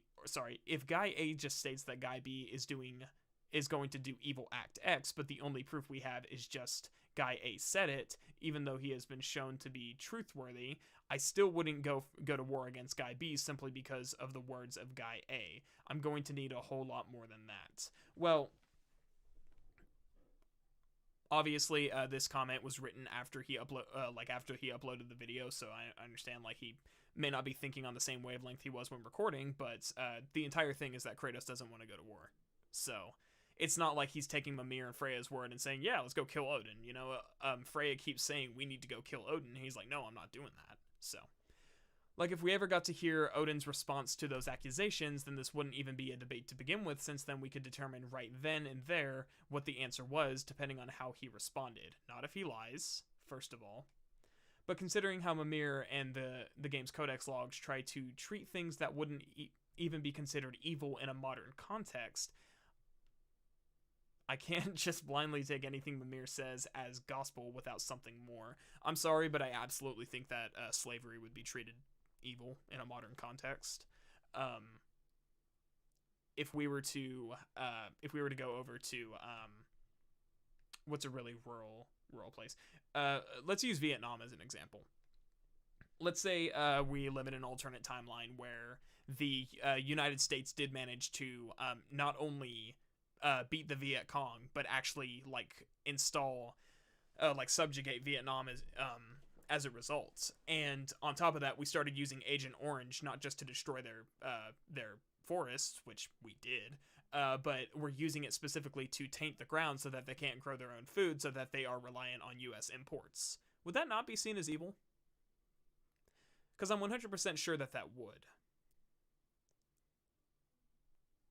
So, anyways. So there was that. Granted, if you put a gun to my head and told me between Mimir and Odin, which one probably has been telling the truth more often than the other, then sure, I'd go with Mimir since he has no reason to lie to us, but that alone would never be enough of a justification to start a war with the other side. Again, we didn't go to war with them until after he killed Brock, and that was about vengeance. That wasn't about, Atreus said, we need to get our justice, and Kratos said, it's not justice we're looking for, it's vengeance. And in regards to your mill point, I don't care about what intention. Hold on.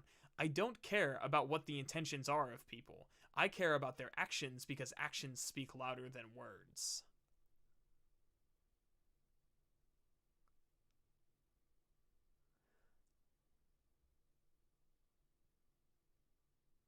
I hope the silence is indicative of how I feel about that. Intentions absolutely matter. You can do bad thing with good intentions, but that means you still do a bad thing and should be condemned. You can do good thing with a good thing with bad intentions, and that should make you wary of future good things that they do. So yeah, it's like I don't care about their intentions. Okay. So here's another extreme example, because those are the theme of today. If I treat, let's use a domestic abuse example because it's relevant to Odin and Freya. If I treat a woman like perfectly fine, always take her out to dinner, am always treating her with respect, and am always doing anything I can to possibly gain her trust, and my intention is to, basically sleep with her and then leave and never talk to her again. Does that mean that the intention didn't matter? And that it was only a problem the second I did it? If you were to find out that that is somebody's intention, and let's say you're friends with the girl, would you not try to tell her and be like, hey, this guy's lulling you into a false sense of security, you need to leave, Would you not do that? Or would you be like, well, he's treating her right, he's treating her good right now, I don't really care what his intentions with her are. What if his intentions are to be abusive? What if he's a freaking killer, and he's literally about to murder her, and your friend's about to be another statistic? Would you not care then? So, I understand we're talking about a video game, and I understand that is a very extreme example, but to say, I just don't care about people's intentions, only their actions, well, what do you think drives their actions? Unless they're a psychopath who just does things on a whim, people have intentions, and those intentions will lead to actions. Take it from someone who has trust issues.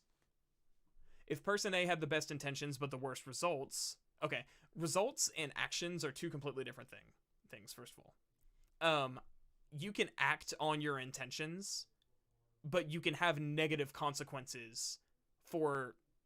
Okay, this is getting really, really gray. First of all, but the results of your actions are not necessarily the same as the actions themselves.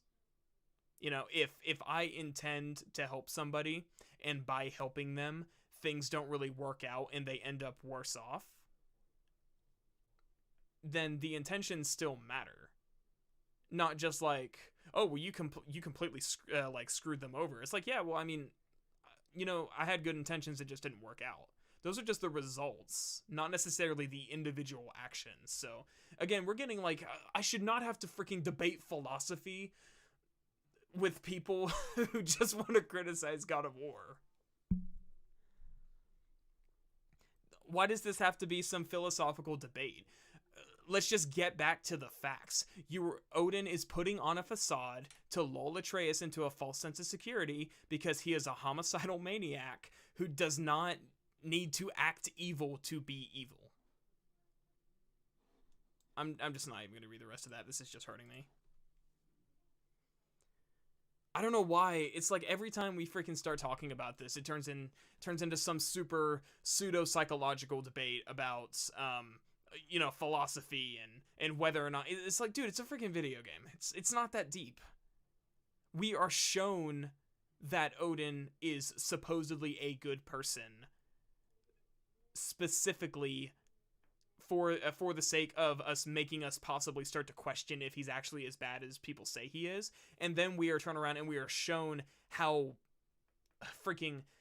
much of a piece of shit he actually was. You know, Freya has that thing where she says, she's like, do you know why I left him? And she said because Odin asked her to put the immunity spell on her or on him that she put on Baldur, and then she said no, and he freaked out and freaking trashed the entire room. So, I mean, that hurt my brain. Trying to actually find, like, logical counters to that hurt my brain. This is why, dude, I did not take philosophy debate for a reason. It hurts my brain. I may be saying this wrong, but someone's intentions are often informed by their actions. If I see someone being nice to me, but not because they're being kind, but because they're trying to... Yes. Yes, exactly. No, you're right. Like intentions drive people's actions. If somebody, why do you think being two-faced is a thing? Do you mean to tell me that, like, oh, well, someone's, you know, this person's polite to me every day. Yeah, but they talk shit about you behind your back. Oh, well, I don't really care about that. You know, they're nice to me. It's like this is not applicable to real life. Like this sort of logic does not hold up in real life. Chad Determinist Shrimp, Virgin Random Utilitarian YouTube stream. Oh my god, dude. No, like I said, I'm not good at debating philosophy. Like, it is not my strong suit. So the fact that I've had to resort to it so many times, that's why I keep using extreme examples. That's like the only way I can get my point across.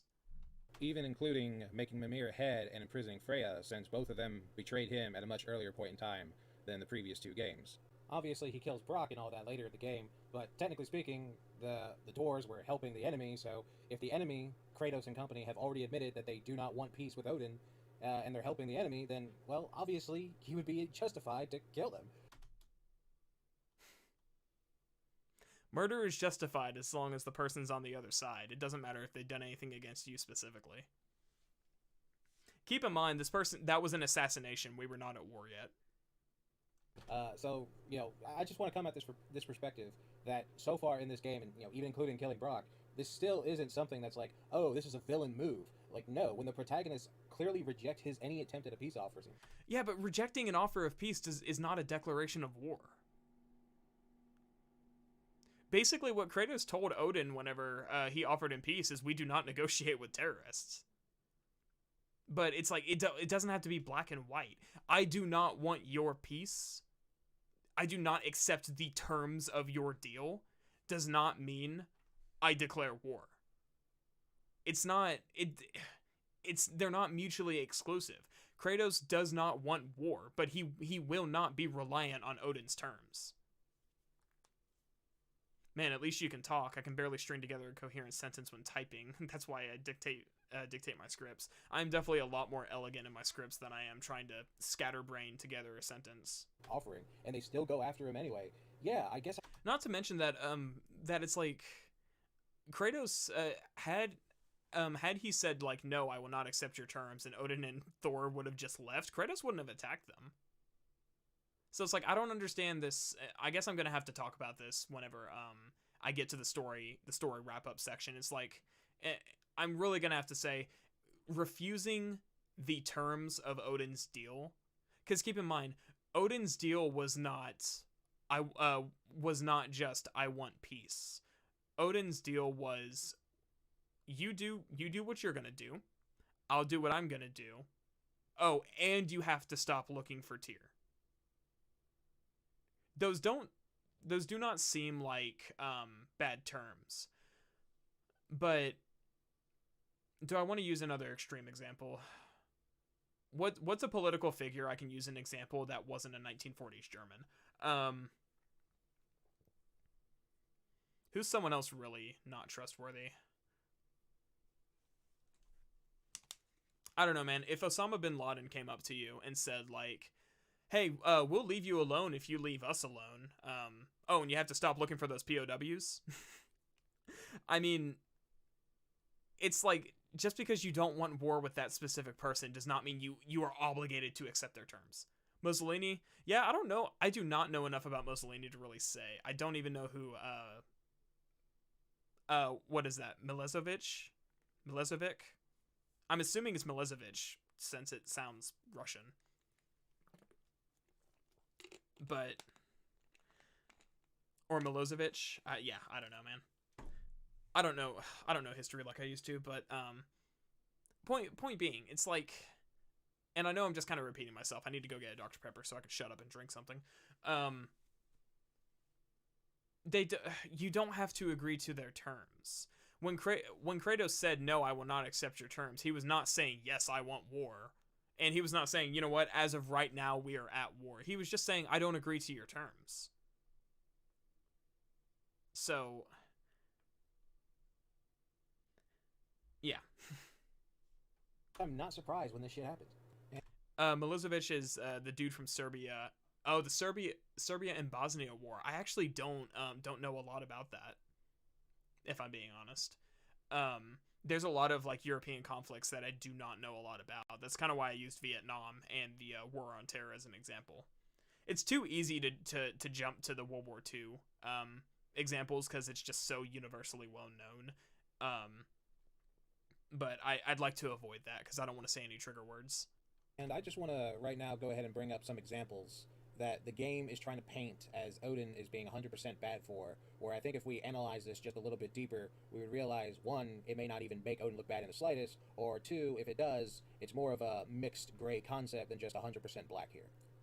Yeah, so stop looking at things black and white, because they're not. First example is when Mimir convinced the dwarves to work for Odin by creating those rigs, so that, I guess, Odin could have, more weapons for his army or something like that. Now, as a result of building those rigs, it somehow poisoned the ground that they lived on, or the water, or something like that, which prevented them from growing their own food, which basically prevented them from doing any other type of job other than working for Odin. Now, it sucks that they, didn't have any other jobs to do, but the bottom line is that it's not about jobs, it's about slavery, come on. Odin did not force them to build these rigs. The dwarves did that themselves. No, he lied to them and lied about the terms of the arrangement. Oh my, I hope he says that. And if the dwarves couldn't even figure out that building these rigs could possibly have any other sort of impact on the environment, then I really can't blame Odin for that. That's just the dwarves just being absolute fucking idiots. Did he miss the part where Mimir said that they lied about the terms?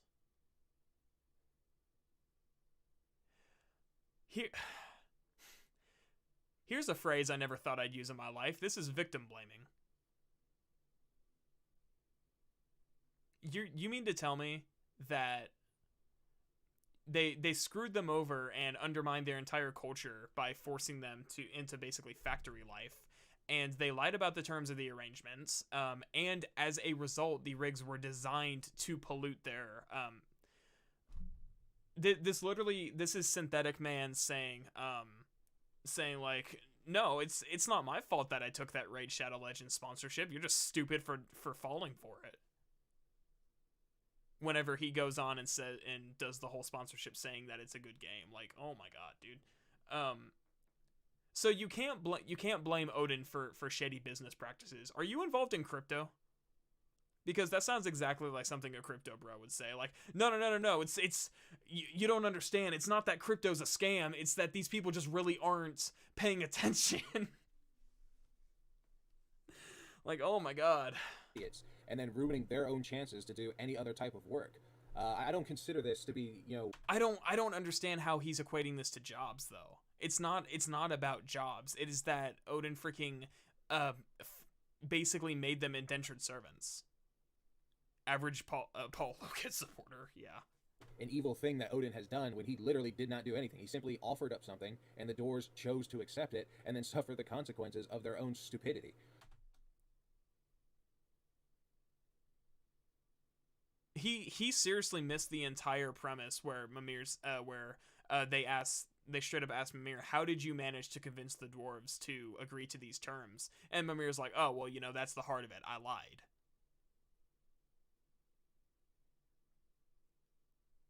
But no. It's the stupidity of the culture who went into the contracts on bad premises. Sorry, Shrimp, what is Raid Shadow Legends? Please tell me more. Well, it's the most mobile game of all time. That to me, that's not it's amazing. The game plays itself. Inherently negative on Odin's part in any way, shape, or form. And then it's not inherently negative on Odin's part in any way, shape, or form. One of these is called the Durin Stone Statue. This is an artifact entry that states that how there's this dwarf who wanted to create a world mill where it would produce high quality soil so that they could go ahead and have lush lands again. Okay, I never actually read this one. So when Odin learns about this, he decides to... You forcing your accent, were you natural? Yeah, I was forcing it. Offer up an unmeasurable amount of gold to the dwarf for the dwarf to simply destroy the machine. So right off the bat, if this was something like, Odin being 100% evil, we wouldn't even be offering up gold to begin with. He would just be going ahead and just straight up destroying it right off the bat. But he offers up gold first. Now, obviously the dwarf then declines. So what does Odin and company do? They decide to go ahead and sell products and services, sell soil at a cheaper price compared to the dwarf who was selling that soil for a higher price. And so when the dwarven people have a choice between buying the soil from their fellow dwarf for the sake of independence versus buying the soil from Odin simply for the sake of it being a lower price, they go ahead and voluntarily choose buying the soil from Odin. But yet this is all supposed to be painted as Odin being a bad thing. All he's doing here is selling goods and services, and when the dwarven people have... No, he's undermining their independence. I don't know what lore marker he's referring to here. This is literally like the Walmart versus the mom and pop store argument, where for context of those who don't know, whenever Walmart first, and department stores in general, first started rolling out and there was a Walmart on every corner, a lot of local businesses went out of business because they couldn't compete with the prices, because Walmart had so much money that they could afford to take a loss, like more of a loss, to sell more product, and local businesses couldn't do that. So it's usually viewed as a bad thing that Walmart put all these people out of business, because they had the ability to lower the prices to the point to where they were more desirable over these other local smaller businesses. This sounds very similar to that, except he's basically saying, well, yeah, it's like, they're choosing to pay the lower price from Odin, even though, Asgard's rich enough to where they could afford to take the loss. It's like, I do not want to take moral advice from this man. Like, at all. An opportunity to just stick with their fellow... And yes, I am sorry for the freaking stupid comments. Dwarf and buy it from them. They decide to betray him and go ahead and buy it from Odin. But yet this is painted as Odin being a bad guy, even though this is literally nothing wrong. This is just capitalism. This is just capitalism. Okay. No, this is what you call a monopoly. And you are undermining the independence of these people by forcing them to be reliant on you.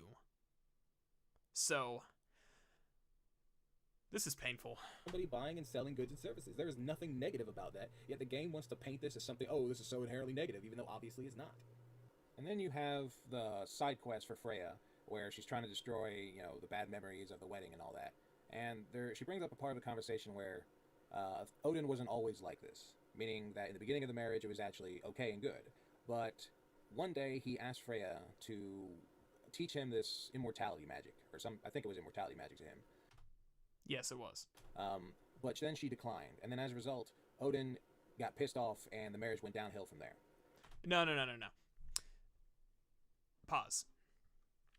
He did not get pissed off, and the marriage went downhill from there. She said he showed his true colors and destroyed everything in the room, and then refused to reconcile. Big difference. Now, this one is not as 100%. To me, this is not as nearly as clear-cut as Odin not being bad as the previous two dwarven examples. But yeah, those previous two dwarven examples that you completely took out of context, and if you were to equate this to real-life marketing tactics, would be absolutely terrible. Like, good lord, imagine a more powerful nation coming and subjugating in a much smaller nation in order to freaking basically abuse them and take advantage of them for their natural resources, to where your nation gets 100% of the profits, and the other people can't even regain their independence because you are using freaking monopolistic marketing tactics to make sure that they choose you over them. And it's like, well, yeah, we'll sell it to you for shorter prices, and it's about control.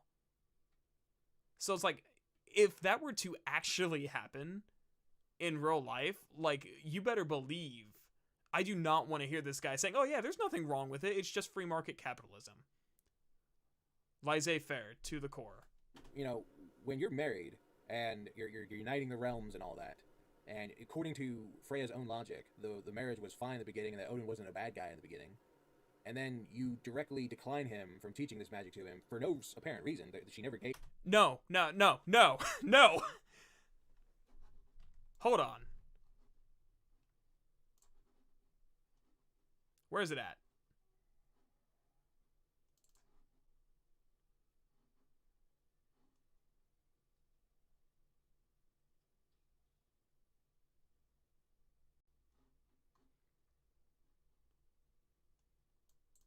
Come on, you can open. Thank you. Where is it at? For no apparent reason. Yeah, exactly.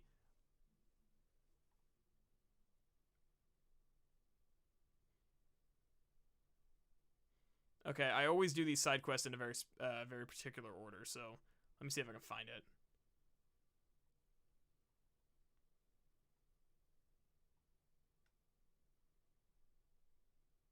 It's around here when she starts talking about it.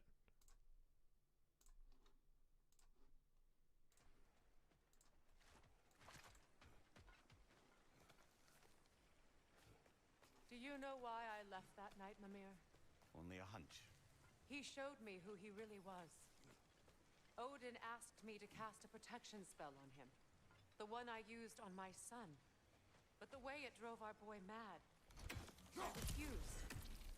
He was furious, throwing every object he could find, destroyed the room. There was only coldness after that. I tried to make it work. No one could have lived like that, Your Majesty. Is this entire review a big Odin did nothing wrong? Yeah, absolutely. Emotional and physical abuse in a marriage, absolutely nothing wrong with it. Completely based. Wasn't a bad guy in the beginning, and then you directly decline him. Does he think that all abusive relationships just start with the guy like, okay, we're married, I can beat you now? Like, no, it freaking go watch like 30 hours of freaking Investigation Discovery about the women talking about their abusive relationships where they're freaking someone ends up dead or they almost get killed. And they always say, you know, yeah, he was perfectly fine in the beginning. He was super sweet, super nice, always cared about making me happy. And then after a while, they snap. Just... from teaching this magic to him for no apparent reason, that she never gave a reason why she declined it, then I'm not going to be surprised when he's pissed off at you at this point. Yeah, she never gave a reason. You just didn't pay attention. Like, sure, your magic, your choice, I guess, but I'm not going to be surprised when he thinks that you're an enemy at this point. When he... oh my god, dude.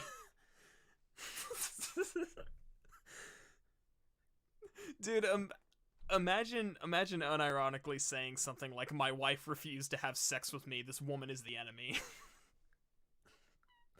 Like, imagine unironically saying that. That's basically what he just said. Yeah, she just didn't do the dishes this one night. I haven't talked to her since. How much longer will we have to endure this? Let's see. We're about halfway there. It would be one thing if the magic somehow, like, you know, came at the forced expense of her, like if it took away her life energy or took away her subject's life energy or something like that in order for that to happen. Oh, so it has to be detrimental to her. It can't just possibly be that she's concerned about his well-being. No, it has to be selfish. It can't be that Odin was selfish to request it and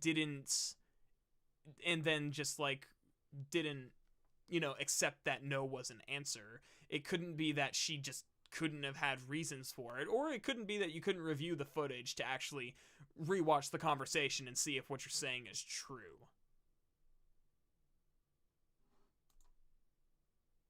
No. If it didn't impact her in some way, then, you know, the only understandable reason why you wouldn't do this after watching your freaking son go insane from it is, well, you know, it didn't sap her life energy. So obviously the years of emotional abuse and coldness are just completely justified. With Odin, but because the man can do nothing wrong. We all know that. What we see, there was no downside to him, to her teaching him this magic from her perspective at that time. Now, obviously, if you know in advance that, hey, we're going to be going to war against Odin in the future, then yeah, we're pretty glad he doesn't know any type of... This is painful. Why do I do this to myself? Mortality magic or anything like that. But the bottom line is that even in this example, where it's obviously not painting Odin as a good guy here, but it's not something that's 100% bad either. Obviously, when you refuse to teach him this magic, which is incredibly important, especially when he knows Ragnarok and he's trying to avoid his death, then you just decline him, you refuse outright for no reason, and you don't even say what the reason is, even though you said the marriage was good at the beginning and that Odin wasn't always like this. I try not to overanalyze and get super personal and do the whole Twitter like there must be something wrong with this person anytime I hear an opinion I disagree with. But sometimes I just hear the way these guys talk and it's like, I understand we're talking about a video game, but you're using real life logic here. So do you understand how like relationships in real life works? Or something. Like, sometimes I just question that whenever I hear stuff like this. It's like I start thinking about the real life applicability to this, and it's like, do you understand how this would function in real life? Like, if this were a legitimate marriage we're talking about, and it's literally just sounds like, oh, well, Odin can do no wrong. He's just he's a super nice, happy grandpa. You know he killed his son, right? Then I have to wonder why you just didn't teach him the magic at all to begin with. Obviously, he's going to be pissed. Anyway. Obviously, he's going to be pissed. Okay. No accountability for someone who can't control their anger whatsoever. Fast forward a couple times, and we eventually have Atreus, Thrud, and Heimdall go to the area where Garm is, because Atreus' mask points in the direction of where Garm is, and then it turns out that the shard of the mask was not even in the same realm as that. Okay, so first off, I have to really question what the hell just happened here, because was the mask just fucking with Atreus for some reason? Like, how in the world is the mask, which we have already shown to be pointing in the right direction, and then once it points in the direction of Garm, and then Atreus is thinking, oh, maybe Garm is like standing up, as like sitting on top of it or something. So after you finally, the first valid criticism in the entire freaking video. I think this dude is just trying to flip logic to find things to criticize, obviously. I freaking hope so. I hope this dude doesn't actually, like, have this type of mindset with, like, actual marriages in life. To fight Garm and, you know, or at the very least make him run away and stuff, and then Atreus goes over to where Garm was sitting, then the mask doesn't light up at all there. So what the hell just happened here? Why in the world did you have the mask light up in the direction of where Garm is, just to go over there, and then the mask was apparently just fucking with Atreus the entire time? Because we need a waypoint, and Atreus doesn't have the compass. Duh. It's a quest marker. Because it wasn't, like, not even in the right direction, it wasn't even in the right realm. Like, I feel like the developers specifically put this in the game just to have some post-game content with closing Garm's realms that were created. Like, this whole situation... I would really, I think it's far more likely that they put it in the game as a way of forcing the boss fight to happen, but you do you. ...was absolutely mind-bogglingly retarded, because... Ooh, he said the bad word, guys. He said the R word. Can't have that. I can't say anything after the freaking comment that I just made earlier. I really can't. The mask, all of a sudden, just randomly doesn't work in the area that it's pointing to, and it was fucking around with Atreus the entire time. Like, I'm absolutely certain that they included this simply to go ahead and have post-game content. But he even manages to, like, fuck up the decent criticisms. Like, yeah, guys. You know, it's far less likely that they did this specifically so the plot could carry on and so that Garm could be freed, so we can have this really cool boss fight that obviously took a lot more time to implement than a couple waves of enemies in every realm. But no, that side quest. That's what this plot point was done for. Not the boss fight. That obviously took 10 times the work. then even like later when when Atreus and Kratos actually fight Garm, and then you go ahead and take Garm's soul out and replace it with Fenrir's or something like that. Like, on Well, Garm didn't have a soul in the first place, but I'll let it slide. a conceptual level, you know, this is cool, this is fine, because hey, you got your dead wolf back, and now he's a giant wolf, and you're thinking, oh man, imagine the shit that's going to happen here.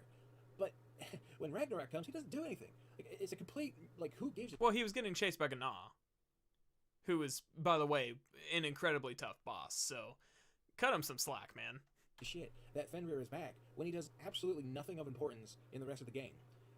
It's like, okay, we wanted to show you get your wolf back, but then it doesn't even fucking matter anyway at all. So why did you even bother I mean, it matters to Atreus. Did you think about that? bringing him back? Like, God, I was so looking forward to, like, you know, doing something with Come on, man, cut the hiccup out. Fenrir that would completely bypass some of Asgard's security or some shit. You know, some reason that we really could use Fenrir as an ally to do something, but it just nothing ever comes. I think that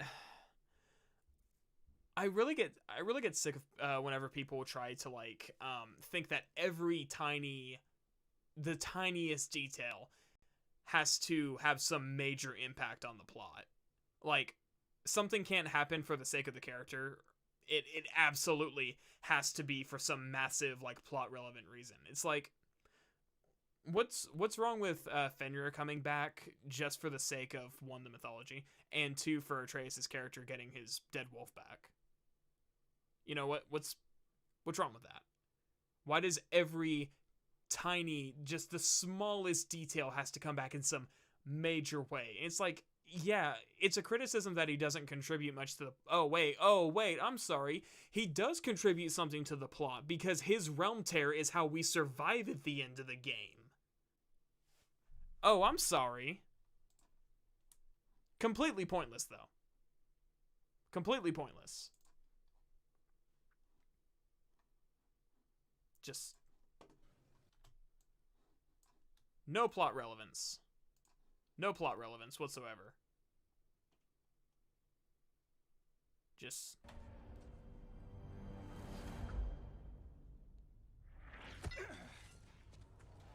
It's Ragnarok. He's here. oh no, you know, what are we gonna do? How are we gonna get out of this situation? You know, we don't have a way out. If only we had a giant magical wolf that can open realm tears Time to go. literally everywhere. Exactly. You didn't exit? oh man, this dog did nothing for the plot. No payoff whatsoever. None. Not one. It's stuff like this that pisses me off, because it's like you are intentionally ignoring this for the sake of strengthening an argument that does not need strengthened. Like, treat it like some profound criticism that the game is, man, you could write a better plot than this game, and you're just freaking ignoring the payoff entirely. I'm actually getting mad. And to talk about Heimdall for a second. And then he just moves on. He doesn't even acknowledge it. I really liked him as a character. Obviously, he's a gigantic douchebag from beginning to end.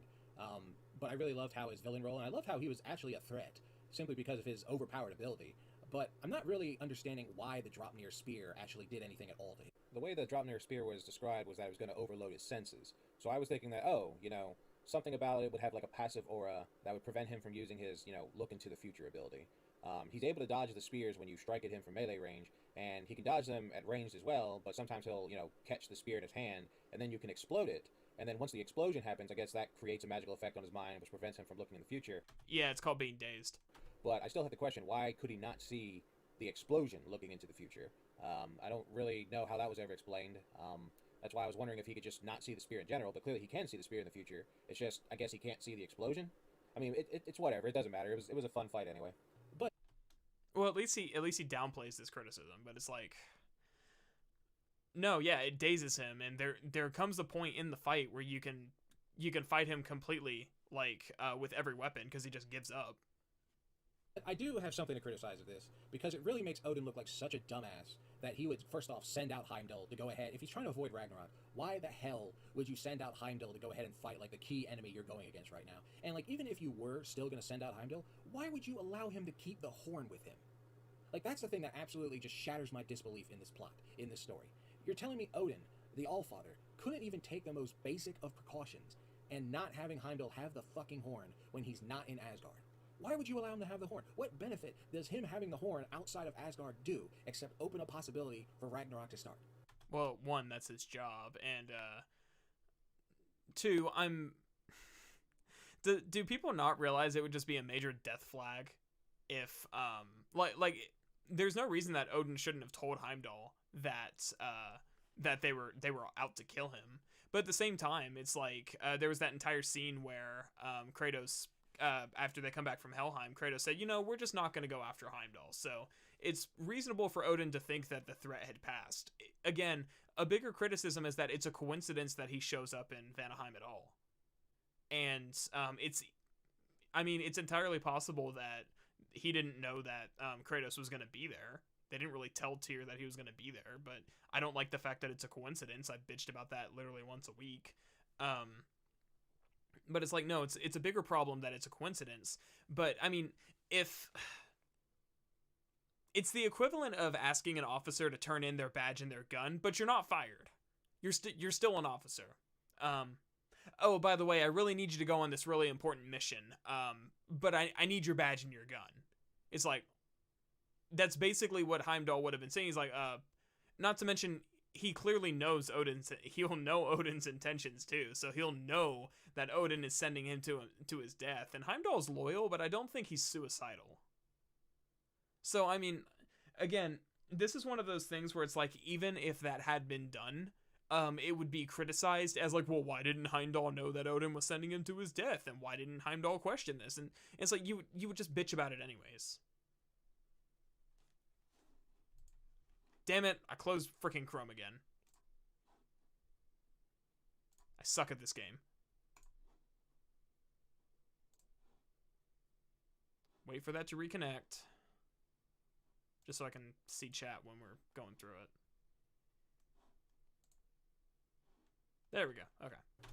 Like, that is absolutely, like, I can't believe I only just thought of this, but it's absolutely mind-boggling retarded now that I think about it. Man, he said it again. I only made one racist remark. There is zero reason why Heimdall needed to have that horn with him as he fought Kratos.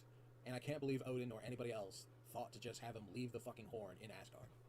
Oh, and also, before you fight Heimdall, you're trying to get, like, this little purple square object that helps, like, the wolves chase the moon or something like that, and then that Einherjar dragon rider person steals it.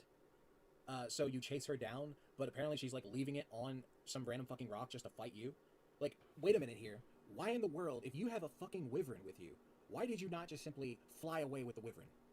The fucking dragon with wings. But why in the world did you not just fly away? Why were you waiting to fight Kratos there? I'm pretty sure it's because it's implied that the Einherjar aren't very smart. Like, I know you're just a random NPC mob. Yeah, that's exactly why. But if you actually successfully stole an item, which would make it almost, I'm pretty sure it makes it impossible for... Not to mention, it's like, it's not clear if you can even take Vanaheim's moon out of Vanaheim. It's not clear if that'll work. And I 100% guarantee that this freaking dumbass Einherjar thought that they were strong enough to take on Kratos. For Kratos and Atreus to continue forward with Ragnarok, you know, even before attempting to get the horn and all that. Why in the world did you not just fly away on the dragon? She literally had, well, first off, she could teleport, so why in the world could you not just continue? Okay, yeah, you could teleport short range, not freaking across the map. You teleporting, but even if she could only teleport like a certain amount of times or a certain amount of distance, why the hell did she not just get back on the dragon? Like, there was no excuse for that to happen. That makes absolutely no sense, and it's really telling me that the plot is fucking retarded as it... See, okay, so he's taking, like, little things. He's taking little things that it's like, okay, yeah, they strain believability, but they're really not that big of a deal. He's taking little things, he's making big deals out of them. And it's just getting stupid. It's like, it's not that big of a deal. It's like, there are much bigger problems with Ragnarok's story than anything he's talked about so far. Goes along. But what really gets me is how utterly contrived the next parts are from here to the very end of the game. First, when you get back, but before you go with Thor to the ice area to get the final piece of the mask, it's called Niflheim. Sindri just coincidentally happens to make an item which will allow you to instantly warp back to the... No, it wasn't a coincidence. He gave it to Atreus because he knew that Atreus was going back to Asgard. He was part of that conversation. I don't know how people... Did this dude just watch Synthetic Man's video and say, I want to do that too? Because that's really what it seems like. I wonder if I can go on Synthetic Man's video and find this dude commenting or something. Because it's like, no, it's not a coincidence. It's like, it's very obvious that the reason Sindri gave Atreus the escape route is he said, if you get into any trouble, use this. So it's like, why does it seem like that's a coincidence? It was literally an escape route in case he got into trouble because they knew Heimdall was dead.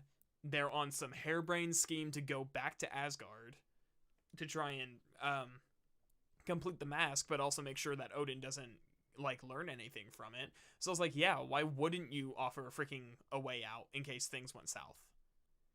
Keep in mind, the other times that Atreus went to Asgard, he did not have anybody's blessing. So it's like, there's no reason to think that had they planned for Atreus to go to Asgard the first time, Sindri wouldn't have still given this to him. In fact, he's more likely to have given it to him because he wasn't nearly as pissed off from getting freaking attacked when he was in bear form. So it's not... Just because you say that it's a coincidence doesn't mean that it is. Loading screen area, you know, the circular path of the world tree, whenever you go from one warp door to another warp door. He just coincidentally happens to make it for that exact moment in time. And then when you go with Thor and get the final piece of the mask, Odin comes and he's about to grab the mask. He's literally like inches away from putting his hand on the mask and taking it from Atreus. And then Sif, Thor's wife, and two Valkyries just happen to come through. How in the world did Odin not just simply complete his hand motion and grab the mask? I don't understand. And then even then, the whole thing with Sif, you know, telling Thor that Odin doesn't care about him or anything, even though technically speaking, like, there's nothing wrong with Odin sending warriors, the Aesir, after Kratos, considering how Kratos has already admitted he has no... Yeah, but they weren't just Aesir warriors, they were their son. And the issue isn't that he sent them, the issue is that for Sif feels like Odin knew that they weren't strong enough to take him and just threw him at him anyways. Not to mention Baldur was already out there. So it's like, yeah. I mean, good lord, never have... I hope this guy never has to experience the loss of a child. Because I do not feel... I just do not feel like he would handle it the way he's expecting Sif to. Like, yeah, your kids died. It was their job. Get over it. No problem going to war with Odin. Now, granted, it's still stupid as hell for Odin to send Heimdall, and even if he is going to send Heimdall... He didn't send Heimdall, though. There's nothing in the game that implies that he sent Heimdall. Why the hell is he sending him with... In fact, literally, like I said, excuse me, Eric Williams said in an interview it was a coincidence. The horn. So yes, that's objectively fucking retarded from Odin. But there's nothing. But there's nothing wrong with a leader of a realm sending people out to go out and defeat their enemies. Like that's literally what they're meant to do. So the Sif's entire angle, like I get they're trying to protect their kin, their sons and daughters and all that, but that's literally what they're signing up to do. Like they're not there for the sake of decoration. They are there to be used in combat if the need arises. I think there are other reasons I wouldn't want this guy to experience the loss of a child. So far, what I'm thinking is that never be in a relationship, because clearly you think domestic and emotional abuse is perfectly justified as long as the woman did something first. Never have children and hope they don't join the military, because if they're sent on a suicide mission, you're going to be like, well, that was just their job, you know, they knew what they signed up for. And first of all, Magni and Modi did not know what they were signed up for. Now, in fairness to Odin, they didn't know that Kratos was a god. They thought he was a giant. But at that point in the story, Kratos had already beaten Baldur in a fight at base power level, and he still sent them out. So yeah, I'm not buying this, and I'm not buying the angle that, well, Sif shouldn't be upset that her children were sent on a suicide mission, because, well, it's their job. They're Aesir warriors. It's their job to be sent out to die for Odin's plans and nobody else's. Not to mention, a big part of the reason she's pissed off here is because Odin had promised her that no more Aesir blood would be spilled, and then Heimdall died, and Odin was defending Atreus. That was another big thing. She tells him, you said that no more Aesir blood would be spilled. And Odin's like, well, Odin starts moving the goalpost. Well, Atreus didn't kill Heimdall. His father did. And then he basically calls her husband an alcoholic piece of shit. So that's whenever she goes over to Thor and she is like, what if our daughter is next? And that's whenever Thor's like, you know what, yeah, fuck this, I'm gonna kill him. So again, it makes sense if you do more than just look at it and go, well, that was stupid. If they were not needed, they probably could have done anything else. And then we have Thor, you know, just randomly go batshit insane over randomly go batshit insane for being angry. Dude, he was already shown to be pissed off at Atreus for what happened. Like, that was shown back in Muspelheim. So, just let it go, man. Atreus, who obviously did not do any of this shit. Yes, obviously he's angry that, you know, Odin is mistreating him. Atreus didn't do angry this shit. I'm pretty sure Atreus is the one who stabbed and killed Modi. Kratos was gonna let him live. But to have him just go and attack Atreus all of a sudden is so incredibly forced. This entire cutscene is so incredibly forced. I'm just gonna keep that to myself. The timing of everything just happens to be coincidental, giving Atreus that MacGuffin item to warp out. Not throughout the entire game or the previous game, but only because of this one area. Yeah, only because he was literally walking into... After killing Heimdall, he's literally walking into, like, the enemy's home. Yeah. No, it's okay, you know. We don't need to give this guy an escape route. He knows what he's doing, you know. Especially, it's like, yeah, think about it. How else is he supposed to get out of Asgard?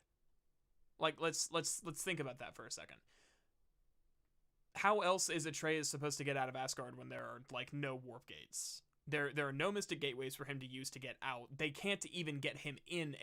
They have a way for Atreus to get into Asgard because Odin gave him that way.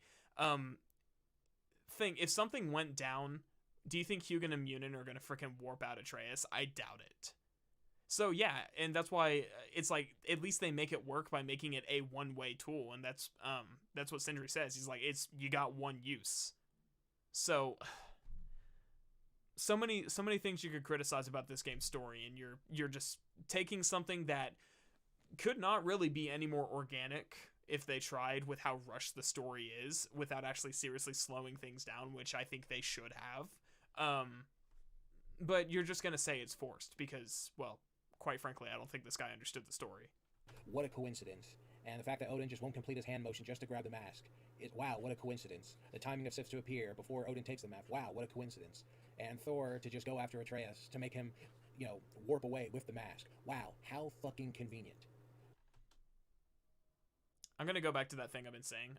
Just because you say it doesn't mean it's true.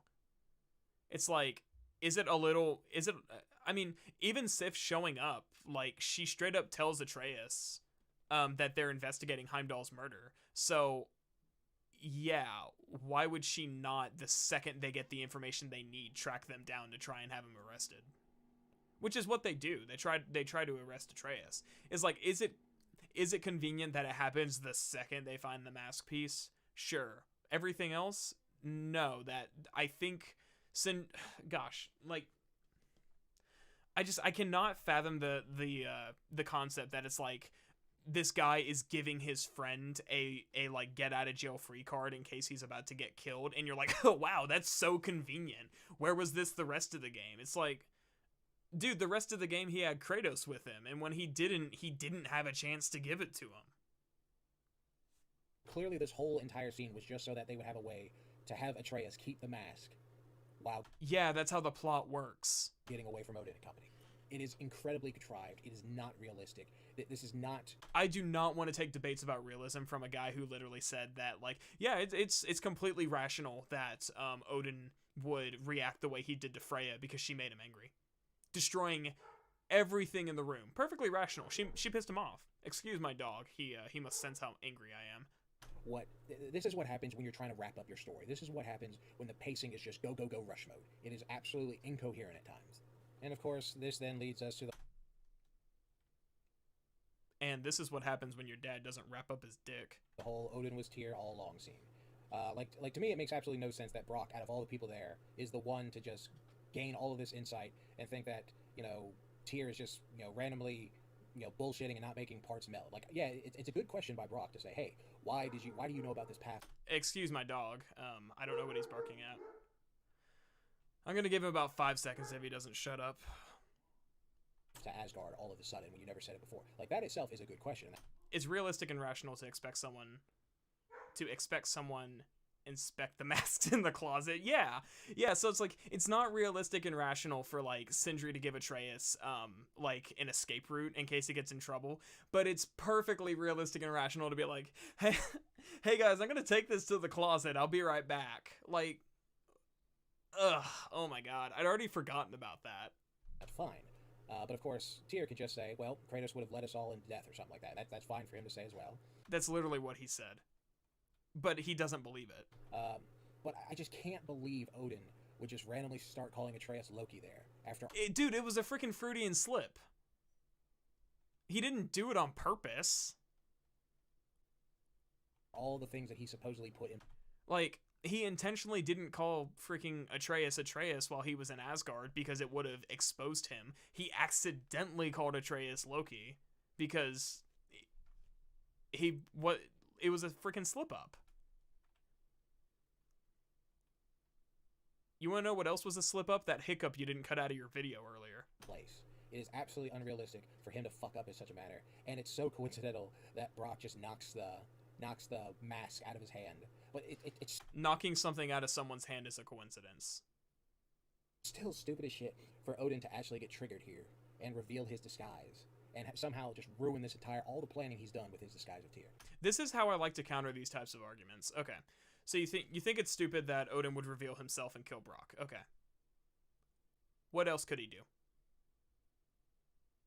Just think about it for a minute. Okay. Brock is about to expose you to a group of people. Every single person in this room is a hardened fighter. Like, Atreus has been trained for the last several years by Kratos. Kratos is a god of war. Freya is the queen of the Valkyries and a very skilled warrior. Freyr also very skilled in combat. Sindri knows how to hold his own, and Brock definitely knows how to hold his own. You are about to be exposed as a spy in a group of these people. And you know you're backed up against a corner. There's nothing you can say or do that is going to get you out of this situation. So what do? Do you sit back and wait for you to be exposed and then spring into action? Or do you try to kill one of your enemies first, use the shock of the situation to gain leverage, and then try to escape after you've, one, thinned the herd a little bit, and two, gotten the final word, basically gotten the last laugh in the situation, and then use the situation to try and leverage your way out. Which one sounds more logical? Okay, let's think about that for a minute. Let's just have a nice long thonk about that. And then let's see, which one did Odin do? Let's see here.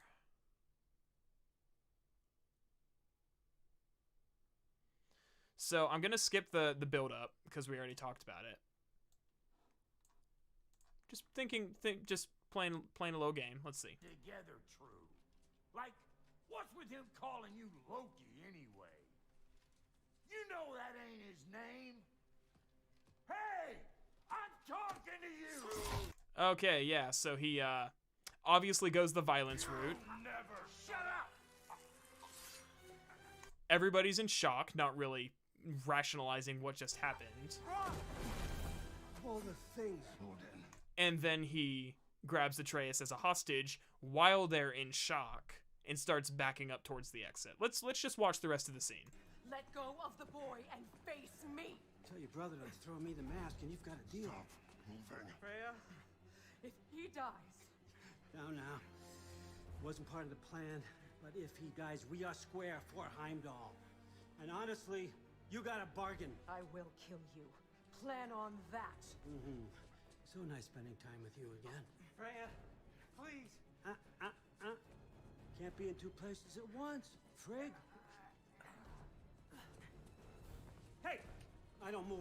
Okay, so now you got one person dying, two people caring for him, one person at knife point. Okay, you're down to two people who could potentially fight with you right now versus 5. Let's see what happens next. You don't move. Don't do anything you'll regret. I regret many things. Killing you will not be one of them. Where's my son? I'm in control! Here! Throw me the mask!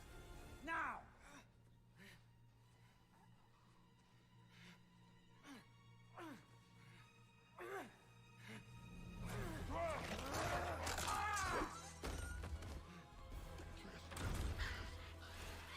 Too bad, son. Looks like war after all.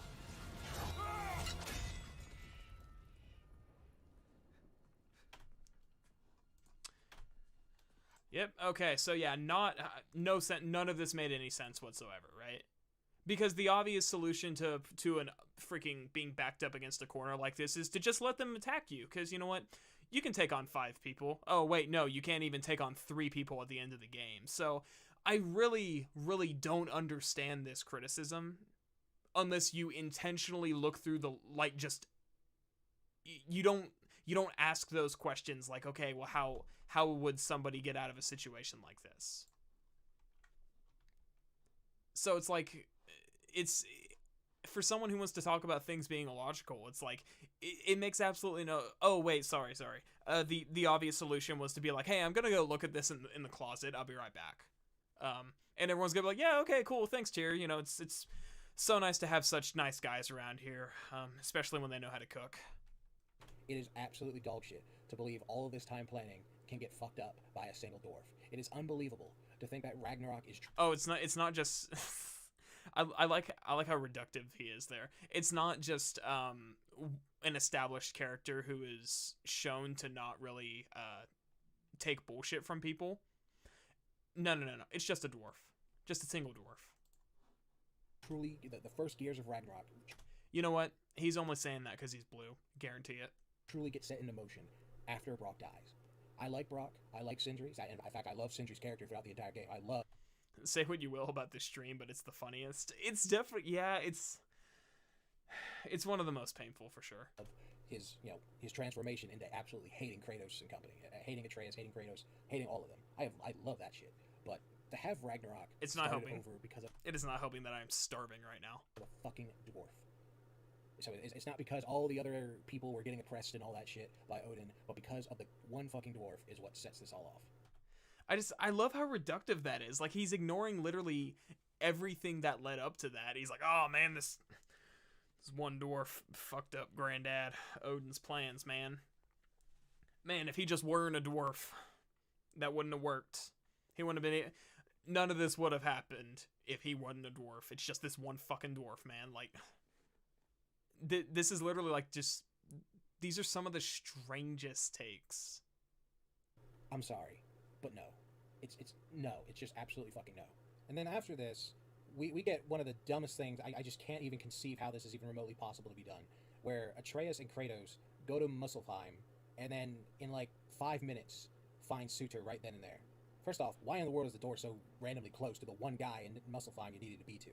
But on top... Well, they went to Surtur's Forge, though. It's like we weren't looking for him before. So it's like, guys, look, this obviously happens because we reused the level from earlier in the game. Let's just call it what it is instead of calling it a plot hole. On top of that, Odin literally has a raven there. So he knows where Suter was the entire fucking game. And probably even long before this game, long before God of War 2018, maybe for who knows how many years. Well, not necessarily just because Surtur was there now doesn't mean he was there previously. And you're trying to convince me that he doesn't just kill Suter or imprison him or do any of the million different things he could have done that would prevent somebody from engaging in Ragnarok? I'm rolling my eyes at this.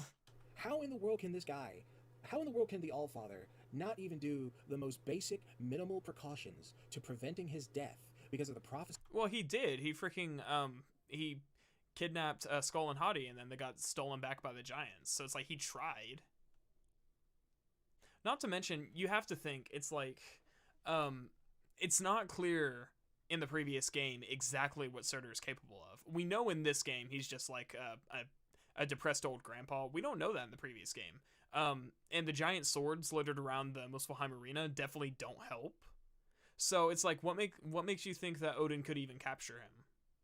What makes you think that Surtur himself is not already a 20-foot tall monster in that, because keep in mind, the prophecy is that Surtur will destroy Asgard. Ragnarok the monster is something we learn about whenever we talk to him. So it's like, what makes you think that Odin isn't taking precautions by not wasting resources trying to take him down when he's already, like, destined to win? Oh, but we're not thinking, we're just complaining. That he's terrified over, and he doesn't do anything at all to get rid of Suter? He doesn't do anything at all to just hide him? Like, yes, I know there's Einherjar that are standing in the way, and I know that there are the 2 Valkyries he sends, but that's after the fact. They should have never even had a chance to go after Suter to begin with. This is the type of shit that happens in your story that makes the plot absolutely insane. If I've learned one thing from these streams, it's that very few people are good critics, and even fewer would make good writers. Because these people won't even acknowledge the good in the story, and the things that, like, they call things that are perfectly set up plot holes or contrivances or conveniences, and they almost disrespectfully hand wave away story, like, important story context, or they just completely, like, get basic things like pronunciations for realms wrong, which, by the way, I haven't been calling out, but I've been paying attention to. So, yeah. This is why game companies don't take criticism, guys, because the criticism they're given is shit. It is not believable. Your villains have to do incredibly stupid shit in order for the plot to go forward, and this is just another case among many of that happening here. He has yet to show anything that has actually convinced me. Don't get me wrong, I can point out many contrivances throughout the story, and I do in my video. Like, I am very critical of Ragnarok's story. I like its characters, I like its portrayal of its characters, but I have a lot of issues with the story, but if you only took what I say on the streams as, like, how I feel about it, you would think I think this game is perfect. It's not. It's just that the things that they're focusing on are surface level nitpicks. They're not really focusing on, like, you could have a video this long talking about the pacing wrong with individual levels, but no, they only focus on Ironwood there because it's just noticeably the longest one. The entire game has a pacing problem, not just Ironwood. But no, let's talk about how let's just get to the point to where we're debating theoreticals about the universe instead of just talking about the actual story itself, because that's basically where the territory we're in now. It's like we're somehow out of actual story criticisms, and we're getting into the well, the characters, this should have been done a long time ago. This, theoretically Odin should have just killed Surtur by now. It's like, okay, but the game doesn't give us enough information to say whether or not this is something Odin even thought was possible. If he did, don't you think he would have done it?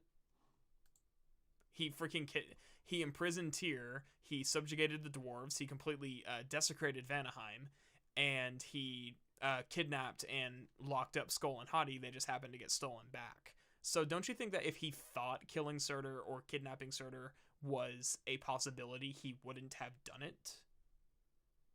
And see, that's the problem whenever you call something a plot hole that the story doesn't give us enough information to really talk about. Because it's like, yeah, sometimes stories will just withhold information, and that's what makes it a plot hole. This one isn't, though. Like, the fact that the Institute in Fallout 4 doesn't acknowledge the creation of super mutants or anything, or any of their motivations, that is a plot hole.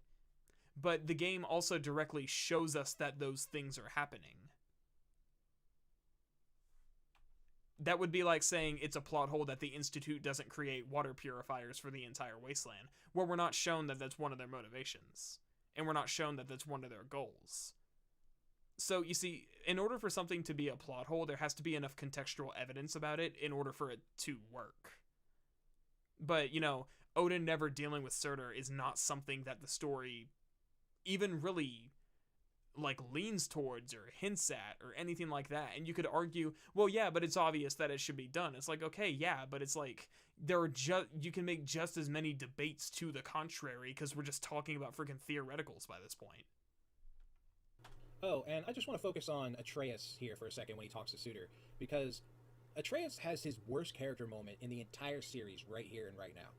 Like, this guy, we're supposed to think that we're trying to protect innocents, we're trying to protect people out there, and yet the first fucking thing that Atreus does when going up to Surtur is try to guilt trip him to commit suicide. Hey, your life is already worthless. You're not living for anything worth a damn. You might as well just kill yourself for the sake of our Ragnarok that we're trying to go for. Yeah, because he's only focused on revenge, which, in his defense, that would be a lot more obvious if that cut quest didn't get cut, but that's kind of the point. How utterly fucked up is this? Yeah, very. It's almost as if it's a character flaw for Atreus, and it's almost as if the payoff for this is whenever he is trying to force himself to sacrifice the Midgardians, and his empathy is getting the best of him. This is some actual psychological fucked up warfare right here. Like, I don't even know if Odin's ever said anything as bad as what Atreus just... I just knew whenever he said it's psychological warfare, I knew that he was going to say something about Odin. How can you miss the point that bad with Odin's character? Here. Imagine going up to somebody, guilt-tripping them, telling them that their life is absolutely fucking meaningless. I doubt most critics have taken any creative classes with what they teach for modern writing. Yeah, exactly. And that's why, I mean, whenever I was still, whenever I first started making videos, I was very prone to nitpicking stories too, because it's easy. It's really easy to do. But the more that I really think about my own limitations, the more I'm like, I really shouldn't be giving, the only time I'm willing to give writing advice is in situations like with Jedi Fallen Order, where I'm like, the issue isn't the writing itself. The issue is the vacancy in the plot. Whenever I talk about Seer and Cal's falling out, and I talk about how it resolves too quickly. Okay, that's a story pacing issue, not really a writing issue. Or whenever I'm talking about how hey, I picked up on these really, really cool kind of undertones with the story that I would have really liked to see expanded upon. I kind of go into that at the end of the video. And it's like, okay, that's not something I made up. That's something that's already there that I wish would have been acknowledged. So I'm very careful whenever it comes to actually trying to tell a writer you did a bad job. And that's also why I tried to go into at least some amount of detail at the start of the video of Respawn has a gameplay first philosophy that absolutely, I guarantee, affected the story. The main, I mean, even then, Fallen Order story isn't anything offensive. It's not offensively bad. It's just I really didn't like it, and I feel like it's got some sloppiness in some areas. But there are very few moments where I feel confident.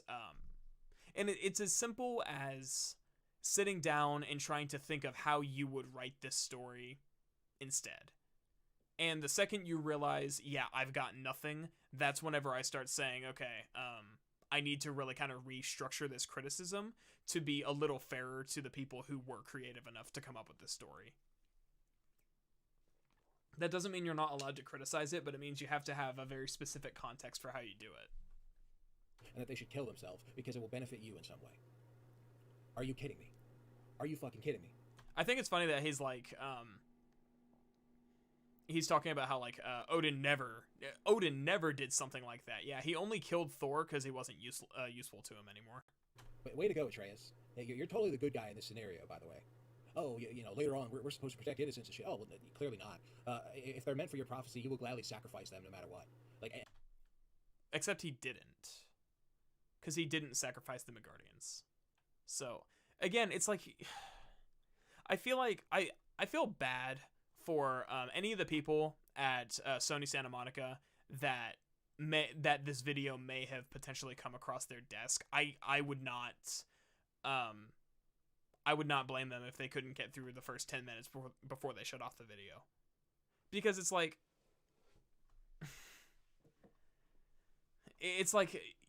I don't know, this really just comes down to like my perspective of why I make this type of content. It's like I want to frame my criticisms in a certain way where it's like if theoretically, if by some miracle one of the developers happened to watch the video, they can get something out of it that isn't just me saying they suck at their job. If only those writers could have made Atreus fight Thor, have Atreus break his arm just so he could attend Brock's funeral. Exactly. It's like the writing in this game is so poor because this super convoluted, harebrained idea I came up with that is totally so much better than the structured narrative we have now wasn't implemented. I highly recommend any YouTuber who thinks they can write a good story that doesn't resort to Reddit level fanfic to actually try, because I have and it sucked and I deleted it. Anything that benefits the protagonist, you will gladly sacrifice them for your own cause. So yeah, I really needed to just point that out because this is easily the most fucked up scene in the entire goddamn Norse saga right here, as far as I'm concerned. So anyways, we go to Midgard, and where Kratos gives this speech, which, like, on a conceptual level, Kratos leading an army, like, that's great on paper. But then I love how he just says it's great on paper. Like, you know, this is great on paper. It's almost as if I know he's trying to say like the execution could be better, but what it really comes off as is him just being like extremely not cynical, but extremely snide about it. Like, yeah, this was a good idea on paper. It's just, you know, you didn't really do a good job with it. It's like, these are the things that, like, if someone were to tell me, like, okay, let's take a piece of work that I've made. If someone were to tell me, watch one of my videos, let's take the Jedi Fallen Order video, because it's the most recent one, and they're to say, yeah, you know, you talking about, like, the story and how, Cal should have had a more organic, like, falling out with Seer, or what about the section where I criticized the arena section in the middle of the game that literally not a single other reviewer I've seen has ever criticized for being rushed? And they're like, yeah, those ideas where it's like Grease gets kidnapped and then you have to like go save him for the arena, those sound good on paper, but you know, that just wouldn't be very good. And then you just don't give any alternatives. Those are the types of comments I would just look at and say, yeah, fuck you, dude. Okay. Like, it's like, give me an alternative or just shut up. Because it's like, there's a difference between like giving someone constructive criticism and trying to be like, hey, you know, this, compare that to the commenter I talked about last week where he said I was talking too fast and he was having a hard time following the video. And I actually talked with him. He's like, yeah, you know, if you could slow down a little bit or space some of your sentences a little more, it would be a lot easier to understand. And he even told me, like, I have a feeling that your videos will like be a little more I guess accessible to some people who feel that way. That is giving me some constructive criticism, telling me how you think that I could make it better, and it's something I'm going to try in my Ragnarok video. I'm not going to talk so slow that I feel like I'm dragging or like I'm drunk, but I am going to try and slow down and not slam sentences together so much. But as you can hear with me talking now, that's just how I am. So yeah, it's like that's valid constructive criticism. But there's a difference between that and saying, this video really just sucks and I just think it's shit. It's like, okay, that's not a criticism. That's just a complaint. And as arrogant as this is going to sound, I can't get anything useful out of a complaint. So it's like, yeah, you cannot, in my mind, you cannot tell the writers of this game, yeah, the story's bad, it just sucks. Super contrived all over the place. And then you go into all these like nitpicky details about how like, oh, well, I just think it's really convenient that Sindri gave Atreus that escape route. It's like, why wouldn't he? Oh, but you're not asking that. You're not thinking about that. You're not asking yourself that question, and you're not asking, well, what could happen instead? And the thing that drives me insane is that some of these videos we've watched, the people have asked those questions, and they have thought, well, what could happen instead? And their freaking alternative, like the one with, well, we gotta force Atreus and Thor to fight so Thor can break Atreus's arm. And, it's gonna be fine for the rest of the game. This is only gonna come back at the end of the game. But, let's take something that happens at the 25-hour mark, and let's try to, let's really try to drag it out for the rest of the game. It's like, and because he has that broken arm, he can't go on his adventure to find the giants, and he has to be at Brock's funeral. It's like, wouldn't it make a lot more sense if, here, let me make your idea better, and that wasn't even this video. How about, instead of that, we take the scene where Fenrir and Angrboda show up to save everybody, and Atreus gets knocked out by the blast of fire, and we use that as a reason that he's too injured to go anywhere right now. Because that happened 5 minutes before the end of the game, not 10 to 15 hours before the end of the game. So anyways, I'm getting really, really heated right now. You find out your army is, well, the only people he's giving a speech to is... I think I just get personally offended at this sort of stuff because even though I don't consider what I do to be any sort of like valuable creative work, not to like sell myself short or say like it's not a creative work, but I don't consider my videos to be works of art the same way that a good book or a film is, or even a painting. So to imagine people criticizing even the things that I do, the way that they criticize some of these stories, is just something I find deeply offensive, because it just seems very disingenuous, and a lot of the time it's just very mean-spirited. Like 6, 7 people, something like that. So right off the bat, you would think the people who you would want this to be listening to would be the army itself. But apparently we just assembled an army in the easiest fucking way possible. Freyr is able to just make the Light Elves and Dark Elves just halt their shit and just immediately come with us to war. And Mimir is able to convince Helheim. We send Sindri over to get the dwarves, even though they don't come. And we just send a whole bunch of people out to get all the various groups of people to come with us. And it's like the easiest fucking thing in the universe for these people. When you can see the pacing is so obviously too fast here, when we're able to just assemble an army out of basically nowhere to start Ragnarok, this is where the story obviously takes a nosedive. Like, you cannot call a game a masterpiece. You cannot give a 10 out of 10 to something that has such glaring problems with the story like this. Well, sure you can. It's just, it is a 10 out of 10 for me, dude. It is perfect for me. Also, let me share some of my emotional insecurities at the end of my video. But anyways, so we go ahead and start the... But no, that's okay, the second valid criticism he said all video. It is absolutely a problem that you assemble the army so quickly, and it wasn't even a problem I thought there was a solution to until last week when I started thinking about it, and I'm now convinced that, yeah, there could be an entire game about assembling an army. It would just have to be, like I said, it would have to be chaptered with each realm getting several hours of content and probably seeing various different biomes. The only problem I ran into when thinking about this is like, okay,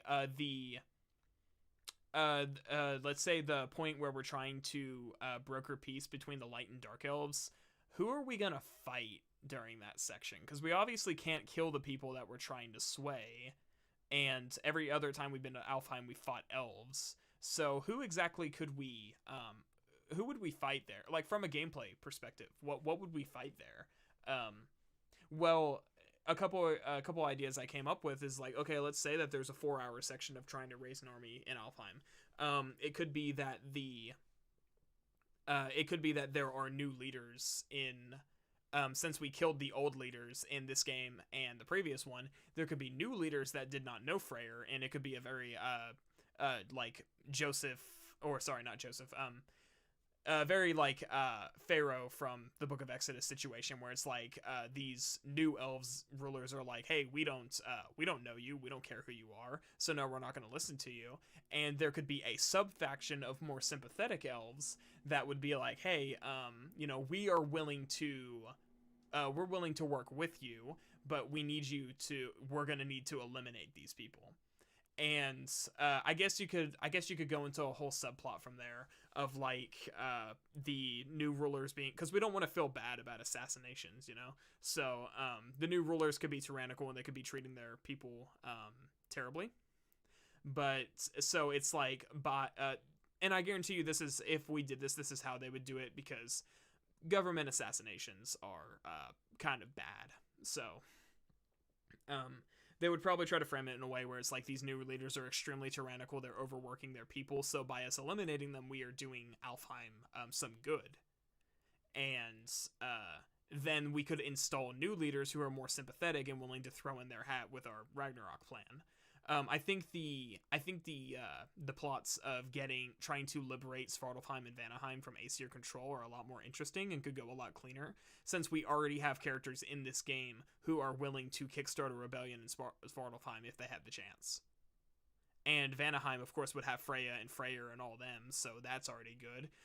Raising the army in Midgard, I talked a little bit about how it would be interesting if we could get to meet some of these different raider clans. Maybe there's maybe all the civil Midgardians were taken to Asgard by Odin, so all we have are like the raiders and the because keep in mind the raiders only want to kill Kratos because Freya convinced them that he's responsible for Fimbulwinter.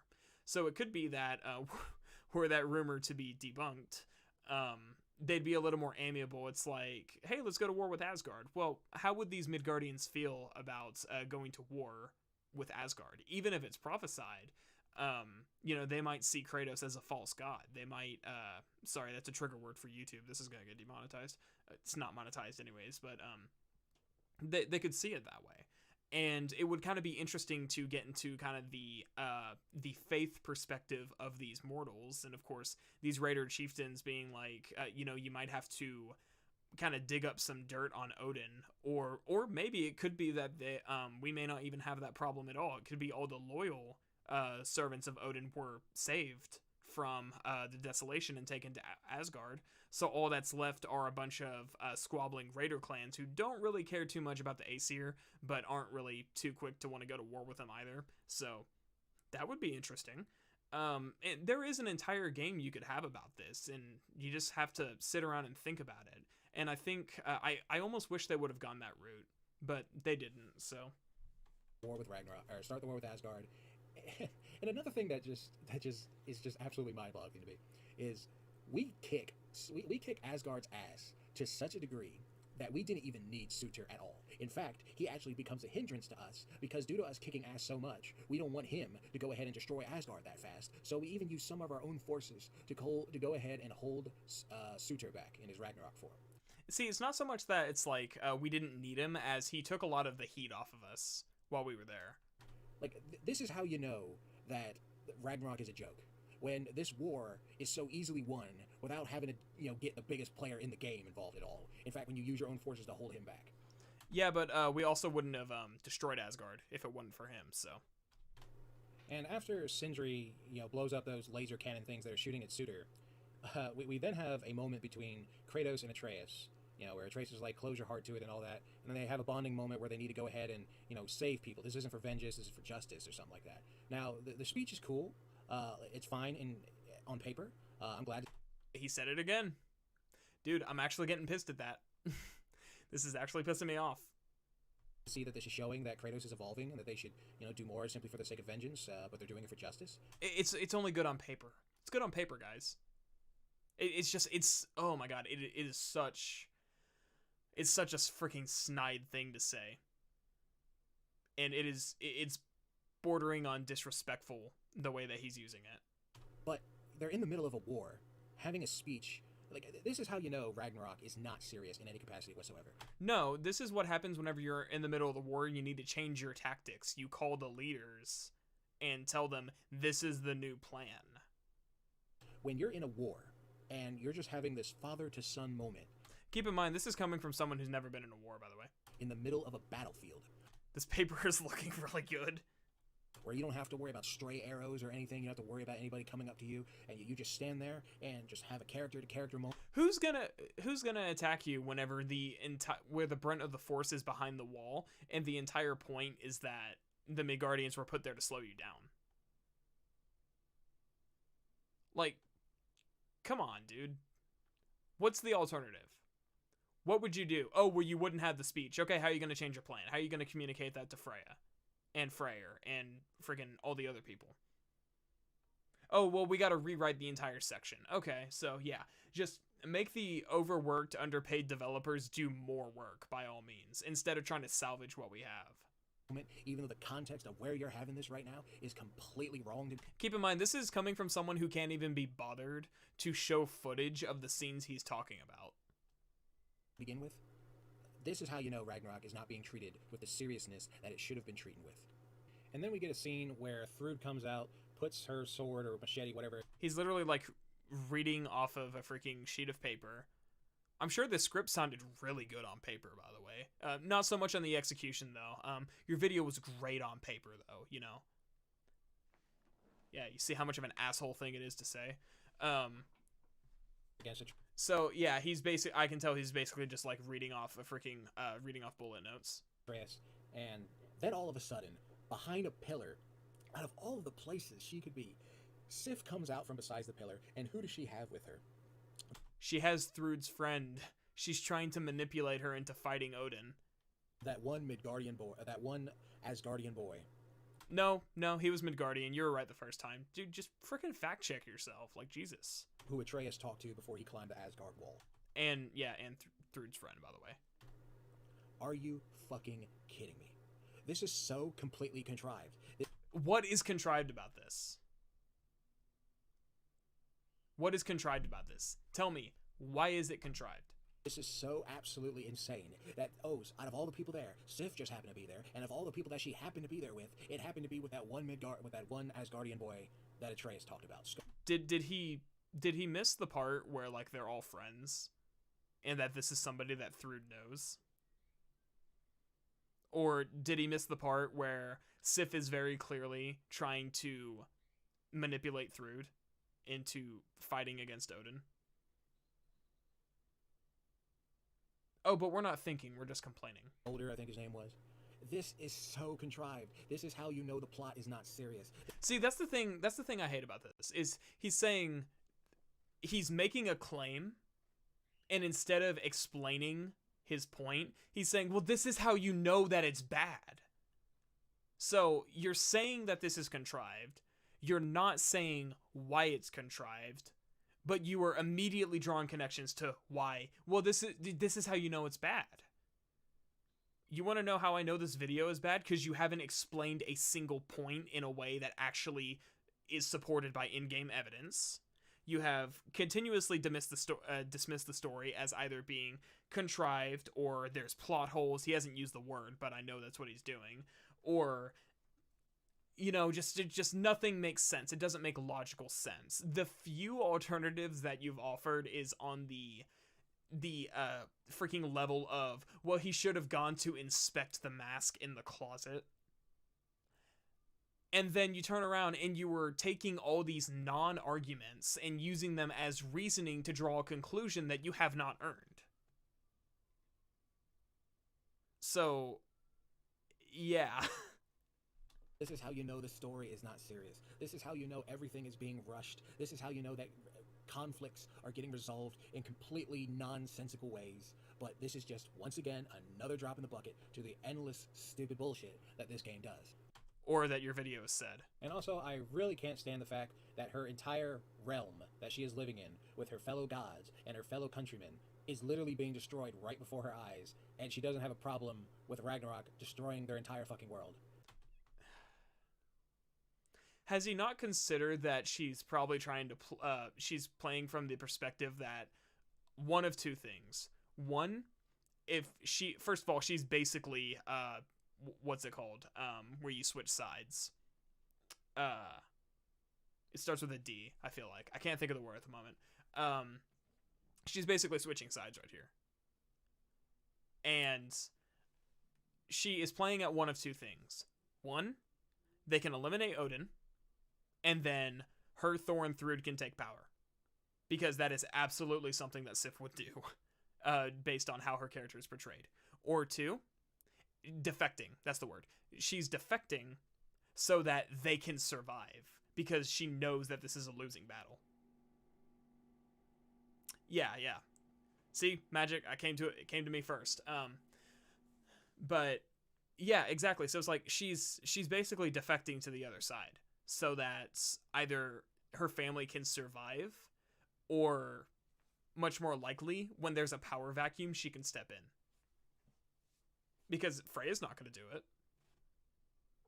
So, and it's like, okay, yeah, where's the in-game evidence for her trying to seize power from Odin? Well, there isn't any. But if we're playing by freaking playground rules of this dude, who, if he doesn't have to support his arguments, why should I have to support mine? So does that make me a hypocrite? Sure. But at the same time, the Sif is portrayed as being extremely manipulative. And she clearly wants Odin dead. So it's like, what would be the next logical step with Odin dead? Odin's son taking power. And she even does say that, I'm pretty sure she even does say, like, with him gone, their family they can finally be a family again, or something like that. Or their family can finally be free of his influence. So, yeah. Sure seems to me like she's playing for one of those two things. It's absolutely, like, traitorous behavior of the highest magnitude. Yes, exactly. You got the point. Congratulations. It's one thing to, not want your... At one point in this story is Sif shown to be loyal to Odin? At what point? Family serving Odin. It's another thing to side with the people who are actively destroying your entire fucking world that you're living in. Jesus Christ. And then we get the final battle. Yeah, so it's... Yeah, at what point has she ever shown loyalty to Odin? What about the freaking conversation that he's referencing where she tells Thrud to go fight Odin? With Thor. And I wish it had more spectacle like the Baldur fight did at the end of God of War 2018. Okay, yeah, so he's just basically copying other people's better criticisms. Yeah, he's literally reading... Dude, he's just given up. He's just reading off freaking bullet points at this point. But yeah, the fight was, somewhat cool. The music was cool. I kind of wish that Thor would have brought more upon the fact that, you literally summon Ragnarok to kill our entire world, as opposed to focusing on Thrud or whatever, because he would have been perfectly like. Again, Thor is never really shown to have any strong loyalty to Asgard as a place. Here's the thing: Heimdall was loyal to Asgard as a place. Thor was just loyal to his family. Thrud, maybe my grandfather is bad. Odin, Schrader, yeah. No, like, Thor is only shown to be loyal to his family. That's one of the many reflections he has with Kratos. Kratos was never loyal to... Well, he was loyal to Sparta, but he was never loyal to Greece in general. This synthetic clone is making my brain mush. I'm gonna go to bed to protect my precious brain cells. Good night, Shrimp. May the gods of Hyrule be by your side and protect that brain of yours. Yeah, have a good night, dude. It's definitely painful. No, like Thor is never showed to actually like care about Asgard as a place or anybody in Asgard, including not other family members like Heimdall. He only cares about his immediate family. And he even cares about his father more than his father cares about him. But it's like, again, just debating things that their character are not shown to care about. In of itself, just by that reason, to attack Kratos. I mean, you have an army invading your land. You don't really need any justification other than that to say why you're defending your own, realm and all that. Yeah, but he cares about his family more than his country, which I think is a pretty reasonable perspective to have. But anyway, he gets beat, and then Odin comes out and kills him, which I admit I was really hoping that Kratos and Thor were about to team up. Like, that's the direction I was hoping. I thought it would be the most kick-ass scene in the game if it was going to actually be like that. But fortunately, Odin just kills him like that. Which, I mean, hey, if the enemy convinced your greatest, Okay, so now we're gonna defend Odin. First half of this video, Odin never does anything wrong, man. He's a perfectly good person. Later half of the video, yeah, Odin kills his son, but I mean, he was about to become a traitor. He was about to betray him. So, of course, we need more justification for why Odin is good. Ally in Thor to go against you, then, well, you gotta deal with him, I guess. Yeah, you gotta deal with him, I guess. What can you do? My son's defected to the other side. I have to murder him. He has shown no hostilities against me. He has just laid down his weapon and said, I will not kill for you. You gotta deal with him, I guess. So then we get the fight between Kratos and company and Odin, which was nice as a spectacle. But then we get to the part where the mask comes up again, which I don't even know why the fuck we brought the mask here. Like the whole, I don't know why we would even risk bringing the mask to Odin at this point in the game. That just seems like something that could have potentially gone horribly wrong if you got it, maybe. What else are we gonna do with it? Freaking drop it in a river? But I just hate how the mask turned out to be fucking nothing. We never get to learn about the mask. We never get to learn about what the secrets were. I don't see what the negative would have been if Atreus just looked through the thing. And I also don't... That's the point. We don't know what the negative would have been because we don't know what it does. It's like... Kratos basically says the entire time, like, these shortcuts to knowledge always have a cost. So it's like, yeah, no negatives. What could possibly go wrong? Even Rex and ME1 laments having to kill his father, but not this stone cold killer YouTuber.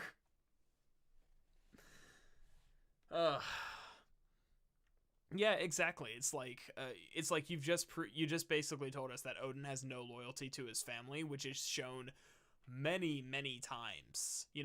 Fight with Freya that results in her ending up leaving. No loyalty to his family. Magni and Modi, no loyalty to his family.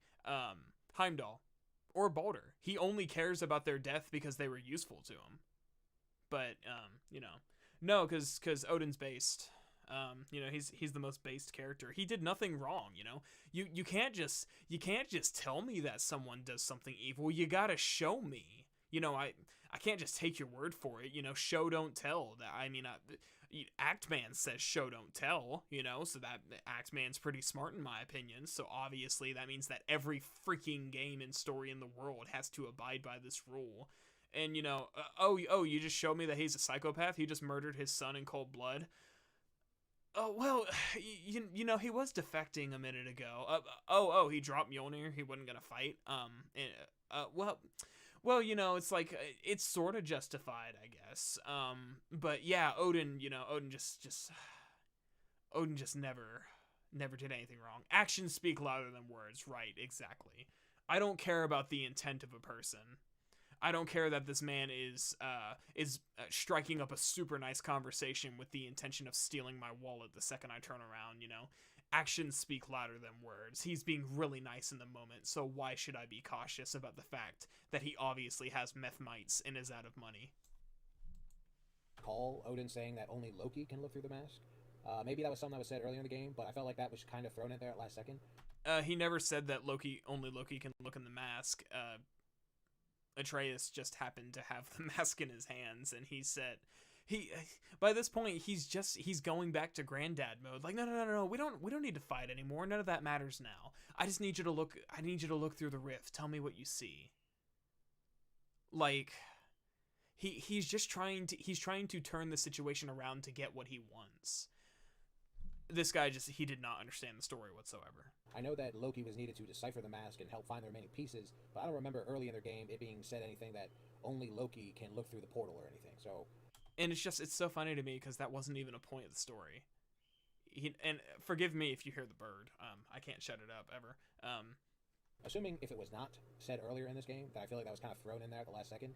But the bottom line is that the mask shouldn't have even been there, like if the protagonists were actually being smart. But man, that mask was just an absolute terrible build-up, even though it could have been used to justify so many things in this game. And again, we can't have something be ambiguous. Everything has to have some major plot relevance. It's like it's not even ambiguous in the way that it's like we're just using it to progress the plot. It is ambiguous because it is meant to be ambiguous, and it obviously ties back to the earlier in the series with Athena. But let's not draw the obvious comparison here. You have a pet bird. Man, I hate this bird so much. We inherited it from my grandma when she passed, and he's a cockatiel. We thought he only had like, I don't know. We thought he only had a little bit left to live. That was back in 2018. He's still alive. He's like 27 years old, and he's got a busted up wing, so he can't fly. So we can't let him out of the cage. He's extremely mean and territorial. It's just, I don't like him. I'm not a bird person. then when, Odin's already lost, I am surprised that he couldn't, figure out that Atreus is literally giving him an opportunity to stop being bad or whatever.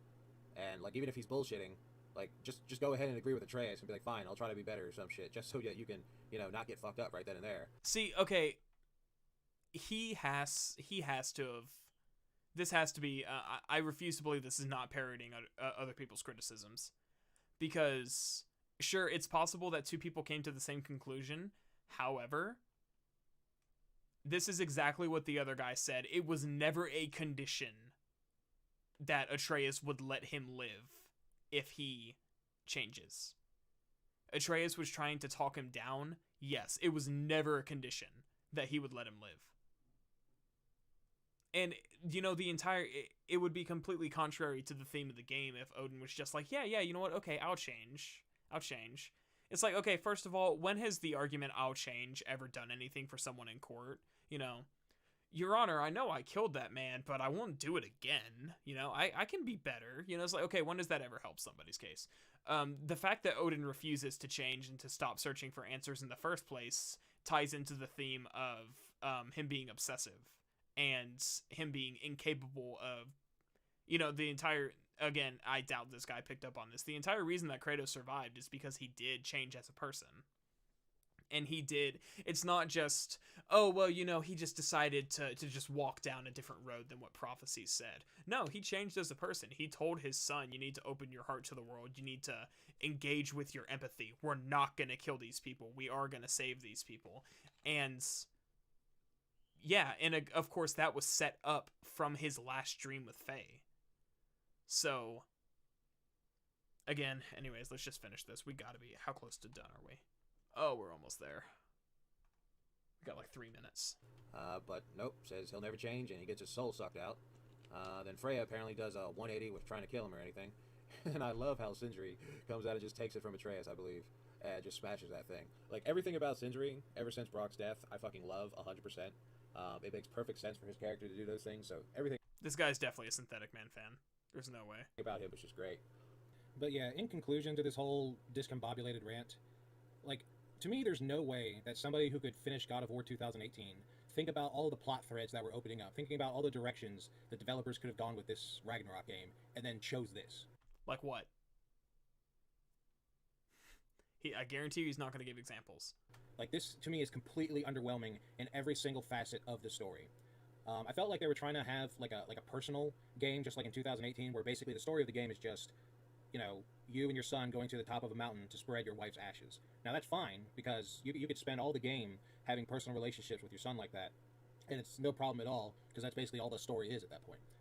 But in a game like Ragnarok, where you really are supposed to be focusing on this disastrous catastrophe that's going to happen, I felt like the plot of that was thrown out the window just to have more, like, character bonding moments. Like, instead of having more story-related stuff, we focused on Thor being a drunkard.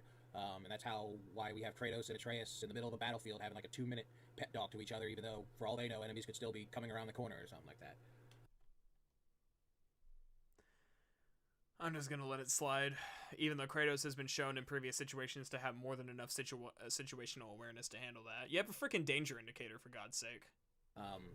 And it also annoyed me at the very end where Kratos opens that last prophecy, and it shows him being a god that's being worshipped and all that. And it's supposed to be a very touching moment where, like, you know, all of Kratos' Oh man, you ran out of boss footage to show, so instead of showing the actual scene you're talking about, you're just gonna replay a previous boss fight. The course of all God of War games has led to this moment, which, like, on paper, that's great. I would love for an ending like that.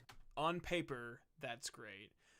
First and foremost, it was not everything from the previous game was leading to this moment. It's he changed his fate. This is the new fate ahead of him. But we're not thinking. We're just bitching. To happen. It's just that the things that came right before that, the whole game of Ragnarok, like, wholly spoils that moment there, in my opinion. And not to mention, it also is contradictory between, oh, you know, prophecy doesn't define us, but then, oh, we're going to go with Ragnarok prophecy anyway. But then it still doesn't happen in the exact same way that the prophecy of Ragnarok said. And then So instead of trying to figure out why that is, let's just call it a plot hole. we open this final prophecy, and then, oh, wow, it shows me being a god that's being worshipped, and I'm protecting everyone. Like, it's still contradicting there. But yeah. No, it's really not. That's basically it. I'm sure there's some other stuff I forgot to put in here.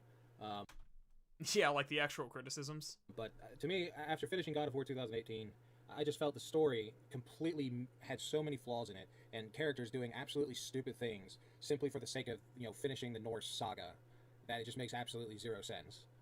So yeah, thank you for, if you made it this far, thank you for listening to this. I know it was completely a discombobulated rant, and I know I keep repeating myself over and over throughout this multiple times, but yeah, I felt like 2018 was a much better game. We need to take away this dude's paper privileges. That's funny. In comparison to this, at the very least in the story department. Wow, he could... Just a hard cut to the end. Okay. My brain. It hurts. And I think I wanted to get through more than 2 videos, but I don't think that's gonna happen.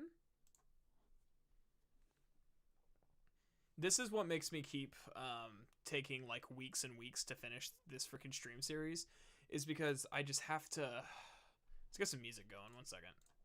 I have to keep like stopping and trying to explain for somebody else, because they can't... I feel like some of these people legit just can't make the arguments themselves. They, like, I actually have to freaking sit back and try to piece together what they're trying to say, and it hurts my head. I felt exhausted watching, yeah, exactly, like, it is exhausting to, like, sit back and listen to someone say this, and it's like, I know that he didn't understand the story, I know he's not going to say anything that's actually, like, worthwhile, but I have to sit through it anyways. Let me try to fiddle with the volume here. But I am starving. That's probably, I think that's why I'm being so aggressive right now, is I'm really hungry. I didn't eat breakfast. I probably should have. Note to self, eat before you stream.